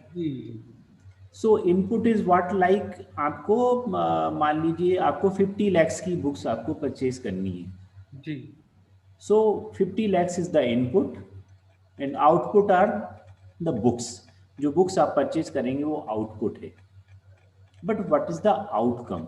ये 50 lakhs की बुक्स कितने स्टूडेंट्स, कितने टीचर्स, कितने रिसर्चर्स कितने साल तक किस तरह से यूज करेंगे, and how they will be useful for the all these people, like student outcome या रिसर्च आउटकम निकाले और वो निकालने की एस्टिमेशन देने की. एग्जैक्टली वही है. क्यों? तो इसी को हम बोलते हैं जो है इकोनॉमिक रेट ऑफ रिटर्न. यानी इकोनॉमिक मतलब इकोनॉमिक का मतलब ये नहीं है. इकोनॉमिक रेट ऑफ रिटर्न मतलब इसका सोशल रिटर्न, इसका आउटकम क्या होगा, how they will impact the learning of the students, teachers as well as the research scholars. जी सर, ठीक है sir. Thank you so much sir for sparing out the time. मैं personally जानता हूँ आपका कितना बिजी शेड्यूल रहता है, तो आपने इस शॉर्ट टर्म ट्रेडिंग प्रोग्राम के लिए वक्त निकाला. AICTE-RGPV जितने हमारे पार्टिसिपेंट्स हैं, और personally sir thank you so much for being here. आपसे आगे भी जुड़े रहेंगे सर आने वाले प्रोग्राम्स में भी. It's my pleasure. I have given my email ID and my cell number here.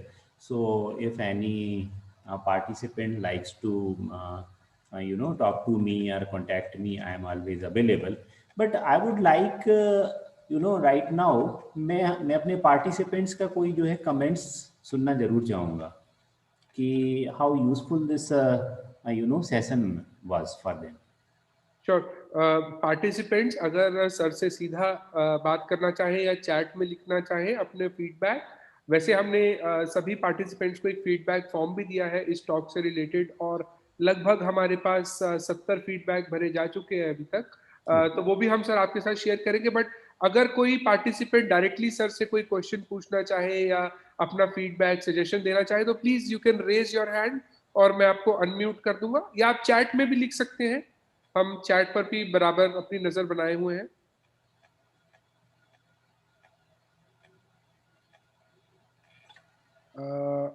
Not yet, sir. अभी तो अब लाइब्रेरियंस थोड़े शाय होते हैं सर शायद. ओके. सर जो भी उनका फीडबैक हमारे पास फॉर्म में आ रहा है हम आपके साथ जरूर शेयर करेंगे. Right. Thank you so much, Arun sir. Thank you. We do have Professor Ramesh Gaur sir also joined today, and next session is going to be on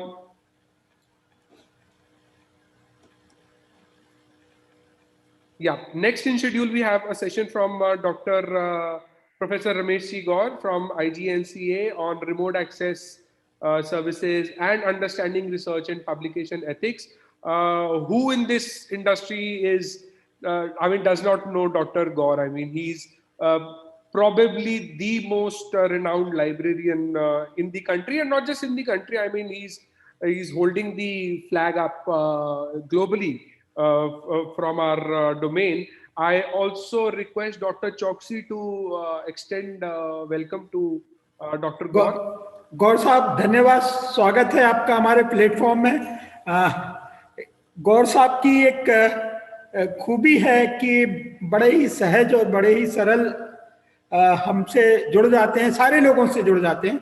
और मध्य प्रदेश में शायद गौर साहब का ज़्यादा पॉपुलर हैं और ज़्यादा फेमिलियर हैं, आई थिंक सो. गौर साहब पहले ITM ग्वालियर में गौर साहब से पहली मेरी मुलाकात हुई, जिसमें मैंने देखा कि वे बड़े सहज एंड सरल तरीके से वो लाइब्रेरी एंड इंफॉर्मेशन साइंस का कुछ सिलेबस बनाया जाना था, उसके लिए वो उनसे मुलाकात हुई थी. उस ड्यूरेशन में काफ़ी उनसे सीखने भी मिला, जानने भी मिला उनके बारे में.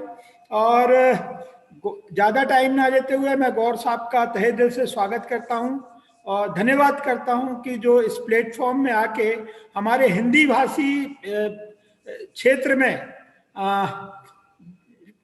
उद्बोधित करेंगे. और मैं उनसे एक रिक्वेस्ट करूंगा कि अगर वो हिंदी भाषा में कुछ उपयोग कर पाए तो ज़्यादा हमारे पार्टिसिपेंट को सुविधा होगी. धन्यवाद गौर साहब, welcome in the platform. Okay, platform yours sir. धन्यवाद डॉक्टर चौकसी. आप लोग मुझे सुन सकते हैं? Yes sir. तो जैसा कि आपने रिक्वेस्ट की है कि अगर मैं कोशिश करूंगा, क्योंकि बहुत सारा मेरा PPT तो इंग्लिश में ही है, लेकिन मैं उसको हिंदी में प्रेजेंट करने की कोशिश करूंगा. तो वो एक मिक्स हो सकता है, जहां जरूरत होगी I will try to mix it up. ठीक है, धन्यवाद. तो अभी मैं 1 मिनट में अपना पावर पॉइंट प्रेजेंटेशन शेयर करता हूँ, उसके बाद फिर मैं then I will start it. Just give me 1 minute. Okay.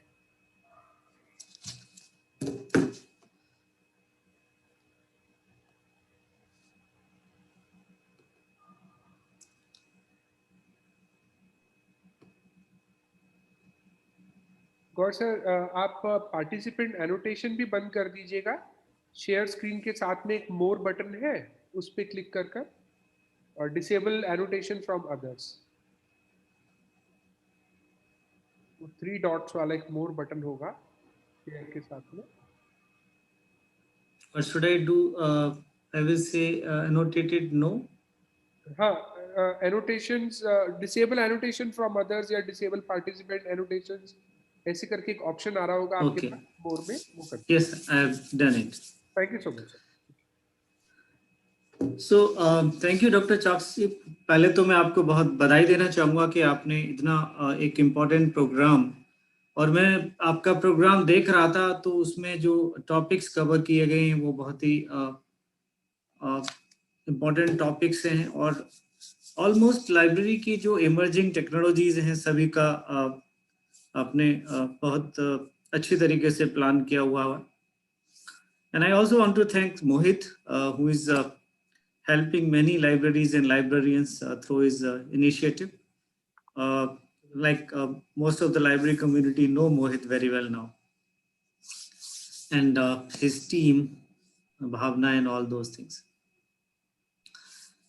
So basically the topic which I am going to speak the first is how in this pandemic libraries should prepare themselves and how they should provide various kind of facilities and services. I will also try to give them some idea how important it is to prepare themselves for dealing with this kind of situation. As we all know that this pandemic, which is almost a year now, has been giving us all teething troubles and also all kind of challenges, both professionally as well as individually. Nobody knows about this kind of situation before it.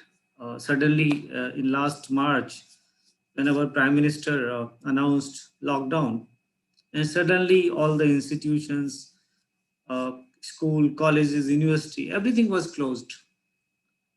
And when there was a lockdown, there was no way to physically access the libraries or all kind of resources.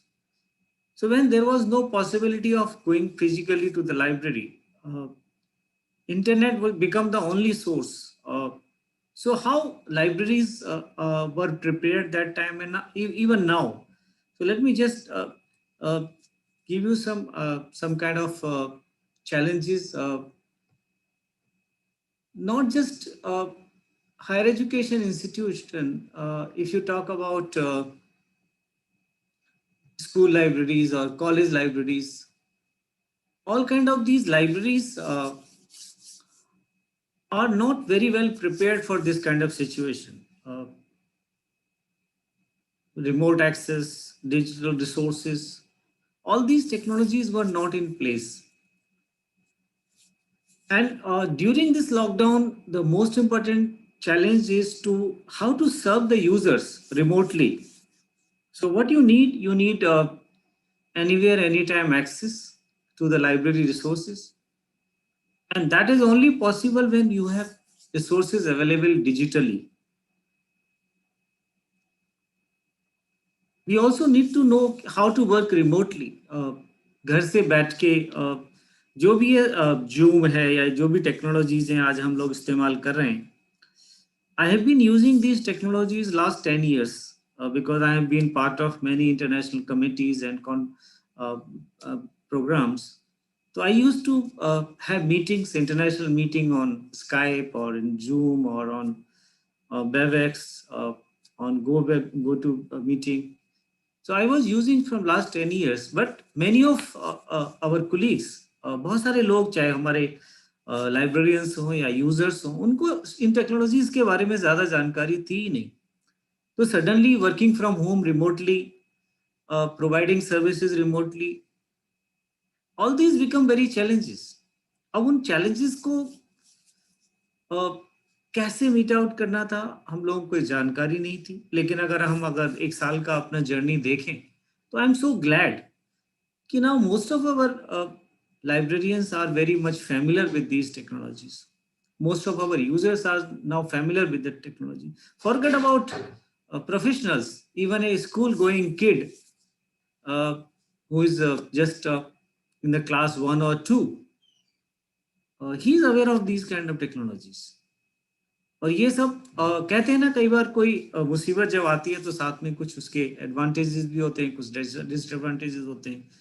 तो इसमें एक advantage जो निकल के आया इस Covid में कि हम सब लोगों को चाहे फोर्सफुली या कंपल्सन कहिए कि we start learning about new technologies.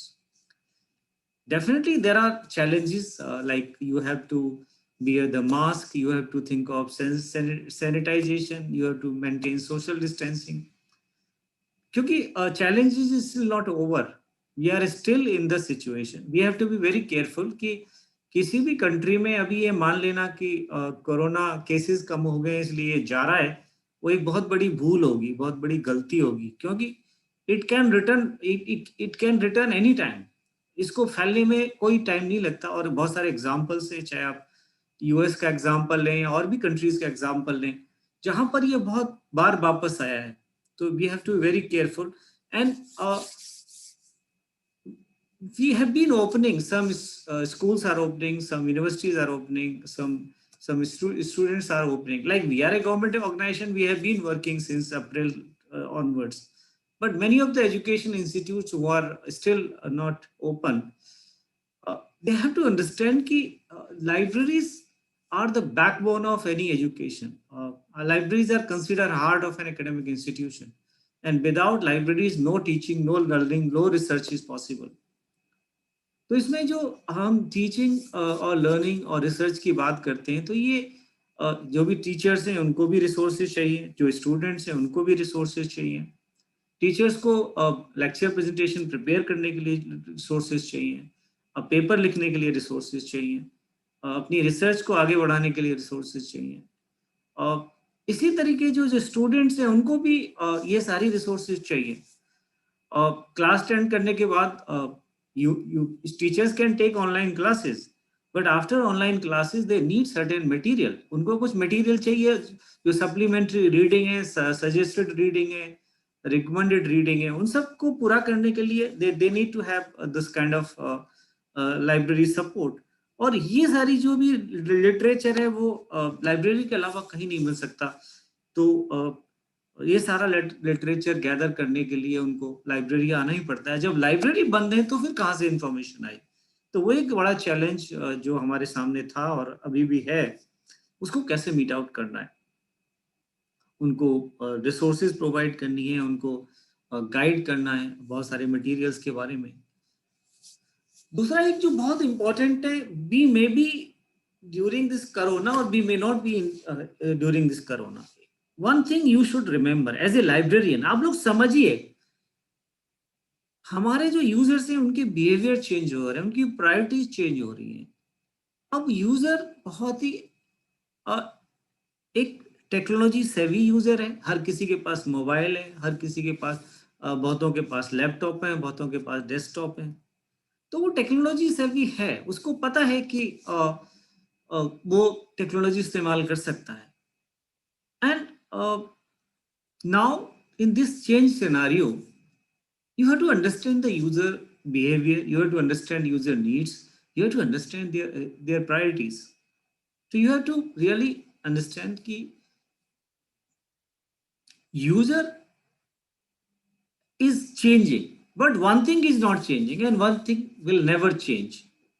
Libraries are going to be the backbone or most important support for the users, for the students or faculty, because they still feel that books, journals and other reading authenticated peer review reading material is still the best for their learning, research and teaching. They want Google like search, but they don't want Google search because Google is having a lot of issues in searching. I will tell you later.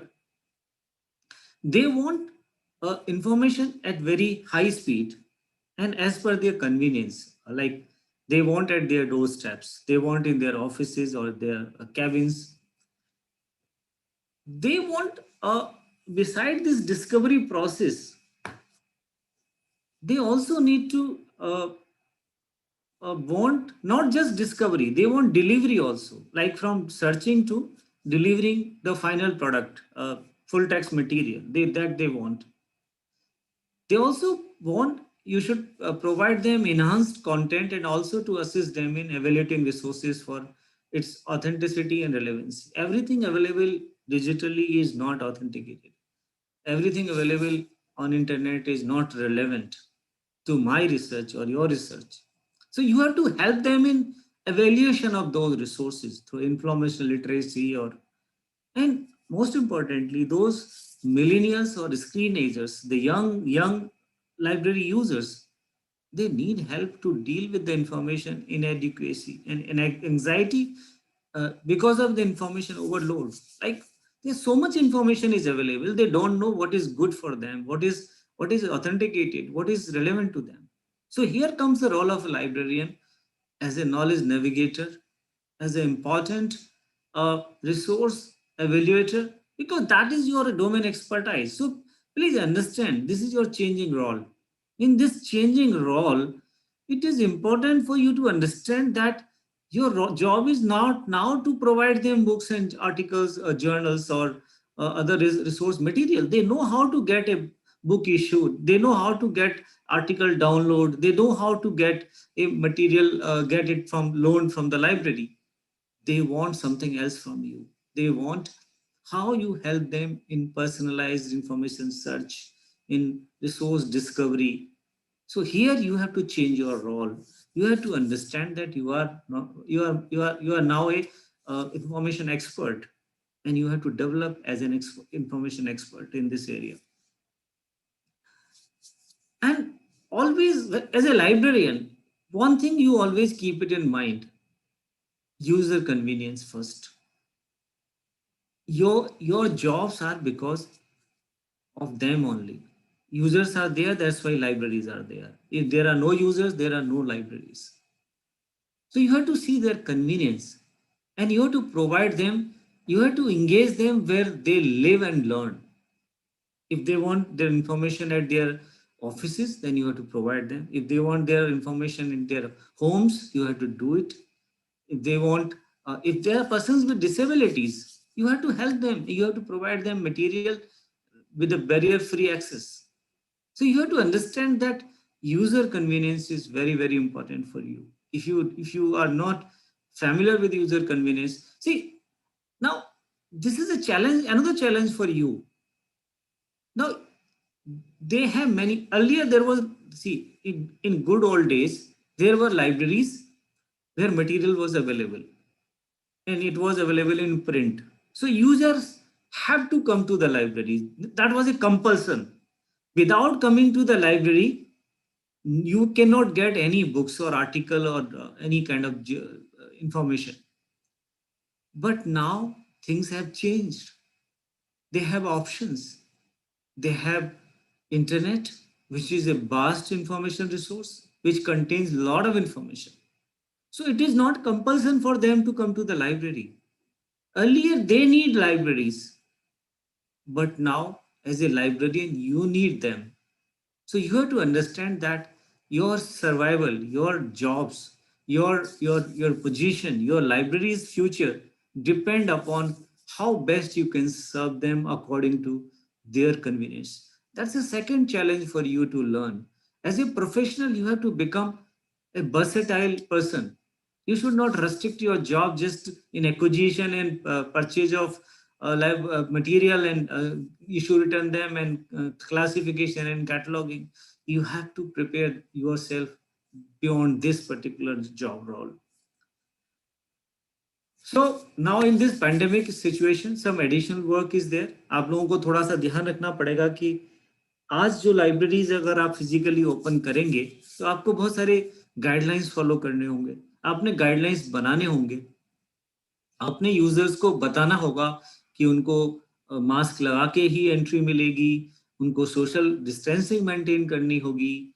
आपको अपने reading spaces को redesign करना होगा. आपने अपने issue return system में changes लाने होंगे.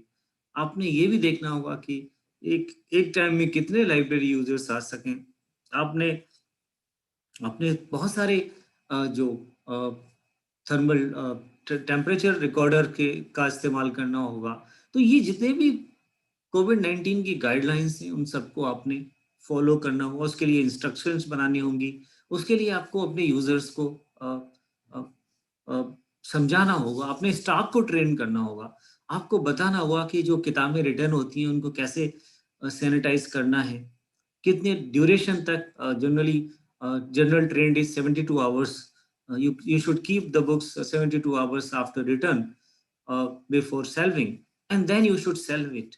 और उसके अलावा आपको अगर बहुत सारे थर्मोस्टेट और इलेक्ट्रॉनिक इक्विपमेंट्स मिलते हैं सैनिटाइजेशन के लिए अल्ट्रावायलेट रेज के थ्रू, वो सब चीज़ें भी आपको सोचनी पड़ेंगी, मंगानी पड़ेंगी, डिपेंडिंग अपॉन योर यूसेज. तो आपको एक प्रिपेयर्डनेस करनी पड़ेगी कि how to, and this preparedness is required at least I am sure for another year. You have to maintain this until or unless this corona is fully eradicated from our life. Till even one patient is there, we have to be alert. We have to maintain this all COVID protocols. तो ये librarians के लिए एक नई चीज है, एक नया चैलेंज है, और इसके लिए आपको ये सारी गाइडलाइंस जो मैंने अपनी स्क्रीन पे दिखाई हैं, आपको सब ये फॉलो करनी होंगी. Now, another important thing is that along with those guidelines, you have to think of preparing yourself with latest tools and technologies. You have to really think of a modern library, and there are a lot of things which you need to redesign, redevelop in your library. You have to give focus on new content development management softwares. You have to think of more and more digital collection in acquisition. You have to promote open access initiatives. You have to think of providing anywhere, anytime access. You have to think of various kind of discovery services. You have to think of various kind of virtual reference services. You have to think of use of social media technologies. You have to think of new things like research data management in libraries. You have to think of various kind of online learning tools and technologies. You have to think of MOOC and Moodle. You have to think of having a good interactive website. You have to think of various kind of assistive technologies to help the persons with disabilities. तो आपको इस नए दौर में, नए time में बहुत सारी नई टेक्नोलॉजीज के बारे में सीखना होगा, बहुत सारी नई टेक्नोलॉजी को इम्प्लीमेंट करना होगा. आपको यूजर की कन्वीनियंस के हिसाब से अपनी रिसोर्सेज को तैयार होना होगा. एक चीज दिमाग में रखिए, खाली जो आप किताबें खरीद रहे हैं या बुक्स, ई बुक्स ले रहे हैं या ई जर्नल से, वही आपकी लाइब्रेरी रिसोर्सेज नहीं है. अब the system has changed because there is a vast amount of information available on internet which is free, which is under open access. So those resources are also part of your library collections. So you have to guide your people, your users, how to use those resources. And then accordingly, you have to go for various kind of policies for all these, for subscribed contents or for digitization, or also for using other technologies. And now, if you see, there is a lot of focus on MOOC and Moodles, open educational resources.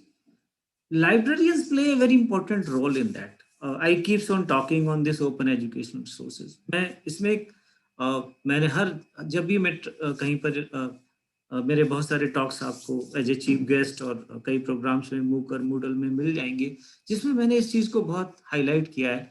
Library is one of the most important stakeholder in open educational resources, चाहे वो मूक system हो या Moodle हो. क्योंकि एक author can create a resource, but to promote it, to digitally archive it, to make it accessible to the people, this is the job of the libraries. This is the job of the librarians. So whenever I talk in the universities and other platforms, I always say कि जो stakeholders हैं, faculty is one, librarian is the another, computer science person who is managing the IT resources, the third one. These are the three important stakeholders in this online open educational resources. तो library has to understand, and अब आपको अपने आप को तैयार करना पड़ेगा. ये सारी जितनी भी रिसोर्सेज हैं, चाहे वो स्वयं प्रभा हो, साक्षात हो, जितनी भी ओपन एजुकेशनल रिसोर्सेज हैं, इनके बारे में जानकारी इकट्ठी करनी होगी.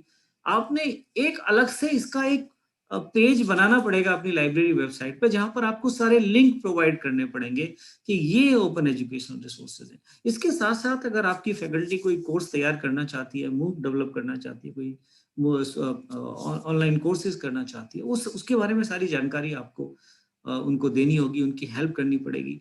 क्रिएटिव कॉमन लाइसेंसेस के बारे में आपको उनको एजुकेट करना पड़ेगा, किस तरीके से अगर हम कोई रिसोर्स क्रिएट कर रहे हैं उसको सीसी लाइसेंस में किस तरीके से हम इस्तेमाल कर सकते हैं. तो वो भी सारी जानकारी आपने अपने फैकल्टी को या अपने जो ऑथर्स हैं, और आप खुद भी क्रिएट कर सकते हैं. As a librarian you can also create lot of open educational resources. So that is another important role. Definitely you need to learn all these tools, Zoom, Google Meet, WebEx, Skype for Business, GoToWebinar, Microsoft Teams, join me, so many. These are very easy. I have been using these tools from last 10 years. I think each and every tool I have used before this pandemic. And it is very easy to learn. कुछ नहीं है इनमें, मतलब बिल्कुल hesitate नहीं करना चाहिए आपको, बहुत आसान है सब यूज करना।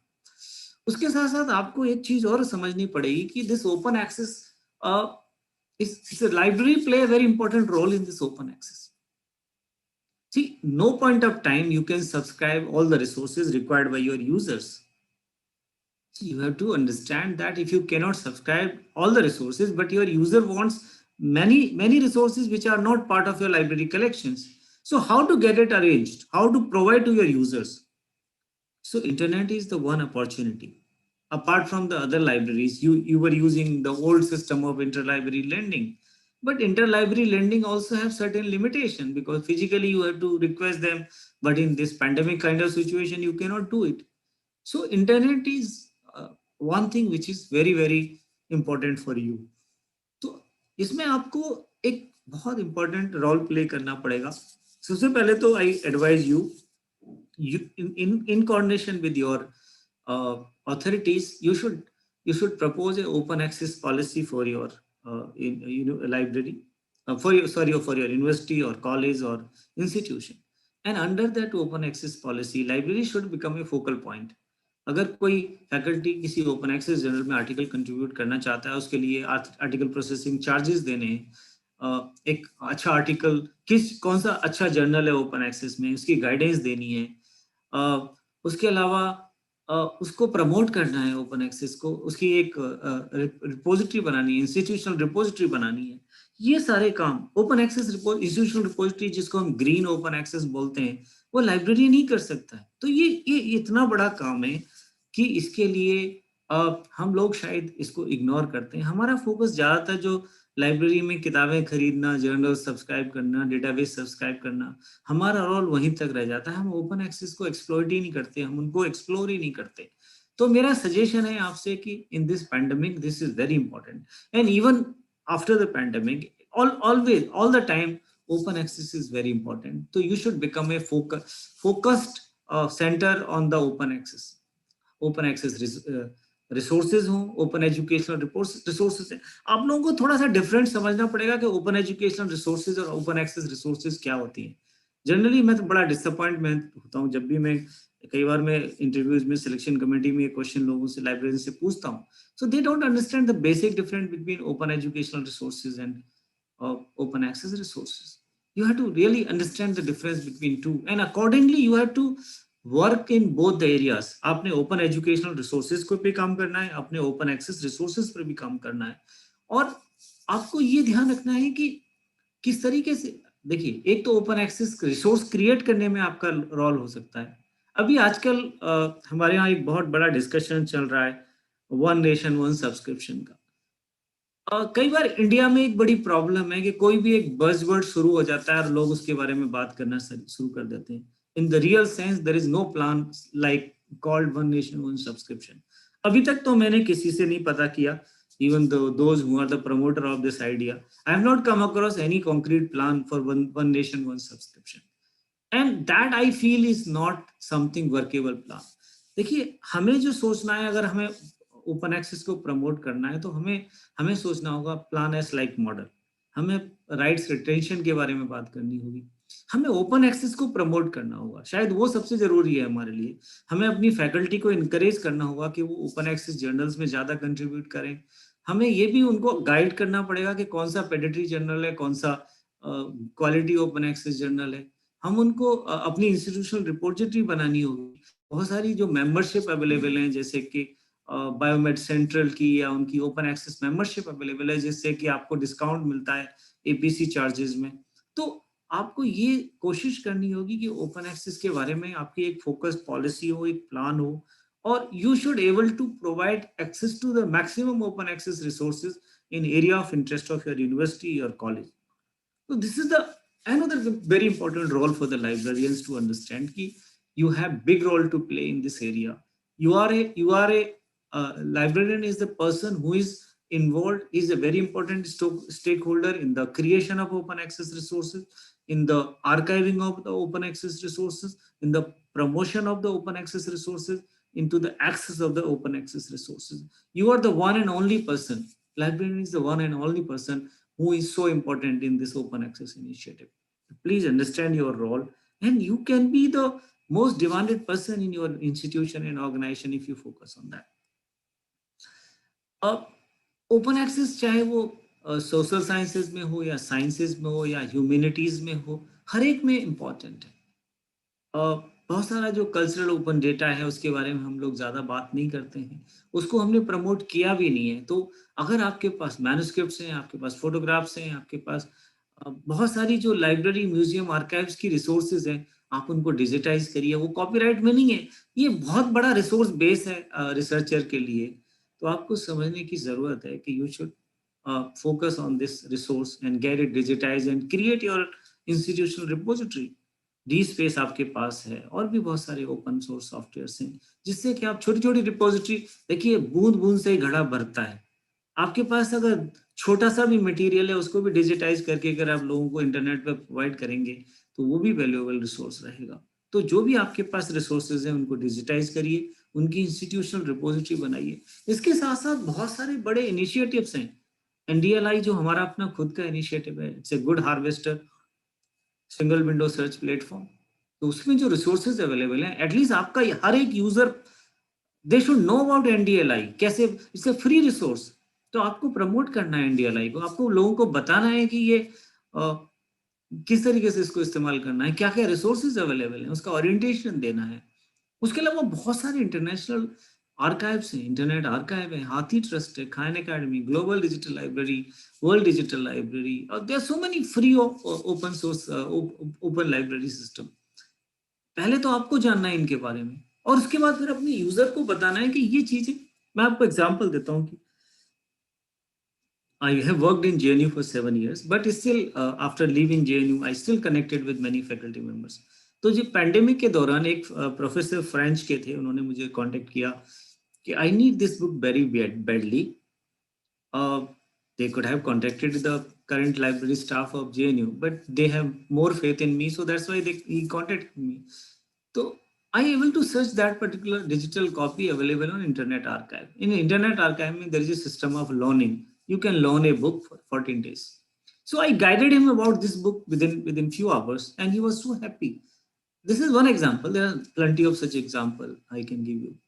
So basically, as a librarian, you should know about all those important digital archives and libraries which are available. These are the public library accessible to. तो आपको पता होना चाहिए, क्योंकि तभी आप किसी यूजर की हेल्प कर सकते हैं। और जब रेफरेंसिंग की बात आती है तो these tools are very helpful. So you should develop yourself and should understand all these resources. Now, Internet is a huge resource. Internet is a very wide resource, but everything available on Internet is not useful for you, not relevant for you, not authenticated. Many things are very harmful for the various group of users. So you should also know certain things about Internet, and then you should educate your researcher, your people about all these issues. Like whenever you want to ask something, you want to search something, you go to Google. Undoubtedly, Google is one of the most important tools. It's a revolution. I'm not against Google. I'm not against use of Google. This don't misinterpret it. Here I'm telling you Google trustworthiness in the context of academic research or learning, not in the overall use of Google. Google is a fantastic tool. I also use Google.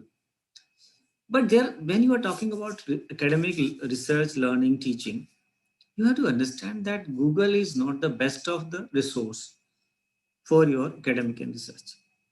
Why? So let me give you some certain points.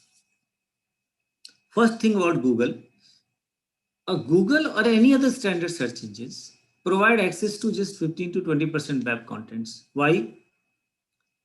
Because they indexed only that contents. They don't index 80 to 85% web contents. Means when you are searching on Google, you are missing a large amount of information. Point number 2. When you search on Google, the Google search, whatever you are getting as a result of Google search, Google will never certify authenticity of the information. That information is genuine, fake, or disinformation or misinformation. Google will never tell you. Point number 3. while searching on Google, you may not get most relevant results higher up in relevancy ranking. When you are searching on Google, the first result is not the most relevant or most important or the authenticated result. See this example. I was searching top open access journal and the first result was top best open access journals, Omics International. Omics International is a predatory publisher. Now you can imagine, you can understand that I am asking for the best open access journal and Google is giving me the first result as a predatory journal. So you can be well understood that Google आपको जो सही information है वो आपको decide करना पड़ता है इसमें से कौन सी इंफॉर्मेशन सही है कौन सी नहीं है गूगल आपको नहीं बताता तो how to deal with this information explosion और इंफॉर्मेशन ओवरलोड तो आपको ये समझना पड़ेगा और यूजर को भी समझाना पड़ेगा बहुत सारे माइंड सेट हैं कि everything is available on internet no internet is not a library और not even a digital library there's so much available on internet but everything available on internet is not useful for your research so basically you have to understand this entire web और आपको अपने users को भी समझाना पड़ेगा this web can be divided into three parts surface web deep web and dark web surface web is that what we are searching through Google or Yahoo or any other standard search engines like Alta Vista and other things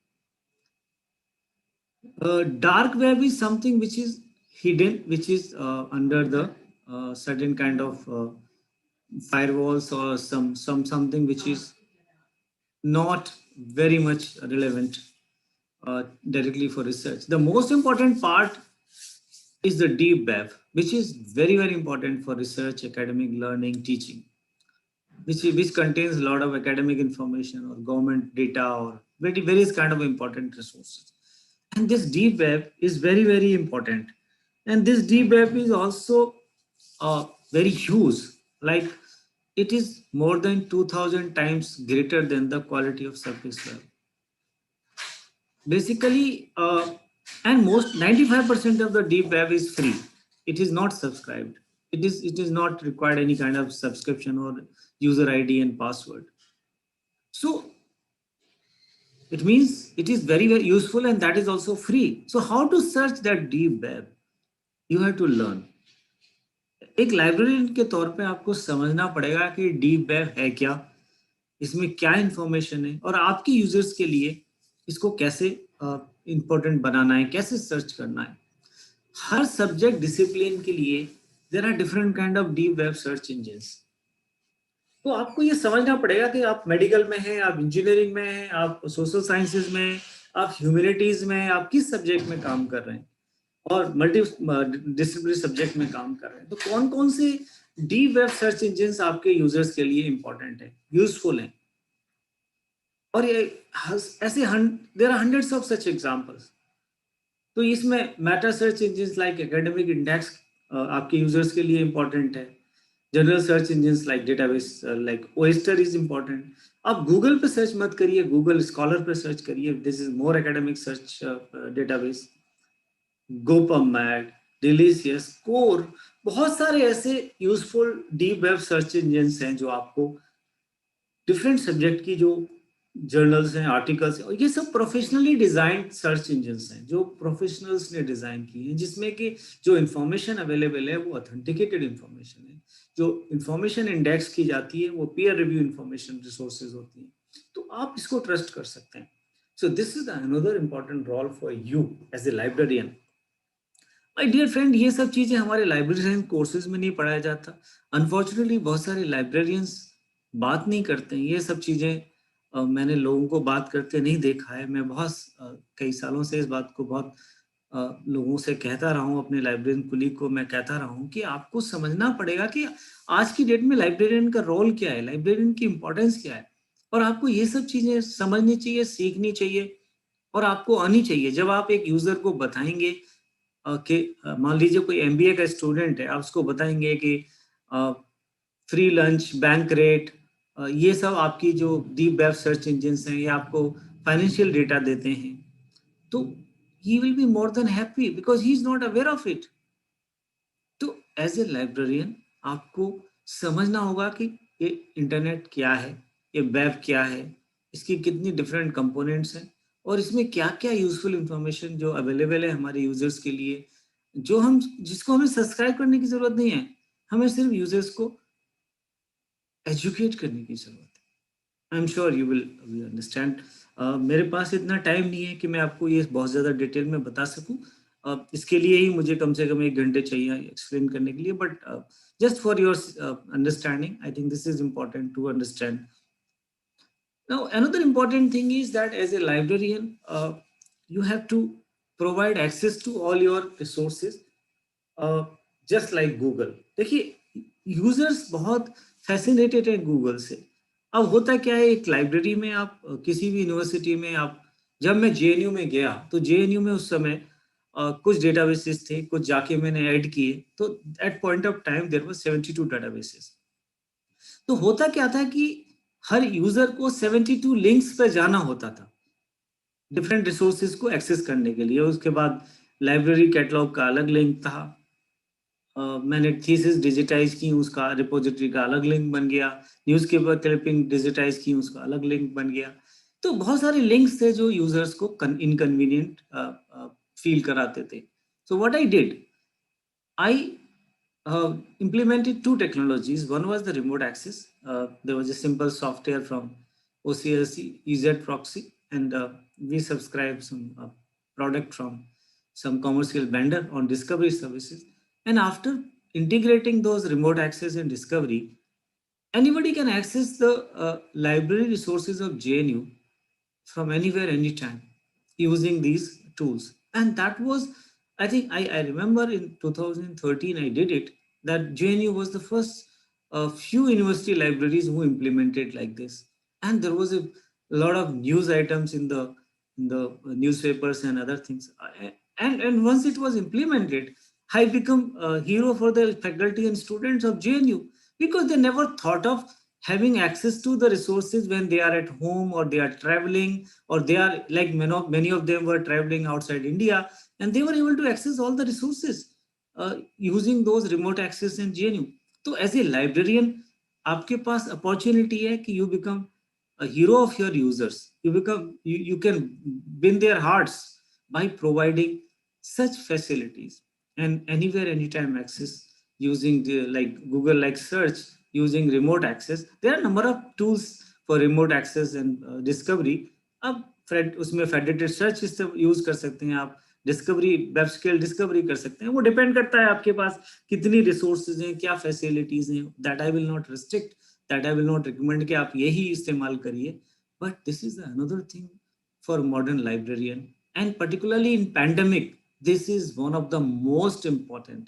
During this pandemic, during this COVID-19, this is the most important service. Every library should have it.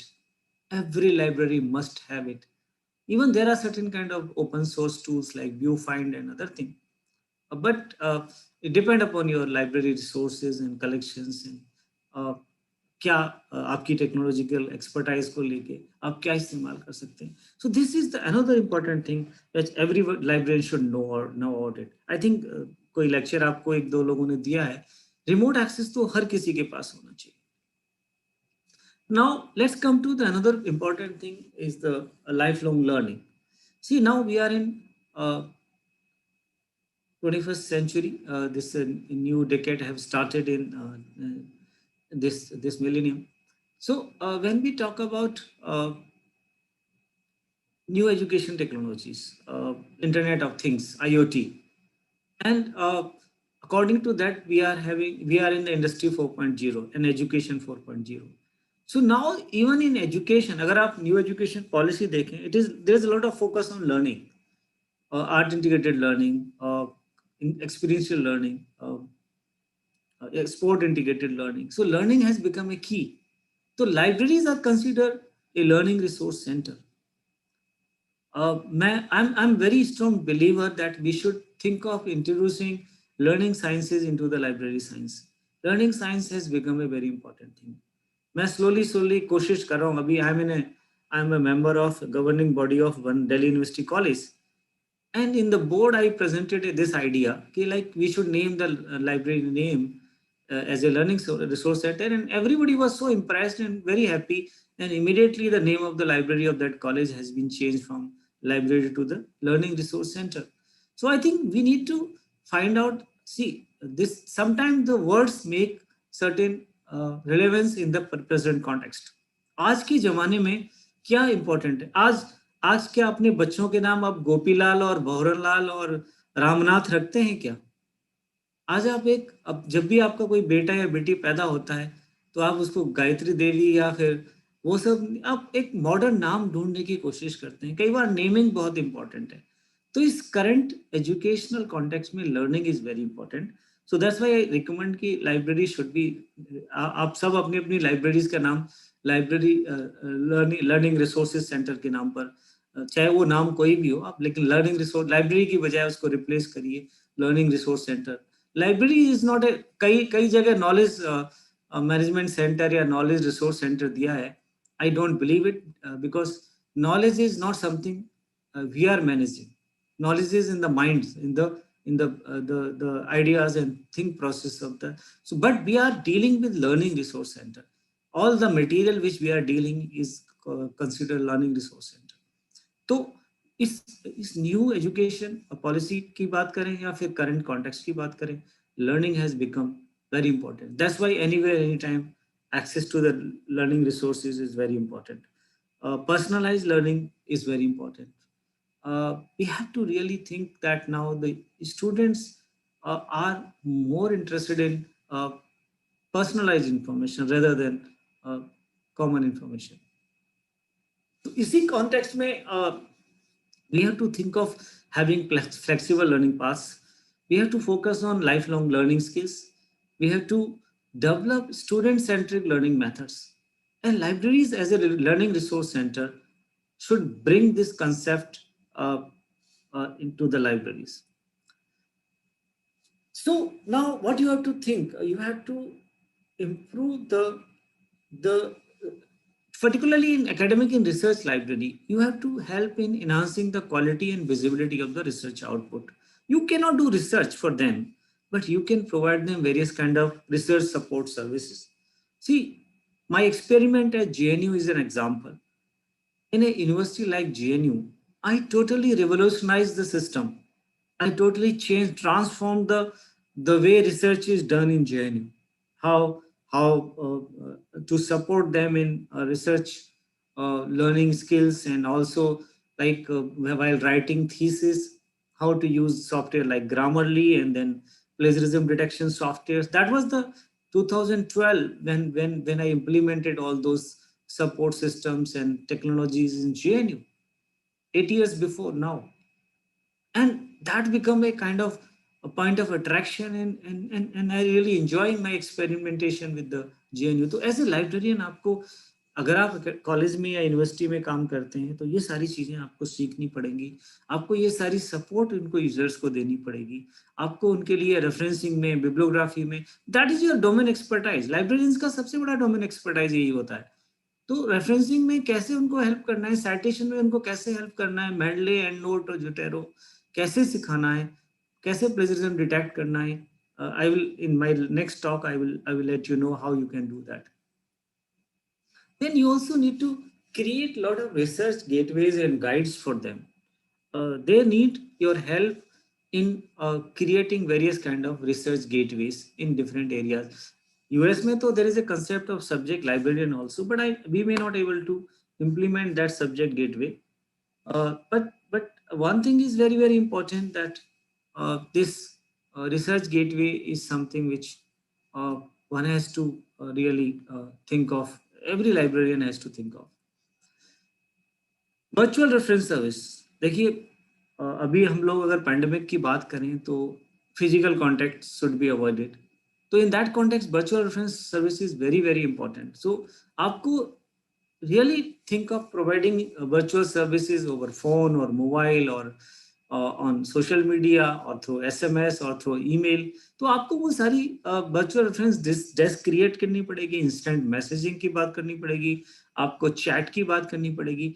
Facebook आप इस्तेमाल library के लिए बहुत अच्छे तरीके से कर सकते हैं. आप और भी बहुत सारे सोशल मीडिया टूल्स हैं जिनका कि आपने इसमें रेफरेंस सर्विसेज में इस्तेमाल करना होगा। एक सब्जेक्ट एक्सपर्ट कैटेगरी, कई बार होता है कि यूनिवर्सिटी में आपके पास बहुत सारे पीएचडी स्टूडेंट होते हैं, बहुत सारे फैकल्टी होते हैं, they are interested in serving as a subject experts. तो आप एक अच्छी फैसिलिटीज दे सकते हैं, सब इंस्टेंट चैट के थ्रू या फिर मैसेजिंग के थ्रू या फिर ईमेल के थ्रू, कि आप एक्सपर्ट एडवाइस प्रोवाइड कर सकते हैं यूजर्स को। Email alert service, article delivery, these are very important thing. मैं आपको एग्जांपल देता हूँ कि जैसे मैंने जेएनयू में इम्प्लीमेंट किया, आप सोच सकते हैं कि basically during this particular pandemic, what you can do, I'm giving you one example. In JNU, what I did, we installed some scanners and a computer in some reading room, and we allow faculty or student to scan the required article and email to them. So what is the advantage? उसका advantage ये रहा कि जो users थे उनको अगर कोई article चाहिए तो फोटोकॉपी की बजाय वो उसको स्कैन करके अपने ईमेल पे भेज देते थे। उसमें कॉस्ट भी कोई इन्वॉल्व नहीं होती थी, क्योंकि सिर्फ आपको एक स्कैनर और कंप्यूटर लगाना है। So in this context, I suggest to you that you should also think of providing some good electronic delivery systems in your library. ये पैंडेमिक में भी बहुत हेल्प करेगा, ये सोशल डिस्टेंसिंग में भी हेल्प करेगा, सैनिटाइजेशन में भी हेल्प करेगा। और the last thing, what it should be very top priority thing, the services for persons with disability. I created a very good center for visually impaired students in JNU. There were 80 students, and all these assistive technologies like various kind of screen reading softwares and other things were installed in that. तो ये भी एक बहुत important चीज है जो कि मतलब आप लोगों को इंस्टॉल करना चाहिए।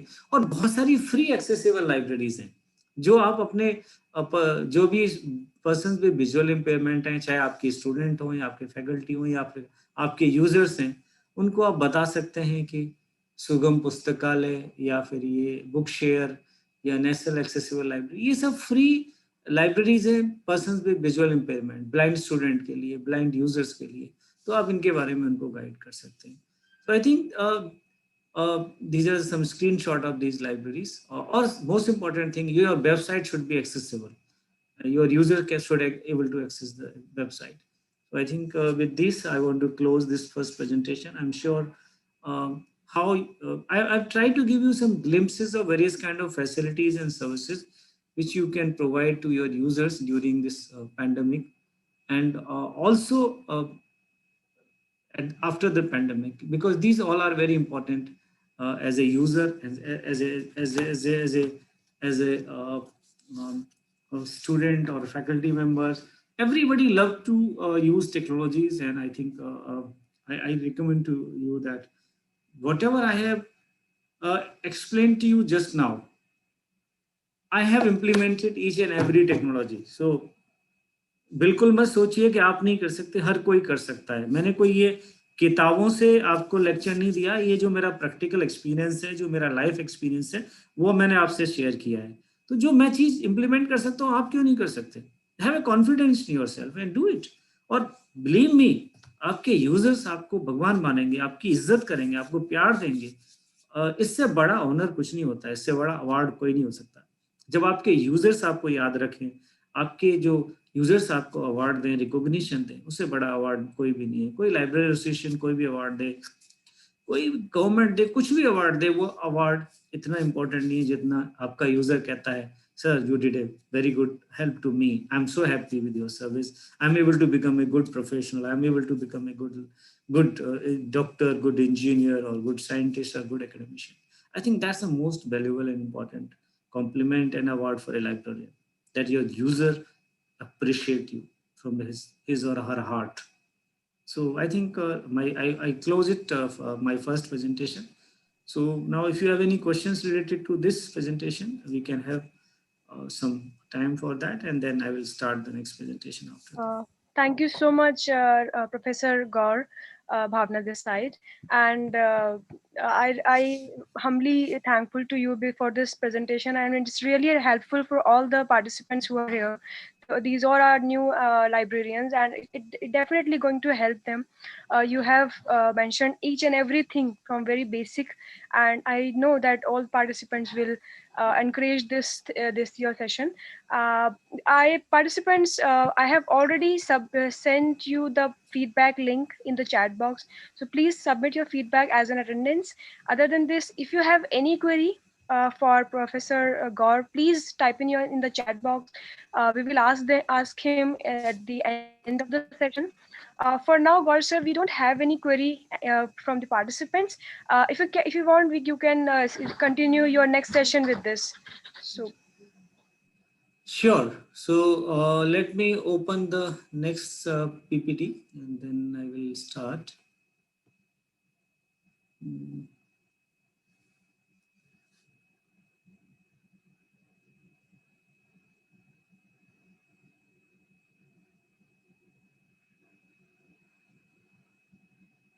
Just give me some time. yeah, take your time, sir. No problem.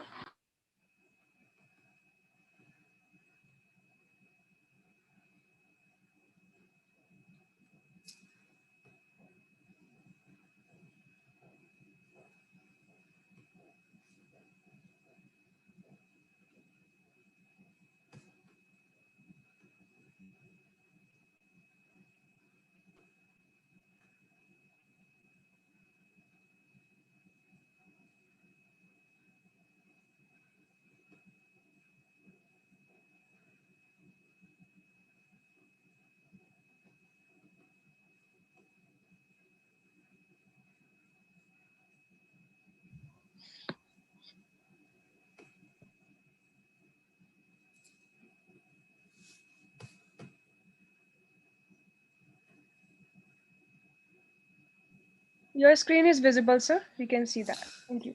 Yeah, you can see that? Yes. Fine.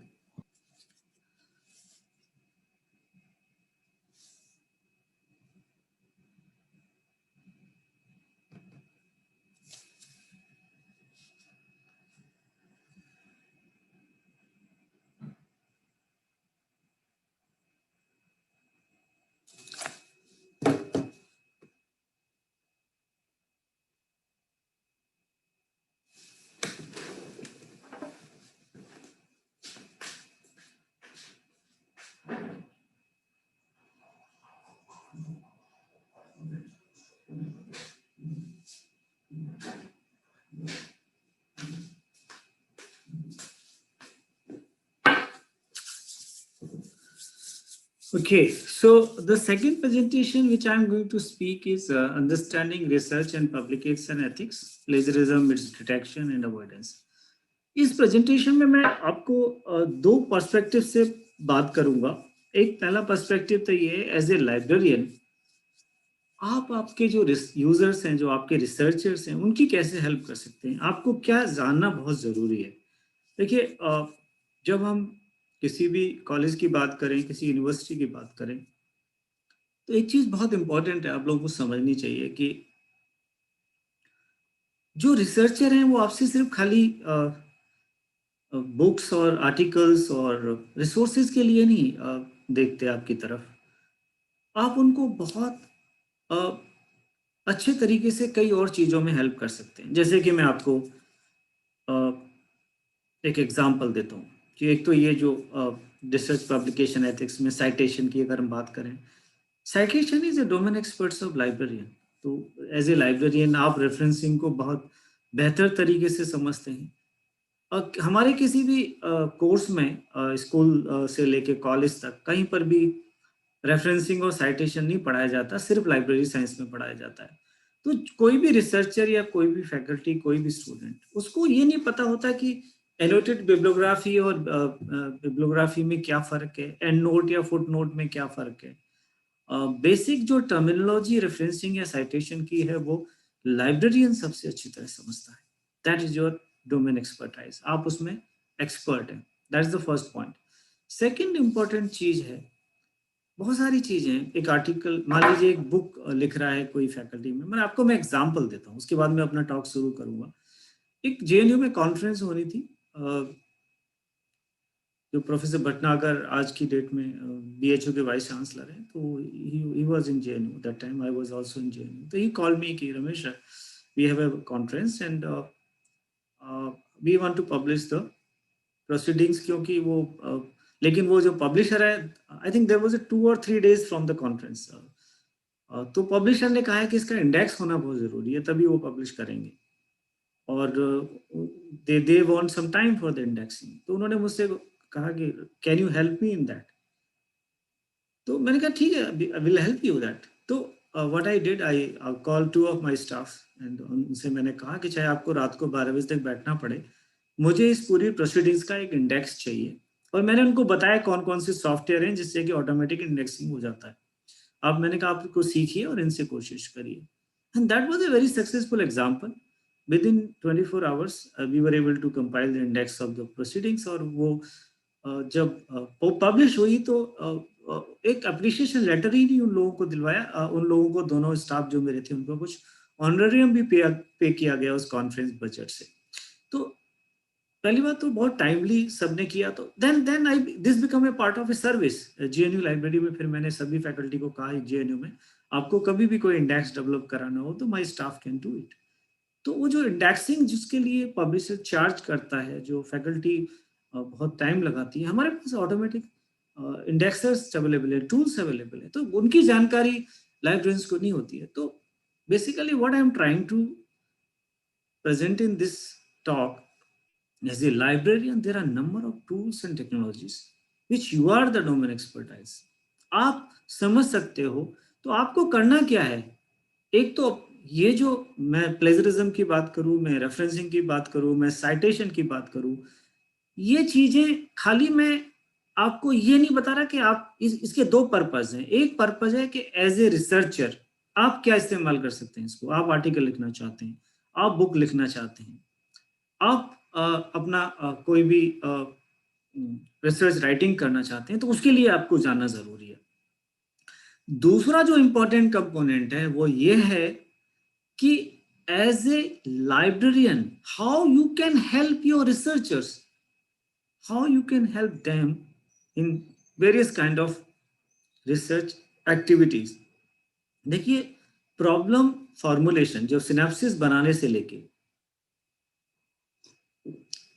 Her step पर जो रिसर्चर होता है उसको लाइब्रेरी की हेल्प की जरूरत होती है. सबसे पहले तो रिसर्च करने के लिए उसको मटेरियल चाहिए. उसके बाद जब रिसर्च राइटिंग करनी है तो उसके लिए, रिसर्च राइटिंग के लिए उसको ग्रामरली सॉफ्टवेयर जैसे ग्रामर हेल्प के लिए चाहिए, या फिर प्लेजरिज्म डिटेक्शन के लिए चाहिए, या एंड नोट या मेंडले रेफरेंस साइटेशन के लिए हेल्प के लिए चाहिए. उसके बाद फिर जब पब्लिश करना है तो he is not aware which are the quality journals. तो उसके लिए UGC केयर लिस्ट के बारे में जानकारी देना हो, या फिर क्वालिटी जर्नल्स कैसे चूज करना है, how to choose a quality journal, ये सारी चीज आपका एक्सपर्टाइज है. तो entire research process there is a definite role for a librarian. मैं आप लोगों को सिर्फ यही चीज बताने के लिए ये प्रेजेंटेशन में कोशिश कर रहा हूं कि as a librarian you have to develop your expertise. You have become a trainer, you have to become an expert to guide your faculty and student. And I can tell you, a faculty of chemistry may be excellent in his subject, but he may not be expert in citation, he may not be expert in indexing, he may not be expert in referencing, he may not be expert in all these research outputs, citation tools, or even these all kind of Scopus or Web of Science research matrix tools. Ranking की जब हम बात करते हैं तो ranking के लिए हमें कितने सारे डेटा की जरूरत होती है. तो ये रिसर्च में जो एक एरिया है, ये बहुत इंपॉर्टेंट एरिया है. And this is the another changing role for a librarian. As a budding librarian अगर आप सीख रहे हैं तो ये सारी चीजें सीखिए, इनके बारे में अपनी एक्सपर्टाइज तैयार करिए, इनको समझने की कोशिश करिए. हमारा बहुत सारा जो लाइब्रेरी कम्युनिटी है, बहुत सारी कॉन्फ्रेंसेस हैं, वो बहुत सारा फोकस थ्योरेटिकल चीज़ों पे चला जाता है. मैं आपसे जो बात करने जा रहा हूँ वो सिर्फ ये करने जा रहा हूँ कि आपको how to become a good librarian. मेरा पर्पज इस टॉक में आपको खाली ये प्लेजरिज्म और डिडक्शन के बारे में बताना नहीं है. I am trying to make you aware कि in the new context, in the new changing scenario, in the new changing society, how to become a good librarian, how to become a good academic teaching research librarian. Because now, see, if you are just doing a job of classification, cataloging, book acquisition, anybody can do it. आप मुझे बताइए, किताब खरीदने के लिए कौन सी PhD या masters की जरूरत है? सब्सक्रिप्शन नेगोशिएशन करने के लिए क्या आपको पीएचडी इन लाइब्रेरी साइंस की जरूरत है? किताबों को सेल पे लगाने के लिए या इशू रिटर्न करने के लिए क्या आपको पीएचडी इन लाइब्रेरी साइंस की जरूरत है? आपको रिसर्च या एकेडमिक टीचिंग की जरूरत है कि आपको you have to become a teacher, you have to become a researcher, you have to become part and partial of the entire university system, you have to become part and partial of entire research system. लेकिन उसके लिए ये कहना तो जो मैं कह रहा हूँ, इसके लिए हार्डवर्क की जरूरत है, इसके लिए सिंसियरिटी की जरूरत है, इसके लिए डिवोशन की जरूरत है, इसके लिए कमिटमेंट की जरूरत है, इसके लिए 24/7 लाइब्रेरियन बनने की जरूरत है. आप सोचें कि ये बगैर मेहनत के कुछ हो जाएगा, सिर्फ आप कहेंगे और हो जाएगा, ऐसा नहीं. आपको बहुत इसके लिए हार्ड वर्क करना होगा, और मेरे ख्याल से ऐसा कोई काम नहीं जिसमें हार्ड वर्क ना हो. तो when we are talking about research publication ethics, मैं आपको कुछ शुरुआत में बताता हूँ कि how important is for you this research and publication ethics. So there are two things here for research. I'm addressing libraries in college and university and the Department of Library Science. देखिए, आपको चाहे वो आप library science department में काम करते हैं या यूनिवर्सिटी लाइब्रेरी में काम करते हैं, आपके लिए या किसी रिसर्च इंस्टीट्यूशन में काम करते हैं, किसी कॉलेज में काम करते हैं, आपके लिए ये सारे यूजीसी रेगुलेशन की जानकारी होना बहुत ज़रूरी है. First regulation 2009, according to that, it is mandatory that you should submit your thesis and dissertations in शोध गंगा रिपोजिटरी. वो मैंडेटरी है आपके लिए. तो ये जो पहला रेगुलेशन है, आई एम श्योर कि आप सबको इसके बारे में जानकारी होगी. तो इसके लिए एमओयू आपको इम्प्लीमेंट से साइन करना होगा, और आपकी जो भी थीसिस डिसर्टेशन आपके पास है, आपने उसकी इलेक्ट्रॉनिक कॉपी तो ई-सोर्स सिंधु में डिपॉजिट करानी होगी. अगर आप नहीं कराते तो आपको कराना चाहिए.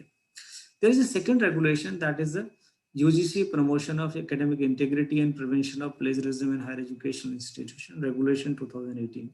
I was the member of this MHRD committee, UGC MHRD committee, which has drafted these regulations. These are the minimum regulations which one has to draft the guidelines based on these regulations. और ये mandatory है हर university के लिए, हर college के लिए जो UGC से affiliated है, यूजीसी से अप्रूव्ड है, यूजीसी से रिकॉग्निशन मिली होगी, हर कॉलेज यूनिवर्सिटी के लिए मैंडेटरी है.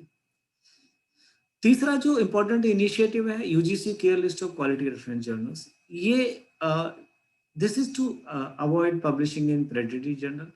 तो according to now this list, which was implemented in June 2019, now it is mandatory for all the researcher that you should publish only in the journals which are listed in this UGC care list. अगर आप किसी और journal में publish करेंगे, आपका user किसी और journal में पब्लिश करेगा, तो उसको रिकॉग्निशन नहीं मिलेगी, रिसर्च स्कोर नहीं मिलेगा. तो आपको you have to understand this, and also you have to guide those your researcher.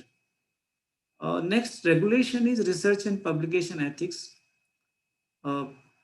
We call it RPE course. This is a 2-credit course approved by the UGC. It is mandatory for pre-PhD student. जो pre-PhD course work की हम बात करते हैं, PhD student के लिए वो mandatory है. तो आप as a library आप इस कोर्स को कंडक्ट कर सकते हैं. डिपार्टमेंट ऑफ लाइब्रेरी साइंस अगर आपकी यूनिवर्सिटी या कॉलेज में है, वो भी कंडक्ट कर सकता है. There are several university libraries who are conducting this course. I can give you an example. Central University of Haryana have just started this course for their PhD student, or they are doing very successfully. तो ये जरूरी नहीं है कि department of library science ही ये course करे. अगर आपके पास डिपार्टमेंट ऑफ लाइब्रेरी साइंस नहीं है और वो नहीं करना चाहते, university library can do it, college library can do, your research library can do this course for PhD student. एक और important document जो UGC ने अभी तैयार किया है, we call it GRP, Good Academic Research Practices. ये सितंबर में लॉन्च हुआ है. This document provide you definition of various kind of terminologies like plagiarism, falsification, fabrication, research misconduct, scientific misconduct, research and academic integrity. All these definitions. If you want to really understood what all about research and academic integrity, you should read this document. So as a librarian or as a teacher of library science, even a student of library science, I request all of you must go through these regulations. ये आप note कर लीजिए, आप जरूर पढ़िए इन regulations को और समझिए इन रेगुलेशंस को, और जहां जहां आपका रोल है आप इनको अपने यूनिवर्सिटी में, अपने कॉलेज में, अपने रिसर्च इंस्टीट्यूशन में इम्प्लीमेंट कराइए. और इवन आप अपनी यूनिवर्सिटी में एक प्लेजरिज्म पॉलिसी ड्राफ्ट करने के लिए बात करिए. अगर नहीं है तो इन रेगुलेशन के बेसिस पे ये पॉलिसी बनाना बहुत ज़रूरी है हर यूनिवर्सिटी के लिए, हर कॉलेज के लिए, क्योंकि जो भी प्लेजरिज्म के केसेस हैं उनको इन्वेस्टिगेशन करने के लिए आपके यूनिवर्सिटी में there should be academic integrity panel at department level and also at institution level. Departmental level academic integrity panel should investigate the matter and institutional level should take the punishment, and these punishments should be according to these regulations like level 1, level 2, level 3. So as a librarian you should understand all those, and also as a teacher of library science you should make ensure that this policy should be drafted, and this policy should also contain some more information like defining what is plagiarism, how to detect, how to avoid, what are the guidelines for students or teachers, what is citation, how to cite. So all these guidelines should be part of that plagiarism policy. This is something about various kind of like those Office of Research Integrity document. Research academic, this UGC GRP document, in which they have advocated कि there should be Office of Research Integrity. जैसे कि IQAC होता है, इसी तरीके से इस document के अंदर ये रिकमेंड किया गया है कि there should be a Office of Research Integrity in each and every university and college. तो आप इसके बारे में पढ़ सकते हैं. इसमें they have defined ethics क्या है, rigor research क्या है, relevancy of research क्या है, transparency research क्या है, how to have different kind of impartiality, respect for the publication, colleagues, autonomy, independence, accountability. All these issues have been defined in this document. So you really need to understand what is this academic integrity or research integrity. And according to that, what are the different kind of research ethics? See, basically as a librarian, you may not require to go into each and every research ethics. You should focus on one component that is called research and publication ethics, because you are more concerned about the helpful guidelines or the support to be provided to the researcher at the time of the writing of research or the time of the publishing of research. So research and publication ethics are considered various kind of research and research misconduct or scientific misconduct, means falsification, fabrication, or plagiarism. So these are in the one sense, the violation of the standard codes of scholarly conduct and ethical behavior in the publication of professional scientific research. So what are these research and publication ethics? These are dealing with various kind of collaboration issues, authorship, data ownership, ethics, consent, peer review system, various kind of permission and licensing policies, various kind of use of images or data or tables, or various issues concerning animal and human subject. So in total, research publication ethics may be considered a set of common rules among authors, editors, reviewers, and publishers to protect integrity of a scientific record. Means based on that, based on consensus about standards and best practices, ensure the integrity of the scientific record, ensure that readers can trust what they read. So basically, these research and publication ethics are, and you need to understand this.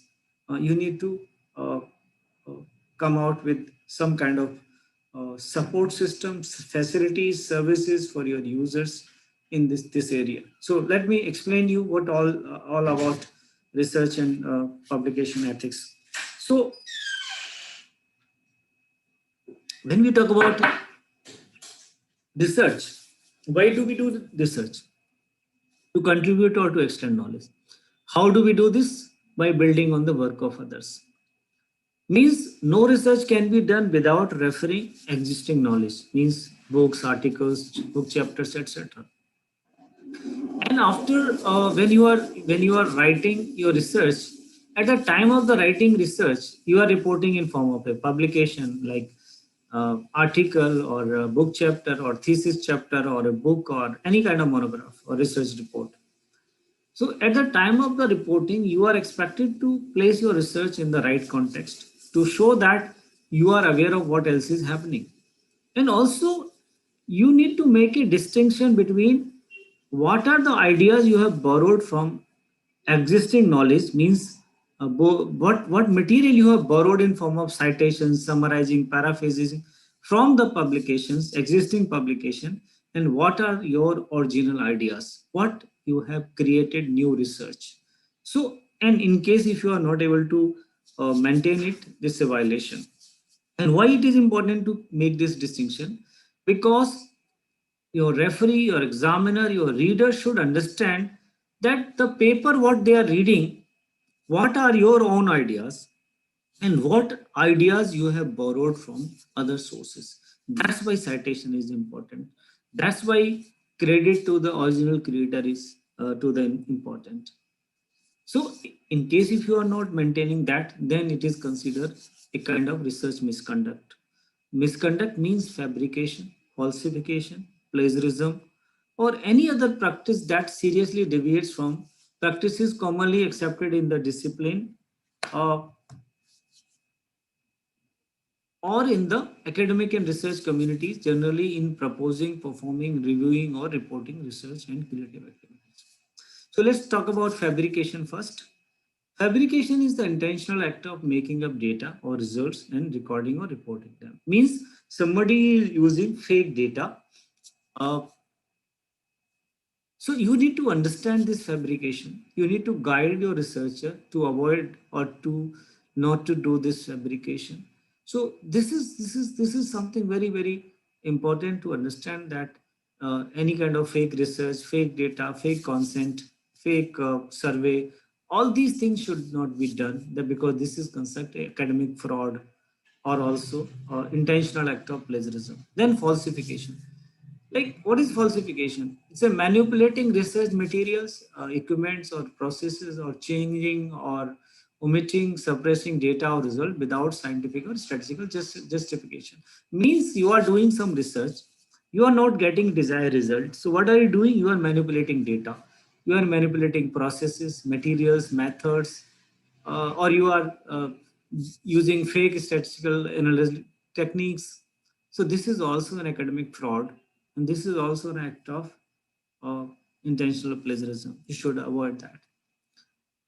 Another is, like, ethically speaking, plagiarism an act of stealing someone else's work and attempting to pass it off as your own work. So this can apply to anything, written, verbal, non-verbal, audio, video, all form. Plagiarism is found in all forms. And when we talk about types of plagiarism, unintentional or accidental plagiarism is something very common. The person who is doing it is not aware of it, or unknown, or because of lack of understanding. These kind of plagiarism do happen, like using minimum or careless paraphrasing, failing to document or cite properly, quoting excessively. मेरा कहने का मतलब है कि आप plagiarism नहीं करना चाहते, लेकिन बिकॉज आप बहुत सारी चीजें जानते नहीं हैं, आप साइटेशन प्रॉपर नहीं जानते हैं, आप ये नहीं जानते कितना कोटेशन करना, कितना मटेरियल कोर्ट से होना चाहिए, आपकी इंग्लिश या कोई भी राइटिंग जो लैंग्वेज है जिसमें आप आर्टिकल लिख रहे हैं, अगर उसकी लैंग्वेज वोकेबुलरी आपकी अच्छी नहीं है, आपको उसका स्टाइल ऑफ डॉक्यूमेंटेशन नहीं पता, आपको ये नहीं पता कोटेशन कैसे लिखना है, साइटेशन कैसे लिखना है, तो उन गलतियों की वजह से वो प्लेजरिज्म जो होता है उसको वी कॉल इट अनइंटेंशनल और accidental plagiarism. Self plagiarism, your own article, आपको लगता है कि मैंने पेपर लिखा है, मैंने बुक लिखी है, मैंने कोई भी डॉक्यूमेंट लिखा है, तो मैं इसको जैसे चाहूँ वैसे इस्तेमाल कर सकता हूँ। No, this is not the case, you can not do it, you cannot do it because there are rules which you have to follow. आपके पेपर में और किसी और के पेपर में कोई फर्क नहीं है, तो आपको जो रूल्स दूसरे के पेपर के लिए यूज करने हैं वो अपने पेपर के लिए। इसमें सिर्फ एक ही एक्सेप्शन है, जो एक यूजीसी ने भी क्लैरिफाई किया है कि सेल्फ जो पेपर है उसको आप बार बार रिसाइकिल नहीं कर सकते, आप बार बार उसको इस्तेमाल नहीं कर सकते। इस केस में एक ही आपको छूट मिलती है, वो है कि अगर आप पीएचडी स्टूडेंट है, कोई भी पीएचडी स्टूडेंट जो पीएचडी के दौरान पेपर्स लिखता है, उन पेपर्स को वो एज इट इज इंक्लूड कर सकता है थीसिस में, लेकिन ये the paper should be published during the period of research on the topic of the research, otherwise you can not include it. There are consequences for it, penalties are there. It is not just an ethical issues. According to UGC regulation, there are penalties for each and every crime, and according to the new UGC regulation, you will be punished. There are examples where the people at highest level also involved in it. This German education minister has to resign. There were some doctors in Abdul Aziz Medical College. This was one of the case of use of fake data. One of the PhD student from IMTech Chandigarh, he published 7 articles using fake data, and later it was found that this is a fake data. He was terminated. He was expelled from the institute, and his supervisor was also terminated. So there are a number of examples where people have been found. This gentleman committed suicide because 2 of his papers were found plagiarized. Even a MPhil student from B. Nirmal South Gujarat University committed suicide because her MPhil dissertation was plagiarized. So it is a very disgraceful for both individuals and institute. You have to learn about this rules of the publishers. This is a committee on publication ethics. So you need to understand this committee has flow chart pre-publication and post-publication checking, and according to those, they have made a guidelines ki, if it is a minor case of plagiarism and paper has been submitted, author may be asked to rewrite it. If it is a paper has been published, paper may be corrected. But if it is a major case of plagiarism, then if paper has been submitted, it will be rejected. If paper has been published, it will be retracted. And same time, the author's institution will also be, like university vice chancellor will be informed that so and so faculty from your institute has been found plagiarizing the contents. So this is something which is according to the COPE guidelines. But there are some other guidelines like BAHMI. There is another association of medical editors. They have different guidelines. Then there is a publisher also have some guidelines. Publisher can also take action according to their guidelines, which is generally available at the time of the publication of author. Cases of protections are increasing. So is the now from 2015, publishers are very well equipped with this various kind of plagiarism detection software. So now less number of cases have been reported, but it doesn't mean that people have stopped doing plagiarism. Another important for a librarian should know how to detect plagiarism.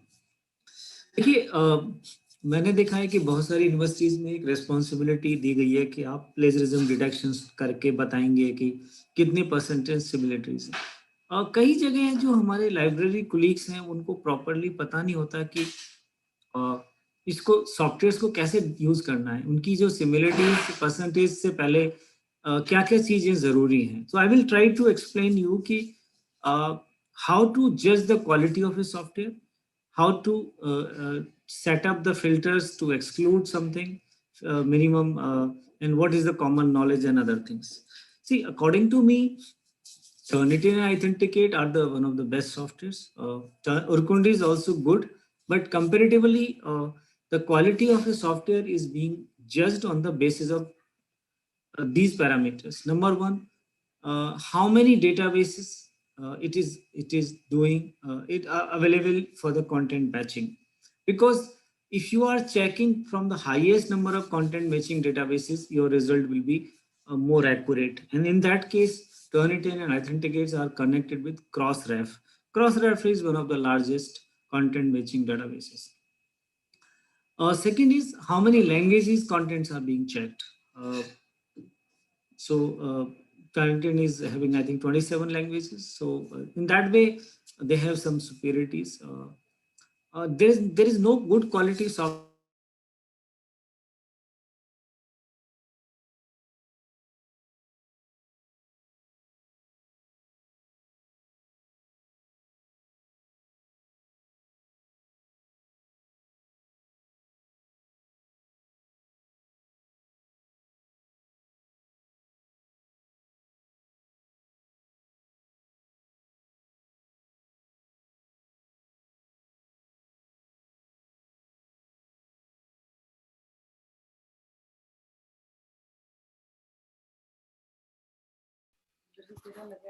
Hello, Dr. Gar, are you there? I'm not sure if we can hear you, or is it my connection? No, no. I think Dr. Gaur got disconnected. So we'll wait for him to join back. In the meanwhile, I request all the participants to make sure that you have filled all the feedback forms, because we will be calculating the total attendance till today. So make sure you have filled your all the feedback links today.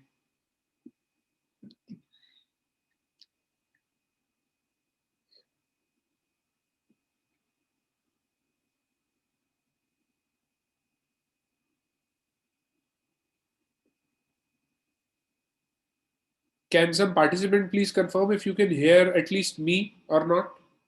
Can you hear me?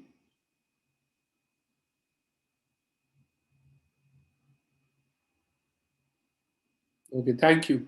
Bhavna, please share the feedback link with everyone, not just me. Don't do a direct message to everyone. I'll do everyone publicly. Yeah, so you can now share your feedback publicly. So yeah, thank you. So feedback link for session 24 is also online. Let me just connect with Dr. Gaur and see if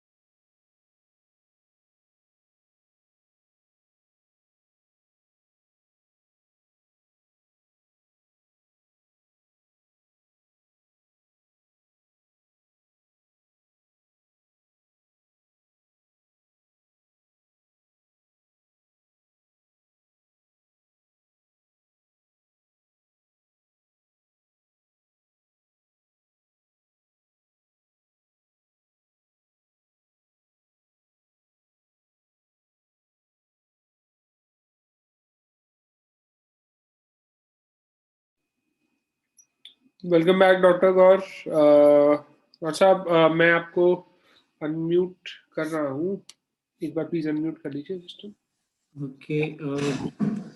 Sorry, actually, suddenly there was some, I think, very unusual electricity breakdown in my house.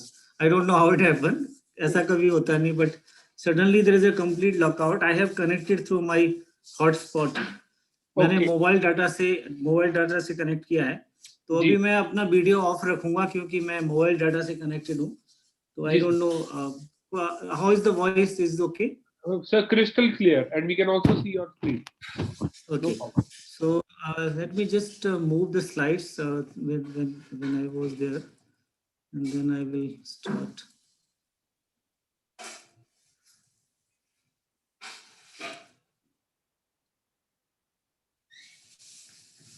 Currently मैंने अपना जो जियो pad, मेरा जो iPad है उसके जो hotspot से connected हूँ. जी sir. So hopefully it should work. नहीं So हाँ, यहाँ से I sir think lost you. यहाँ से ठीक है. आप तो मैं आप लोगों को बताने की कोशिश कर रहा था, कई बार लोग सवाल करते हैं कि कौन सा प्लेजरिज्म डिटेक्शन सॉफ्टवेयर हमें इस्तेमाल करना चाहिए. तो इसके कई पैरामीटर्स हैं और पैरामीटर्स को आपने ध्यान में रख के आपको ये समझना चाहिए कि आज की डेट में इंडिया में ज़्यादातर जो यूनिवर्सिटीज़ और कॉलेजेस यूज़ कर, वो या तो टर्निट एंड ऑथेंटिकेट या फिर उरकुंट is provided by free by through the member libraries by East Coast Hindu Consortia.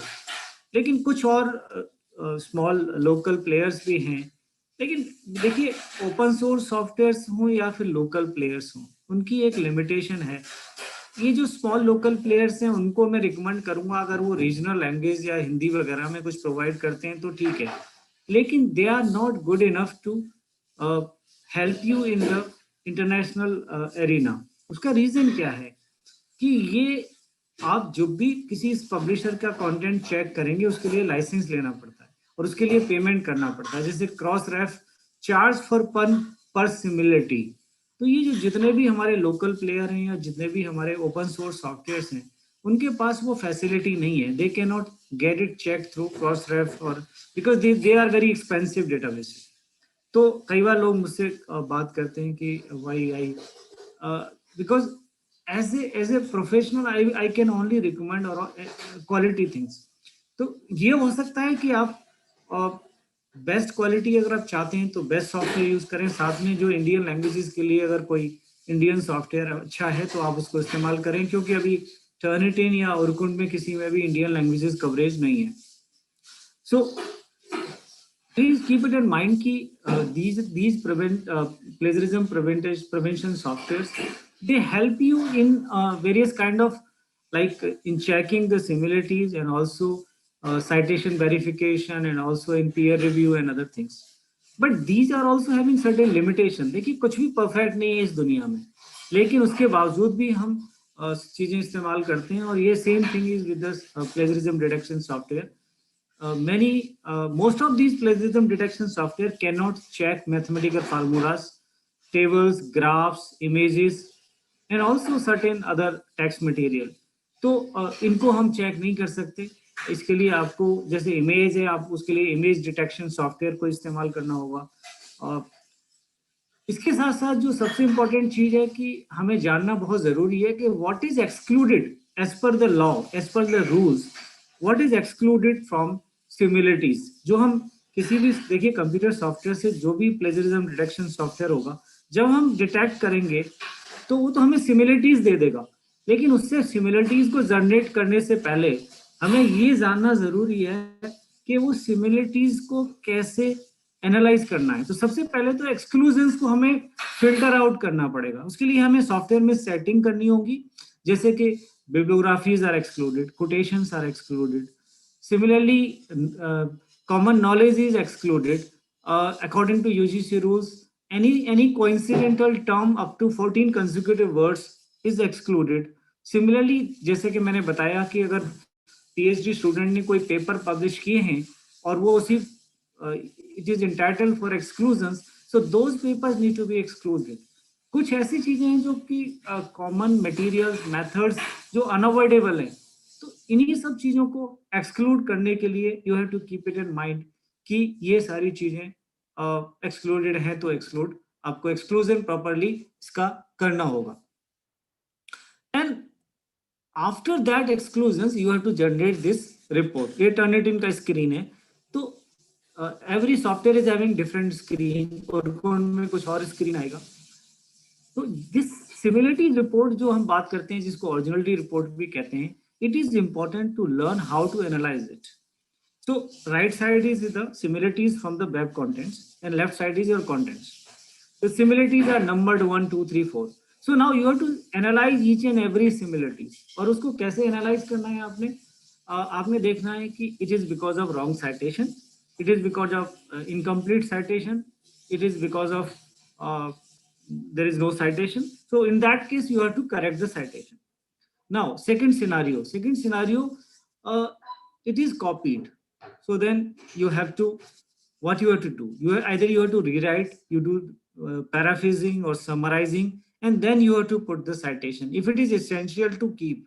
If it is not essential to keep in the contents, then you can delete it. उसके बाद एक situation हो सकती है, if it is a common knowledge, exclude it. If it is coincidental up to 14 words, exclude it. It is a student papers, research papers which are part of thesis, exclude it. And something unavoidable, exclude it. So on the basis of that, then you have to generate the similarities, and according to the UGC, these similarities cannot be more than 10% for your research. तो ये जो 10% similarities हैं, these are coincidental, common knowledge, unavoidable. ऐसा नहीं हो सकता कि आपने कुछ एक पैरा कॉपी कर लिया और कहा जी ये तो 10% एक्सक्लूडेड है। 10% is something which is unavoidable, common knowledge or accidental or something which is coincidental. तो उसको आपने 10% में रखना है। 10% में कोई भी ऐसी चीज नहीं होनी चाहिए जो अगेंस्ट द रूल्स हो।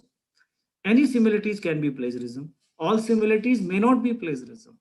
So you have to, nobody can fix the limit. 10% is the maximum. No university can increase this limit. This is as per the regulations. You can reduce it, but you cannot increase the limit.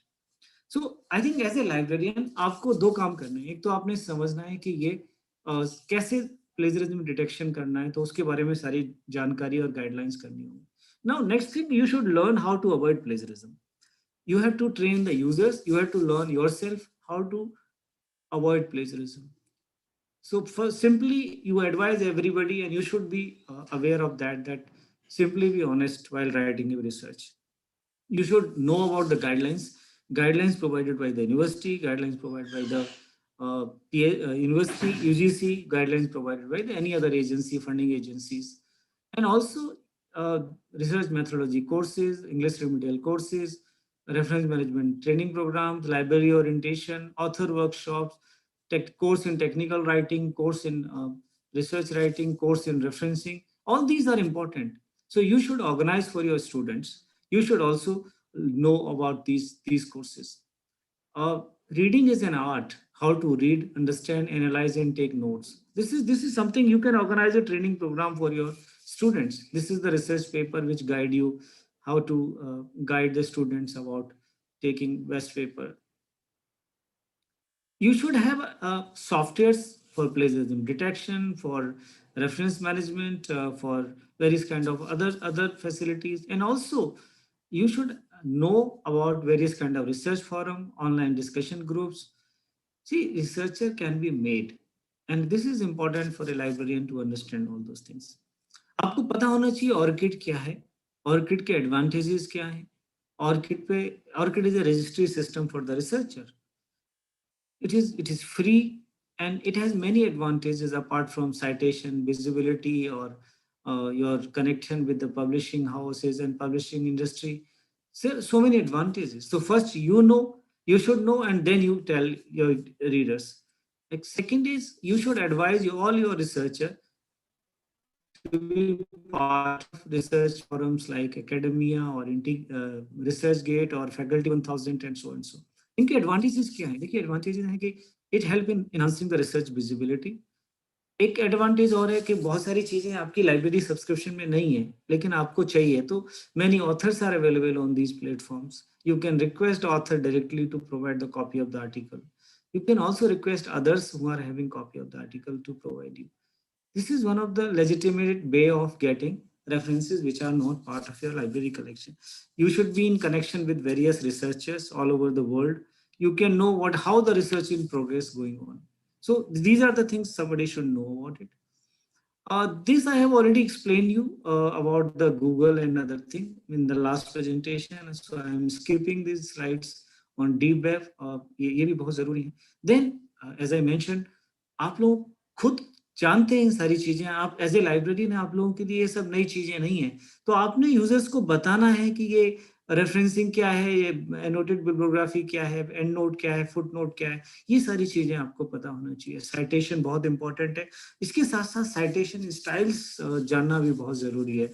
तो इन citation styles को जानने के लिए एक सबसे बड़ी important चीज जो आपको जानना है कि किस पर्टिकुलर डिसिप्लिन के लिए, किस स्ट्रीम के लिए कौन सी साइटेशन स्टाइल बहुत पॉपुलर है या इम्पोर्टेंट है. And my request, my suggestion to you is that instead of learning these citation styles manually, you should learn use of reference management tools like EndNote, Mendeley और Zotero.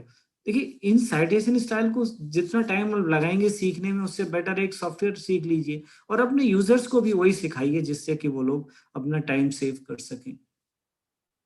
जब भी आप paper लिखना चाहते हैं, you should be very confident yourself in the subject.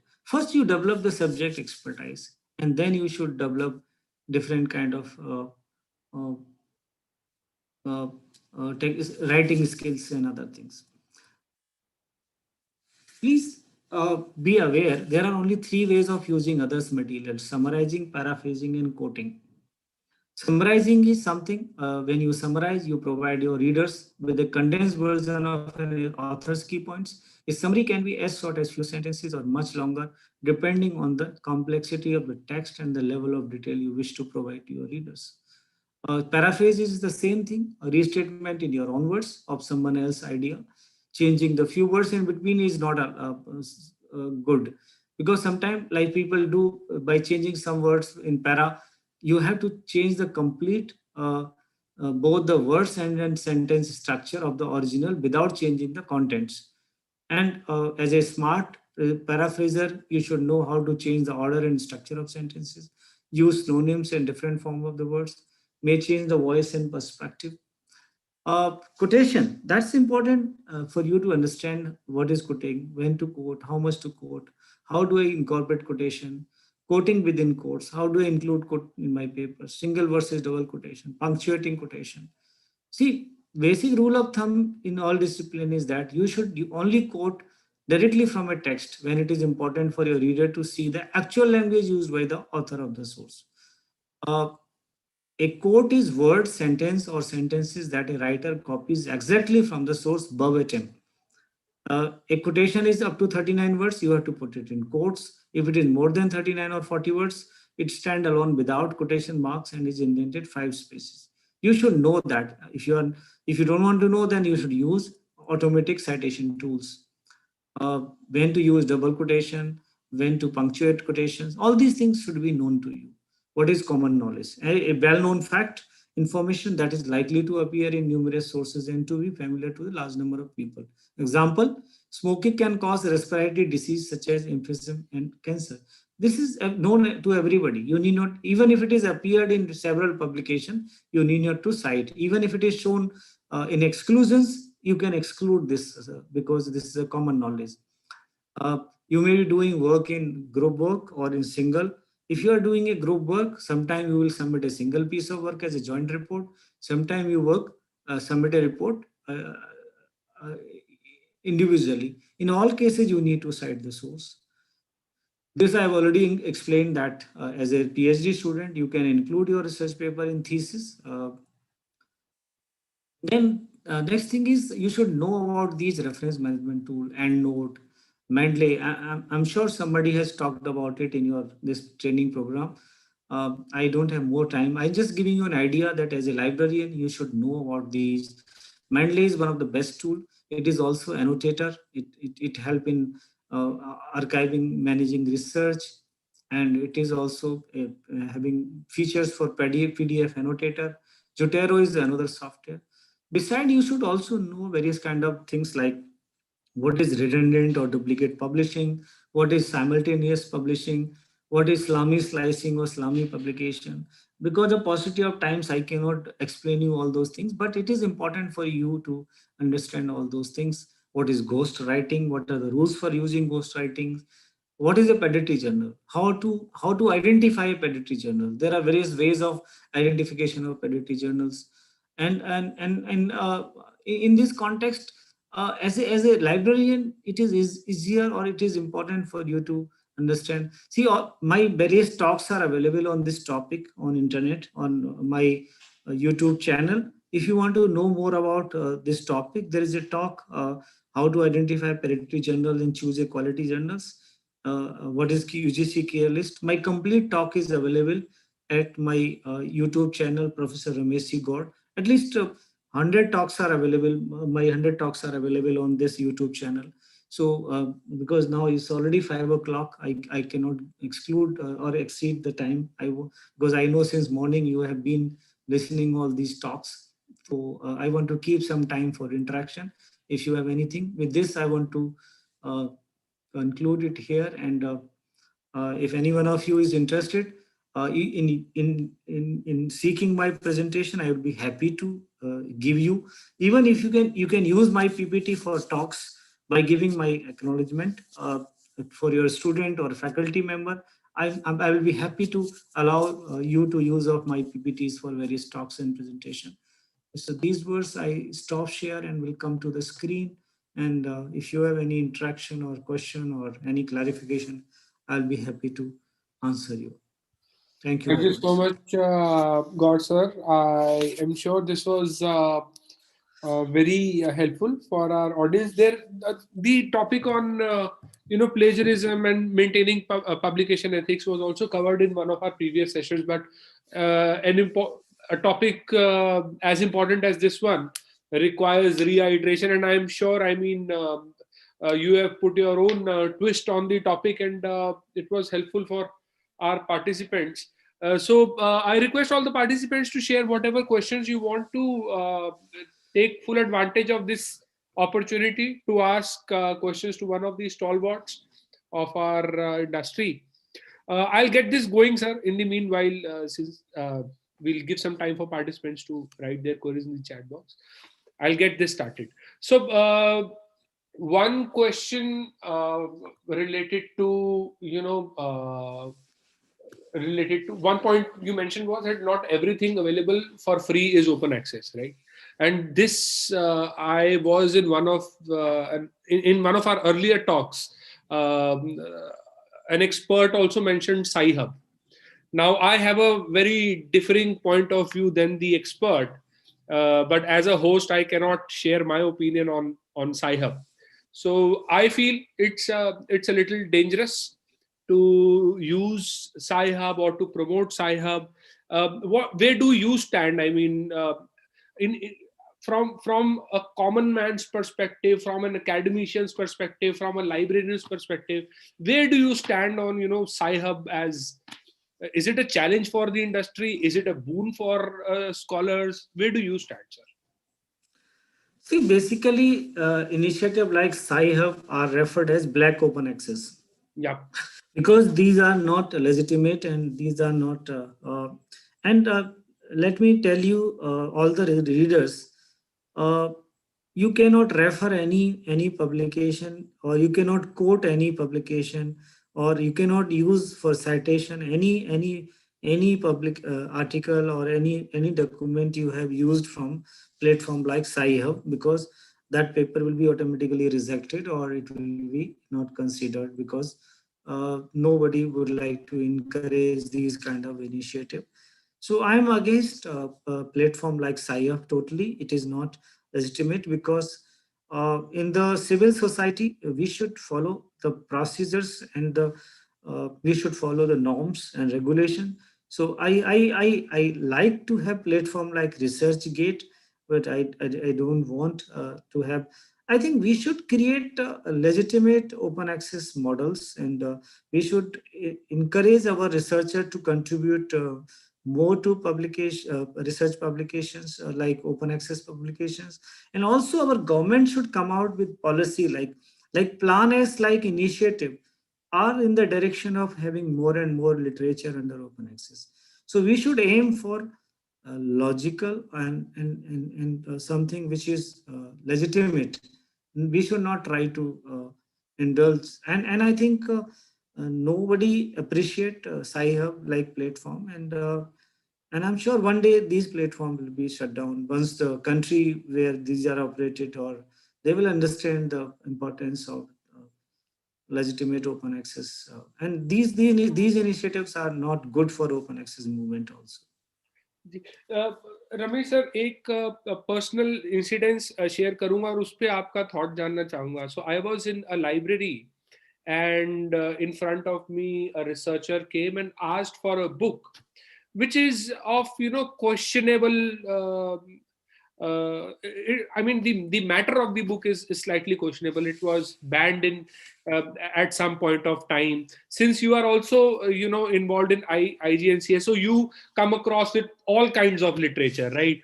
So a librarian refused to arrange or source that book. Now where I stand is that librarians cannot have their own political opinion when it comes to sourcing content. Where do you stand, and is it important for the librarians to take a stand when it comes to building collections? या literature चाहे किसी भी political orientation का हो, किसी भी thought का हो, it for a librarian it's a resource, and he should leave it to the readers to decide what they want to read. आपका क्या थॉट है इस पे? देखो मोहित, दो चीजें हैं. कोई भी रेफरेंस रिसर्च मटेरियल अगर किसी गवर्नमेंट डायरेक्टिव के थ्रू बैंड है तो nobody is allowed and authorized to make it accessible or keep it in the reader's domain or library or anywhere. You have to remove it. If it is as per government directive. If something is because of ideology or some kind of thoughts or some section of society or some people are against it, we should not worry about that. Librarians should not worry about those kind of things, because librarians should provide access to each and every material. Because we should not influenced by a particular section of the society or particular section of the people. So only government directives matters for restricting access to any publication. बाकी तो कोई क्या कहता है उससे किसी भी librarian को कोई परवाह नहीं होनी चाहिए. अगर मटेरियल अच्छा है, लिटरेचर मतलब यूजर को चाहिए और आपके सब्जेक्ट डोमेन में आता है, तो आपको एक्सेस देना चाहिए. लेकिन अगर गवर्नमेंट ने किसी चीज को बैन किया है तो आप नहीं रख सकते. सर हाँ, मतलब पॉलिसी पॉइंट ऑफ व्यू से you are right. I mean we can keep it black and white, but आपके अपने पर्सनल एक्सपीरियंस में, because these days everything is political, मतलब हम कहीं पर भी जाएं, किसी भी फोरम पे जाएं, नहीं, उसमें प्रॉब्लम है कि अगर गवर्नमेंट अगर बैन कर रही है तो हम रख नहीं सकते, क्योंकि that is a punishable crime. बाकी तो किसी भी केस में आई थिंक लाइब्रेरियंस को इन्फ्लुएंस नहीं होना चाहिए. अगर उनके रीडर्स को चाहिए तो अरेंज करना चाहिए. I don't think that is anything wrong in it, क्योंकि कोई भी इंडिविजुअल या कोई पॉलिटिकल पार्टीज या कोई भी गवर्नमेंट अगर कोई मटेरियल बैन नहीं है तो उसको लाइब्रेरी में रखने से या खरीदने से मना नहीं कर सकता. कोई पॉसिबिलिटी ना कहने की होनी नहीं चाहिए. Sir but at the same time जिस ऑर्गेनाइजेशन में आप काम करते हैं, कभी भी मतलब एज अ लाइब्रेरियन, कभी कभी उनका भी एक बिकॉज देयर आर ओरिएंटेशंस, तो वो कुछ चीजें फाइट करनी पड़ती हैं क्या? I mean since you have vast experience, I'm just taking this opportunity to draw from your experience. कभी-कभी ऐसा होता है? देखिए, मेरा जो पर्सनल एक्सपीरियंस है, मैं बहुत न्यूट्रल रहा हूँ.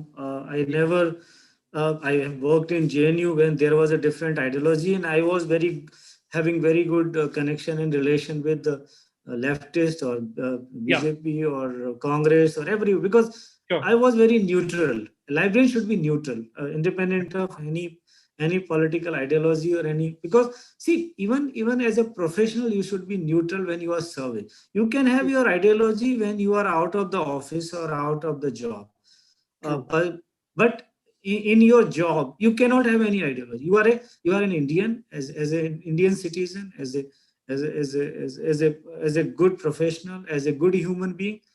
You are supposed to be, librarian supposed to be neutral to all your users. So you should not see the majority or minority. You should even a one person is asking for something and that is possible within the rules, you should provide access to. And should not worry about what other section is thinking about it or what other peoples are thinking about that. We should not worry about that. हम लोग और ऐसी situations आती है life में, ऐसा नहीं बहुत सारे लोग आपको इन्फ्लुएंस करने की कोशिश करते हैं, आपको कहने की कोशिश करते हैं, लेकिन आपको एक एज ए लाइब्रेरियन, एक बहुत ही डोमिनेटिंग और बहुत अच्छी पोजीशन है। कहीं ना कहीं शायद हम लोगों ने उसको डिमीन किया हुआ है, हम लोगों ने एक लाइब्रेरियन की पावर को, अथॉरिटी को समझा नहीं है। हम लोग हमेशा एक शेडो में रहने की आदत पड़ गई है हमें, एक फैकल्टी इंचार्ज है या कोई बॉस है या कुछ है। हमने अपनी इंडिपेंडेंट ऑटोनॉमी को समझा नहीं है, क्योंकि librarian is the custodian of entire library system और उसकी अथॉरिटी और उसकी अकाउंटेबिलिटी सबसे ज्यादा होती है। तो शायद कहीं ना कहीं हम लोग, क्योंकि कई बार एक लाइब्रेरियन की पोजीशन खाली रहती है तो जूनियर स्टाफ इंचार्ज होता है वो थोड़ा सा, लेकिन जब आपके पास एक डेजिग्नेटेड पोजीशन है लाइब्रेरियन की, तो you should understand your value and you should do the job with complete authority, and that authority is not dictatorship. That authority give you certain kind of rights and privileges, and I think as a person you should use those privileges and rights. Sure sir. Sir, एक question है participants का, मैं पूछ लेता हूँ। Vivo 81 उन्होंने अपना नाम नहीं डाला है, बट ही इज आस्किंग कि प्राइवेट इंस्टीट्यूशंस प्लेजरिज्म कैसे चेक कर सकते हैं with given the lack of funds that these libraries have to endure? देखिए, अगर आप यूजीसी रेगुलेशन देखें 2018 का, it is mandatory for each and every institution, it may be private और पब्लिक, जो भी यूजीसी से एफिलेटेड है उनके लिए मैंडेटरी है कि आपको ये जो गाइडलाइंस है फॉलो करनी है कि 10% सिमिलरिटी शुड बी चेक्ड। तो ऑटोमेटिकली अगर वो 10% सिमिलरिटी चेक रिस्ट्रिक्ट करनी है तो उसके लिए सॉफ्टवेयर तो चाहिए। तो प्राइवेट इंस्टीट्यूशन क्यों नहीं कर सकते? वो फीस गवर्नमेंट से ज्यादा लेते हैं। अगर उनको ये तो उनको समझना चाहिए कि उन्होंने कोई फैक्ट्री शॉप तो है नहीं जिसमें प्रॉफिट और लॉस का पैरामीटर होना चाहिए। यहाँ तो क्वालिटी एजुकेशन की बात हो रही है, और क्वालिटी एजुकेशन की बात हो रही है, जो रूल्स एक गवर्नमेंट कॉलेज के लिए अप्लाई है, गवर्नमेंट यूनिवर्सिटी के लिए अप्लाई है, वही एक प्राइवेट यूनिवर्सिटी के लिए भी अप्लाई है। और प्राइवेट यूनिवर्सिटी में जो एक स्टूडेंट है आपको कहीं उससे ज्यादा फीस दे रहा है जो गवर्नमेंट कॉलेज में देता है। तो फैसिलिटी देना आपकी रिस्पॉन्सिबिलिटी है। तो कहीं ना कहीं शायद हमारी इम्प्लीमेंटिंग जो अथॉरिटीज हैं उनको एक इंश्योर करना चाहिए कि ये बात उसकी नहीं है, क्योंकि गवर्नमेंट को फंड एडिशनल मिलते हैं तो प्राइवेट में फीस ज्यादा होती है। देखिए, अगर आप देखें तो वो वन एंड सेम, ऐसा नहीं है कि कोई ज्यादा फर्क है। तो आपने अगर कमिटमेंट किया है, आपने एक चैरिटेबल इंस्टीट्यूशन चलाने का कमिटमेंट किया है, तो आपने तो ये सोच के किया है ना कि आप अच्छी क्वालिटी एजुकेशन देंगे। आपने कोई बिजनेस के लिए तो खोला नहीं है। तो कहीं ना कहीं माइंडसेट चेंज करने की जरूरत है कि प्राइवेट इंस्टीट्यूशन एक्सक्यूज नहीं दिया जा सकता इस बात का कि आपके पास गवर्नमेंट फंडेड नहीं है तो आप ये काम नहीं कर सकते। फिर आपको कॉल खोलना ही नहीं चाहिए। Why you are opening the institution if you are not capable of running that and if you don't have sufficient funding to do it? That's true sir. हमारे पास अभी सर और क्वेश्चन नहीं है, तो नहीं, वन नेशन वन सब्सक्रिप्शन के ऊपर बस 2 मिनट आपके चाहूंगा। आपको लग रहा है सर ये कुछ ओवर एम्बिशियस प्रोजेक्ट है या इसकी जरूरत है, और ये हो सकता है given the diversity of institutions that we have, given the size of student population that we have, achievable है ये आपको लगता है? पहली बात तो क्या आपने कोई प्रपोजल ऐसा देखा है? अभी तक तो नहीं आया है, अभी तक तो सिर्फ एक कॉन्सेप्ट ही है, बस एक नोट, आइडिया ही है। Sir, it is very interesting in this country कि somebody something says and that becomes the buzzword. पहली बात तो अभी तक किसी ने कोई भी ऑफिशियल लेवल पे कोई कम्युनिकेशन नहीं है कि there is any such proposal which has been approved by the government or which has been placed before the government for approval. So I think whatever we are talking is just at the level of discussion only. So that's the first thing, that there is no such proposal available. Second thing, in the world there is no country which has implemented nation one subscription proposal. Nobody has implemented in the world. There are few some implementation of some project like this, but not where one nation one subscription model has been implemented in any country in the world. And for a country like India, it is next to impossible to implement. देखिए, हम लोगों ने national कंसोर्शिया बनाने की बात की थी, तो नेशनल कंसोर्शिया का मॉडल ही नहीं बन पाया. जब हम 20 कंसोर्शिया एक साथ ऑपरेट हो रहे हैं, उनको साथ लेके हम एक सिंगल नेशनल कंसोर्शिया नहीं बना पाए, तो वन नेशन वन सब्सक्रिप्शन तो बहुत बड़ी चीज है, क्योंकि उसमें तो हम we are planning to give access to each and every. तो इसमें at the most they can have some restricted access for certain institutions and individuals. I don't think any possibility of having a one nation one subscription model for this country, because the kind of money required, it is huge, and for a country like India it is impossible to provide that kind of. We can do one thing, like talk to few individual publishers, like big publishers, ki bhai aapka kitna. The model which I have come across is being explored is that suppose Elsevier is having X business, so let talk to X. You are getting this X business, and we will give you X plus this amount, and you make it accessible the entire resources to the all people in this country. So certain such initiative may be explored or may be done, but I'm doubtful for that also. But surely entire country one nation one subscription for all the resources, for all the contents, next to impossible. Sir, अच्छा लगता है जब आप इतनी बेबाकी से जवाब देते हैं, तो इसीलिए आपसे और क्वेश्चंस पूछने का मन भी करता है. Dr. Choksi, please unmute your system once.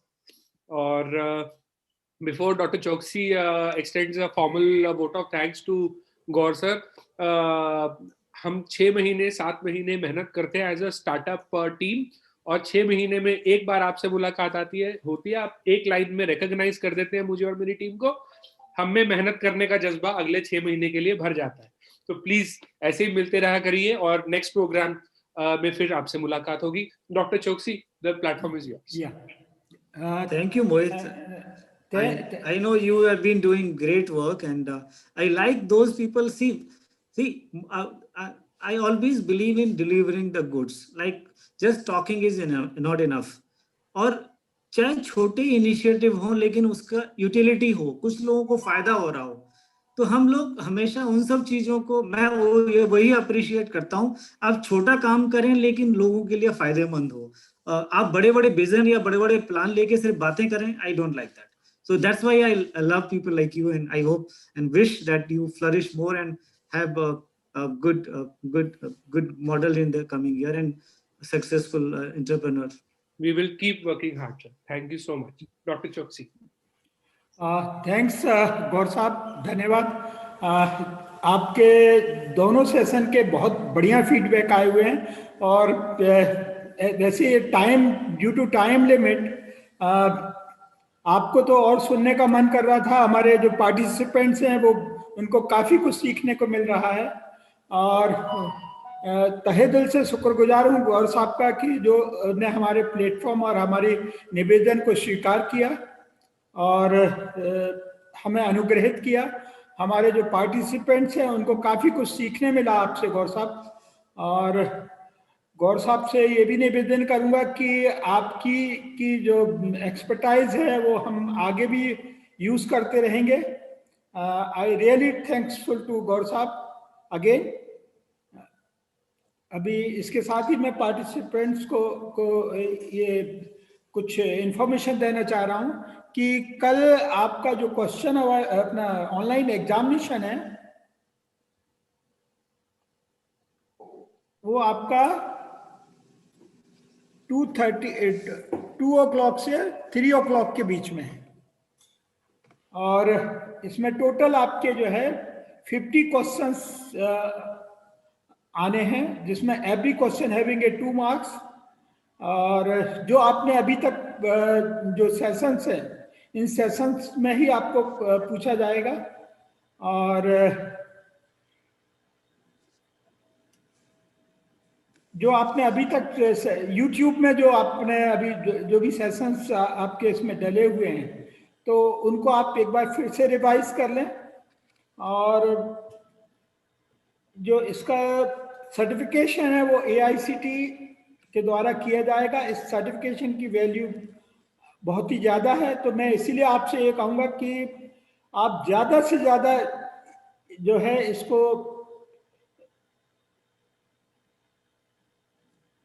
Exam clear करने की कोशिश करें, क्योंकि लास्ट ईयर हमारे कुछ पार्टिसिपेंट्स इसमें इसको स्कोर नहीं कर पाए थे। तो इसीलिए मेरे को ये भी काफ़ी चिंता है कि आप लोगों को इन 5 डेज में इतना ज़्यादा ओवरलोडेड कर दिया गया है कि आप क्या कॉन्सेंट्रेट कर पाएंगे हमारे इन लेक्चर्स के ऊपर और क्या रिप्लाई कर पाएंगे। लेकिन ये है कि मैंने रिक्वेस्ट किया हुआ है जो भी हमारे एक्सपर्टाइज हैं कि वो थोड़े से बड़े इजी और बड़े नॉर्मल क्वेश्चंस पूछे, ताकि आप लोग उसका इजीली रिप्लाई दे पाएं, जवाब दे पाएं। और आज शाम तक आपके ईमेल एड्रेस पे जो पार्टिसिपेंट्स हैं उनको नोटिफिकेशन चला जाएगा एग्जामिनेशन का, और साथ ही साथ जो ऑनलाइन एग्जाम का लिंक है वो आपके ईमेल एड्रेस पे भेज दिया जाएगा अपना AICTE के माध्यम से।